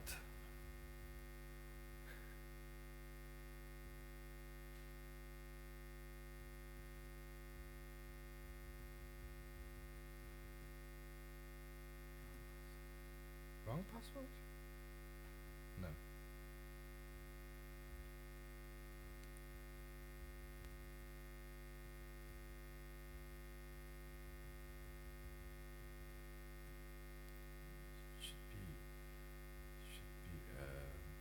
Son. Can you see it? Or is it just because it is here? It's here. So this is the starting screen. If you start this application, you see the last searched terms, the most searched terms by the users. It's nothing special, but you have here different kind of other visual interfaces. For example, the temporal cloud that we have already see, and we see that it has a little bit changed. Graph is more important right now than in the screenshot that I show you, but deep learning is still, and machine learning is still of interest. But you have here, of course, you cannot say that I'm not interested in deep neural networks, but I'm interested, for example, in word and language, and you can take a look on that and or machine learning and start to click here. Thereafter, it searches. Yeah, we're talking about searching, and it searches and it shows you the temporal spread of machine learning. We see the first publications about 1984 in DBLP database, not really, because the first machine learning were very old. And you have the same faceted list that we have seen on the Otto, a kind of faceted list with different topics, different types, the years. I cannot see it here really good because I see my presentation here on the screen. And you see the countries, in which countries were the most publication.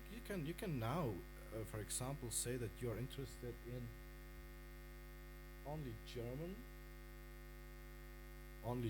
German publications, and you want to take a look on how on the topics related to machine learning where German people or German researchers are working in.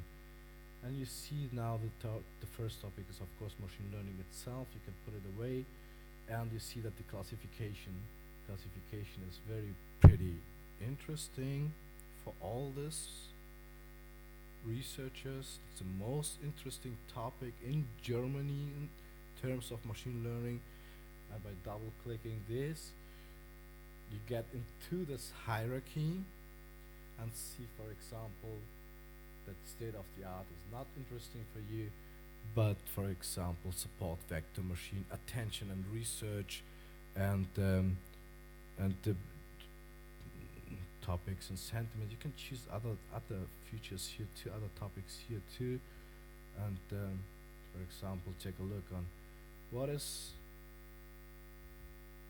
is about classification. We have now in this site, we have now classification, topic, sentiment, and Germany, and I just want to have the publication about this, and we have now out of 10 or 14,000 or 15,000 publications, just a few number of publications that are really related to this case. And you can take a look if you want to the authors,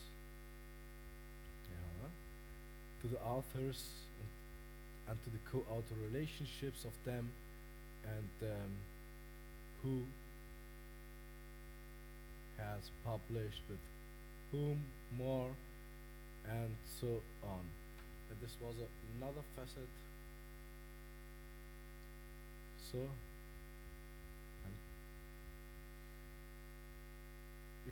you can combine your facets. For example, here now I'm combining it with the OR, logical OR, and say that I want to see the United States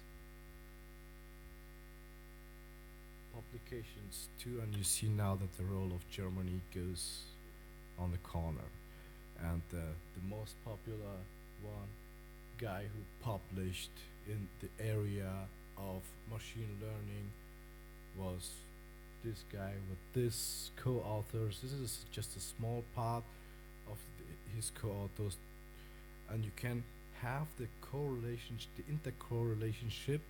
If you go into that, you see with whom they have connect or were connected with each other. And with this kind of search, interface, it is another kind of metaphor, because you're searching here, you're exploring here, you're looking up, and you have the investigation process too.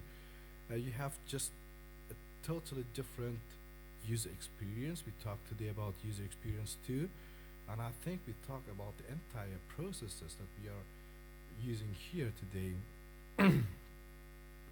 beginning from information retrieval to information behavior and relevance of information. There are different matrix for the relevance, and that's it.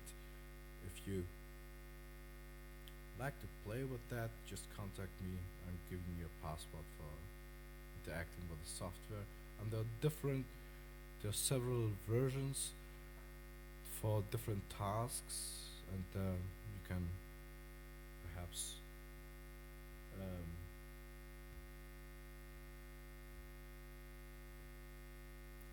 perhaps choose one. You can create dashboards, for example, or make comparison tasks and so on.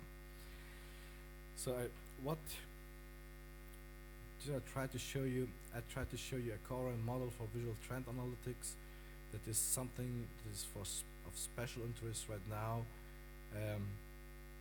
with the different stages of data enrichment, data mining, data modeling, visual mapping, for the different data models that we have created, and with the integrated search, and with the visual search and the search and search and the assisted search, and the model was applied in real application scenarios for different enterprises. They are using it for consultancy and for technology detection, for early technological detection. I'm thanking you very much for your attention, and feel free to ask something if you want to. Thanks a lot. Yes, thank you. And of course, are there any questions? Yeah.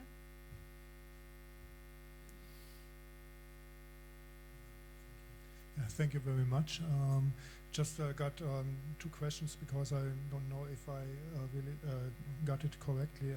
So one question is, what's the databases you're working on? So where does the data come from? The main database is the DBLP. Do you know that? It's just a repository for computer science. Yeah. The DBLP, but we are enriching the data with several databases, for example, ACM, Springer, IEEE, and so it's integrating with web mining methods. Yeah. Okay.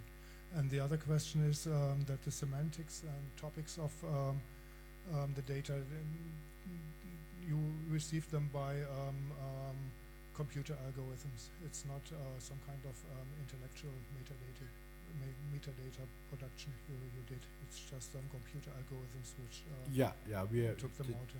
We have just generated them by ourselves, by our own. Yeah, the semantics is generated by our own.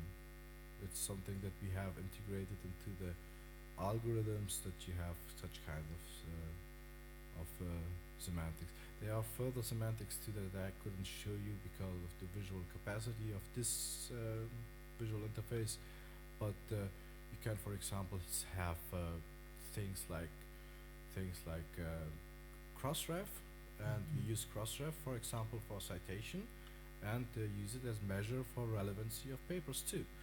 And this is something that is integrated, it's semantically connected to the data, but not in this case. Okay, thank you.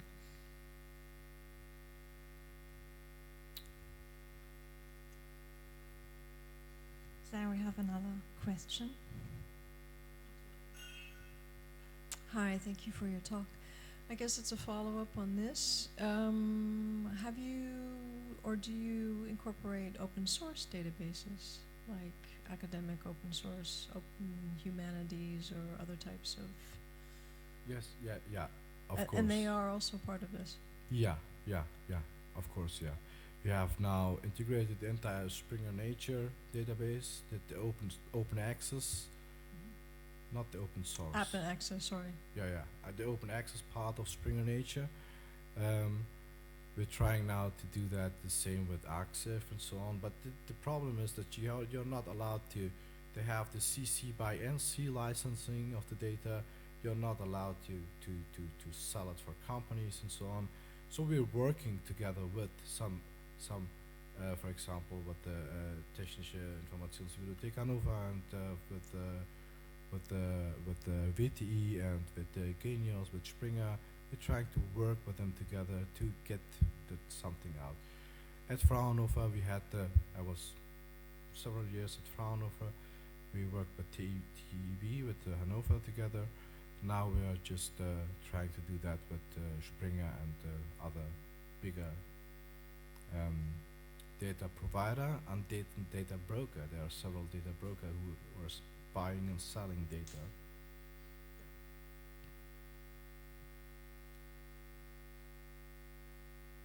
Here's a question. I have a question for the trend analysis. In general, the volume of publications is growing, on time. So do you have any correction factors in there to see what is? Yeah. Okay. You have a kind of normalization that is always integrated. So you're absolutely right. Okay. That was I the just first saw the thing. absolute numbers on the graph, so that's why I was thinking. What kind of correction is there? No, there is a normalization. The slopes are normalized. To each slope is a 5-year interval that is normalized, but the number of publications in this year or in this time period, but we are normalizing for each year.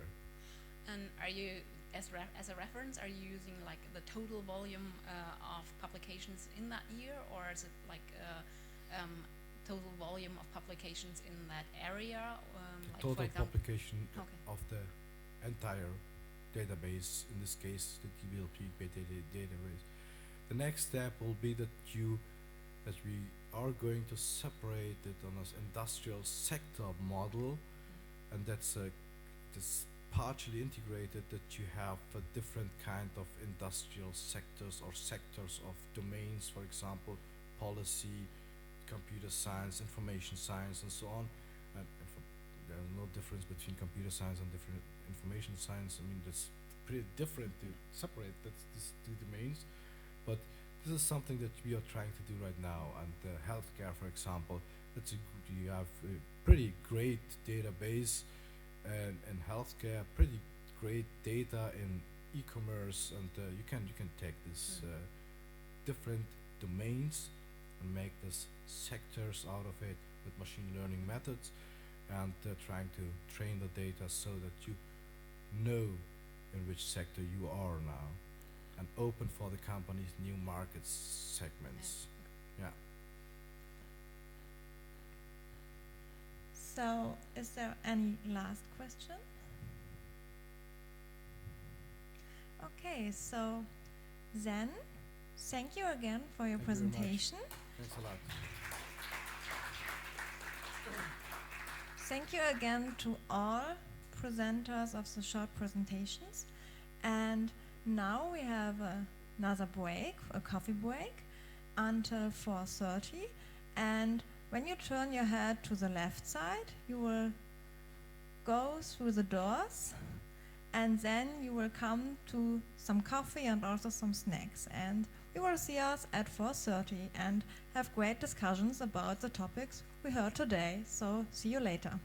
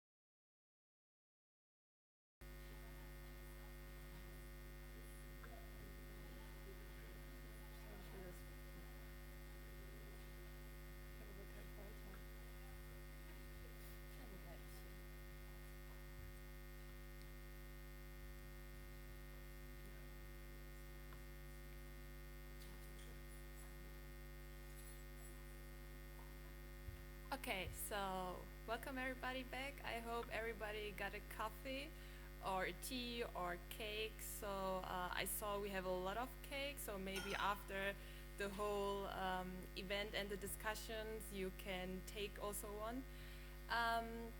Yes, so as it's a little bit late and we are here till 10 o'clock, I would like to ask a personal question first. So you see it behind me, ASIS, the Association for Information Science and Technology. Does any one of you heard about it before now? One person. So I need your hand. So we have to be a little bit more active since we are still sitting here. Okay. Okay, that's not so a lot of people. Then that's a good point that I'm standing here because it's good for me, so I know that you don't be bored because you don't know ASIS, and I can tell you a lot about ASIS. So yeah, I will start. That was the question: what is ASIS, or who don't or does know? So ASIS is, as you saw before, the Association for Information Science and Technology. And who is ASIS?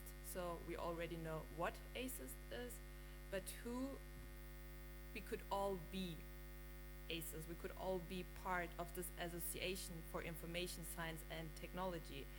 And what did I mean with all? This could be, oh, nobody told me that you still see the first page. Technology. So.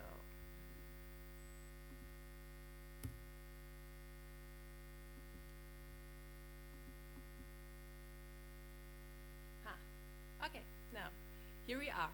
I would go to this slide. That was the point where I started to talk about we all could be the Association of Information Science and Technology, and I wanted to point out that here are mentioned with all students, like me, like a PhD student, or like master students, bachelor students, but also developers. So we see here already that we didn't only have the academic, we also have the practice developer of companies. They are developing apps or search engines. We also have professors, so we are again more in the academic field. We have researchers. Researcher could locate it in both in academic as well as in the practice. So in companies there are also researchers. And all those types of people are getting together behind the ASIS, behind the Association for Information Science and Technology. So that's not only for professors and not only for students and not only for developers. That's one, I would say, advantage. So you have the possibility to connect with different types of persons with different background.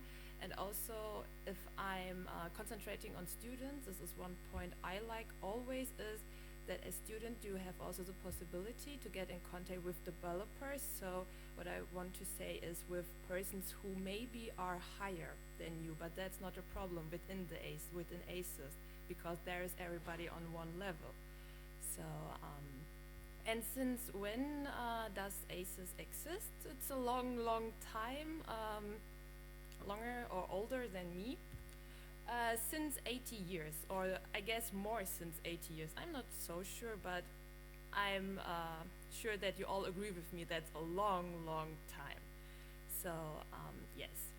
I had this talk already before, and I remember that therefore some people asked me, so why is this girl here in front talking to me about ASIS, and she's talking to me with all the benefits and that we can be all a community, and then a lot of people have the question, but how?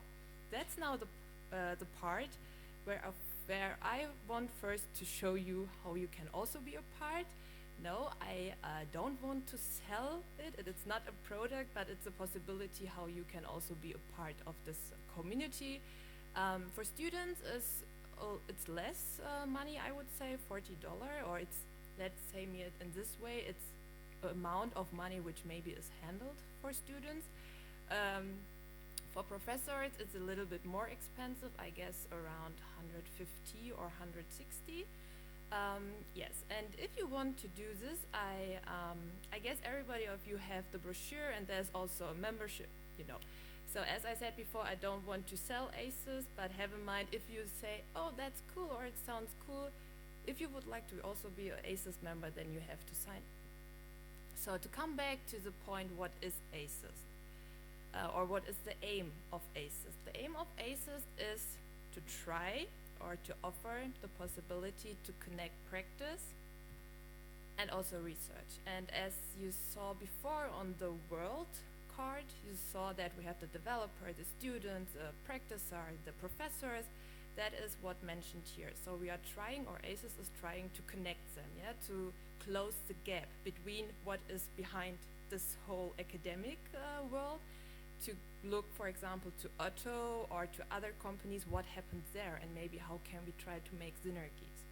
That's the aim, or the, yeah, I would say, yes, the aim. Let us say it's the aim. So, and how is this possible, or how could this be possible? There are different parts, or the different possibilities you have to try to connect with research and also with the practice. It's, for example, career development. So if I'm thinking about me as bachelor, master student, or also as PhD student, sometimes after this stage I'm finishing my academic career. Maybe I don't want to stay in the academic field, and I need context. I need context to career positions, or I also need training. How can I get a position in any practice companies? And that is also one service ASIS tries to give, especially also students, to support them looking to career development. Then we also have leadership. Leadership means here also, if we are concentrating, for example, again on maybe the practice, but also in academic positions, maybe as professors, which skills should I have, or which skills should I develop?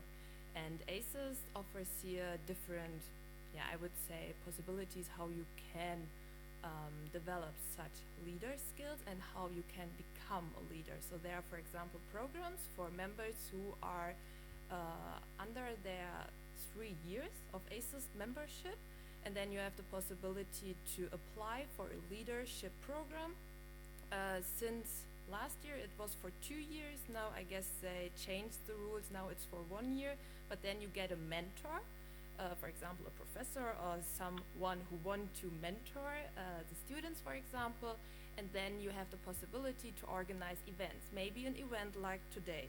Maybe you can also do review processing, yes? So you have the possibility to develop leadership skills and also to see, or maybe also to get an awareness what leadership means. Then we have events, like I said before, for example, today here in Hamburg. Such events could be everywhere. They could also be in other places. They don't have to be in Europe. They can also be in South Asia. They could also be in America. They could also be in Düsseldorf. They also could be online, yeah? So we don't need exactly a place to have an event, but to connect and to network, we are trying, or ASIS is always trying to offer possibilities like this one, yeah? So that we can come together. We, as I already said, we have today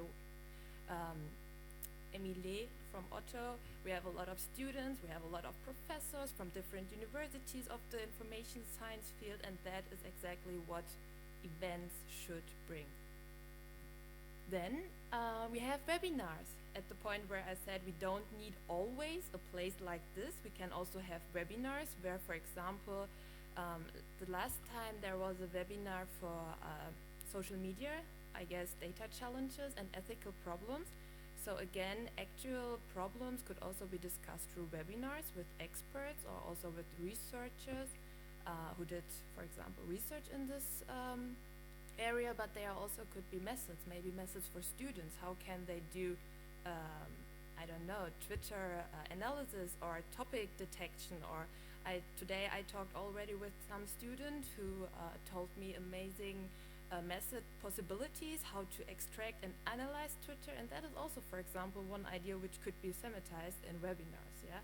And as ASIS member, for example, you have free access. So there you can see the connection between being a member, for example, yeah, and the things ASIS offers. Because if you're not a member, then you have to pay, I guess, $25. Yeah, otherwise it's free. Then we have also networking. I already said a lot related to networking. I guess I can skip this part. And last but not least, special interest groups. I like them because today we are here because of search engines and information retrieval. This is, for example, or this could be one interest group, and ASIS offers a lot of special interest groups. So it concentrates, for example, on social media, digital libraries, on knowledge management, on visualization, on metrics, and a lot of more. So that means we don't only have the opportunity to network with someone, we also can network with people who are or who have the same interest like me or are doing research in the same area like me. And you can connect with those people all over the world. So it's not only Germany, for example, it's not only Hamburg. It could be the case that one special interest group has, for example, 90 members all over the world, from South Asia, from Germany, from America, and you have the possibility to connect and work with them.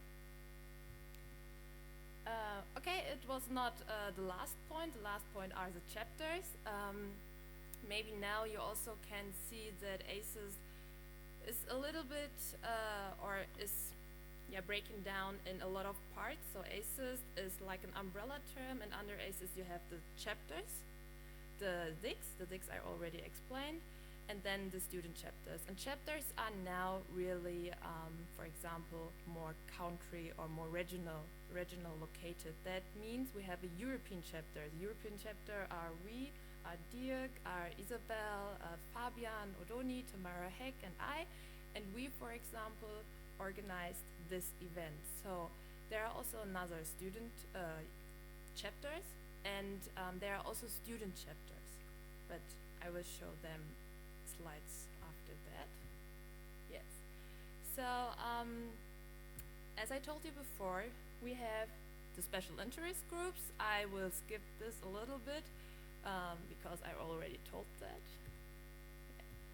So there are not only 4, as I told you before, there are, I guess, 15, 20 different special interest groups.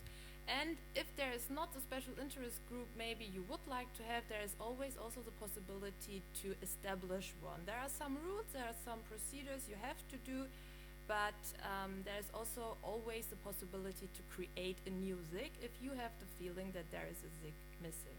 But of course also to do this you have to be first a member. So yes, then the part with the chapters. ASIS has a lot of chapters. So one is the European chapter, then South Asia chapter, for example, but also you can see here the Brazil chapter, so really all over the world, and much more. So this is the currently board of the European chapter, as you already saw and knew from today. Dirk Lewandowski is the current chair. I'm the chair-elect. Fabian Odoni, as I mentioned before, is our webmaster, and Isabel Dorsch is our secretary and treasurer. And that's the, I would say that's construction, how a chapter could look like. So there are always specific positions, and 3 of them has to be always there or has to be elected, because without them, the chair-elect, and the secretary-treasurer, such a chapter can't work. It's necessary because of money we have, or we get every year money, so that we also can create events, of course, but there are also other more administrative aspects which have to be done, and therefore such positions are needed. Then also very interesting, the student chapters, because you don't have to be, I would say, an adult or a professor to be active within your group. You can also be a student, a bachelor student or a master student, and then you can also create or organize events, webinars. So there is no rule or no or no one who says no, you don't allow to do something like that. And here we have also the European student chapter. So this is especially maybe interesting for students. So you can join the European student chapter. There are also a lot of more, the Rutgers University, the Taipei University, and now again you see really it's all over the world. It's not only on one. It's not only one area. Yeah. So, and also during the talks today, someone also asked, yeah, ASIS, does they have an event every year? Yes, they have every year one event. That's the annual meeting. Last year it was in Vancouver. This year it is in Melbourne. Unfortunately, it is not happening so often in Europe, but that's the reason why we try it in, for example, the European chapter to create events like this, so that we also still have the possibility to come together and to talk, but mostly it's more in North America. Yeah.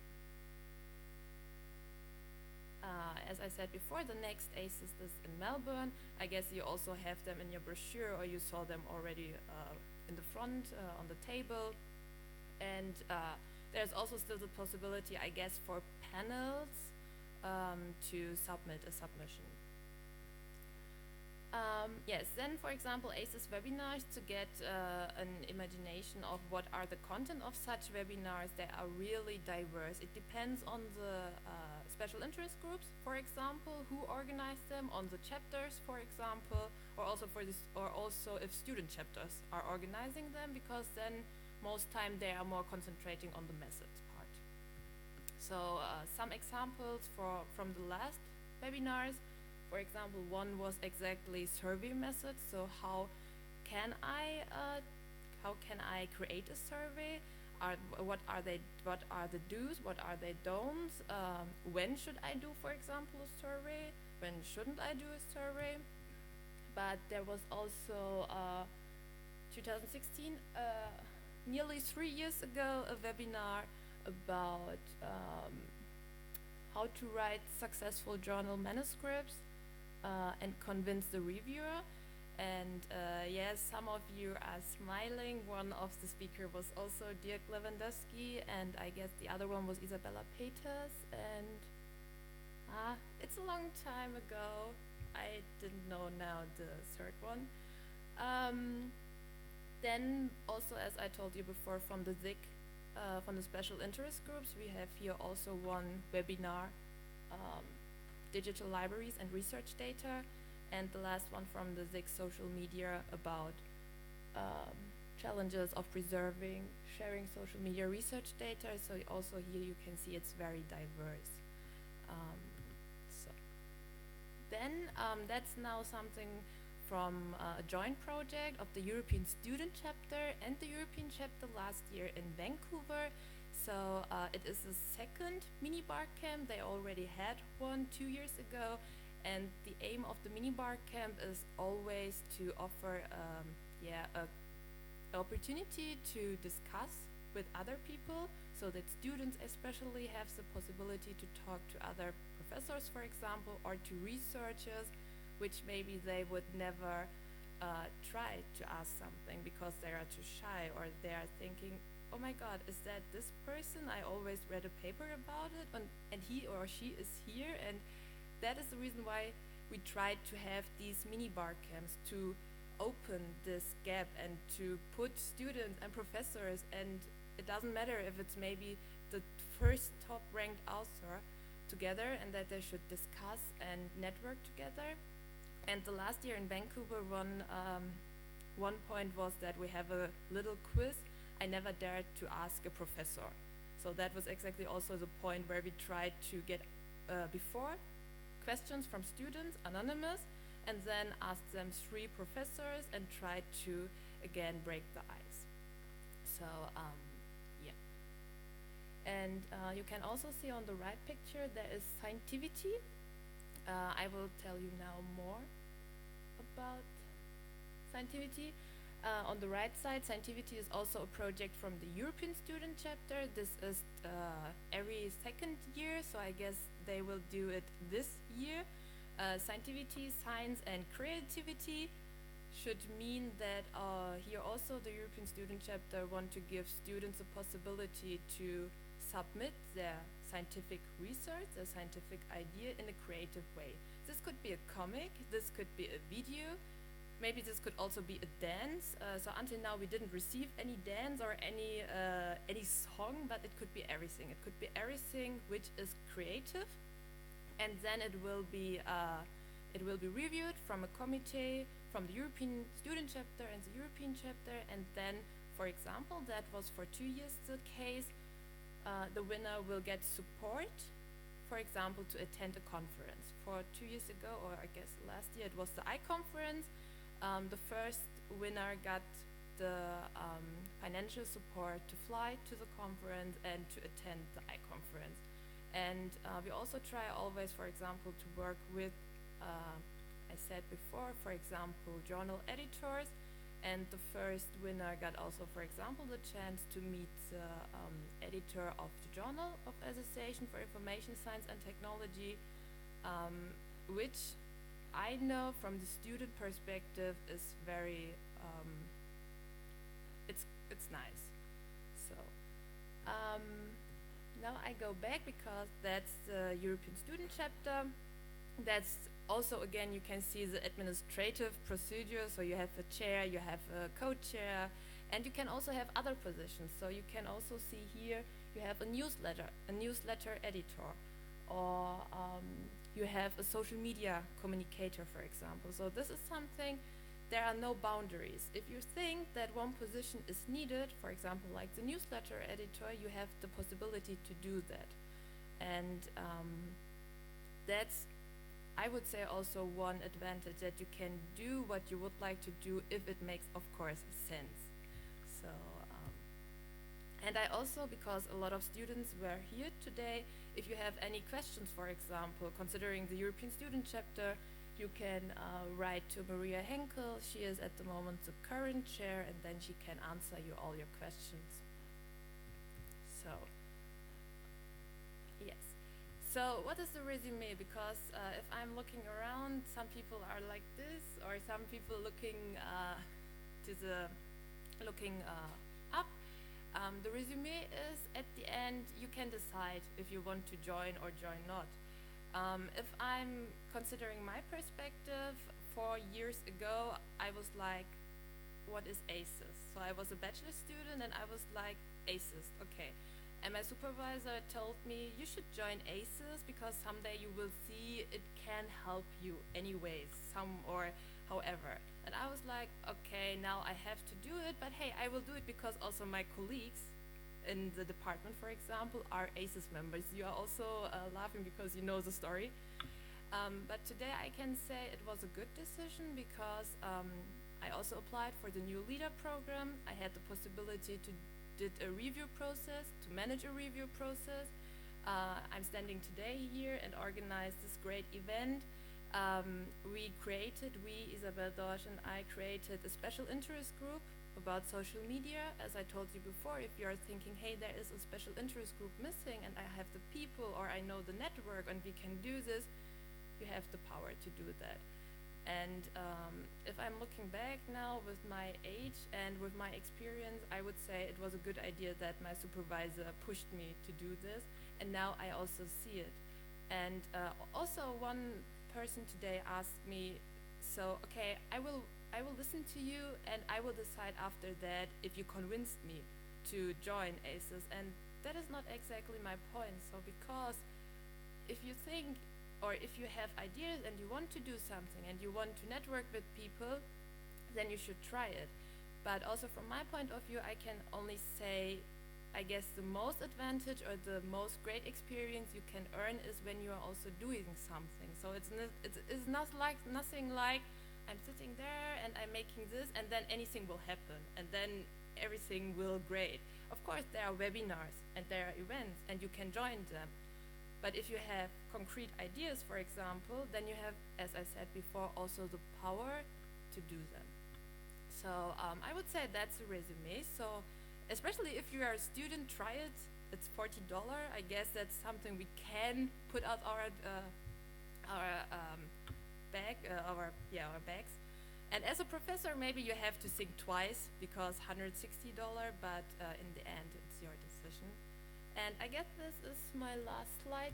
Yes, thank you for that.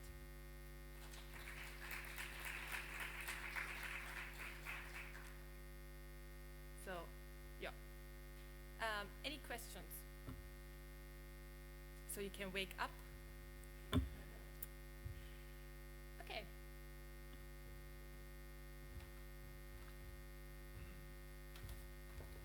As Aline said, we don't want to force you to join ASIS, but we all had a very great experience being members of ASIS, and the opportunities are great. So I would recommend it warmly to you to join ASIS, whether you're a student, whether you're a professional or a professor.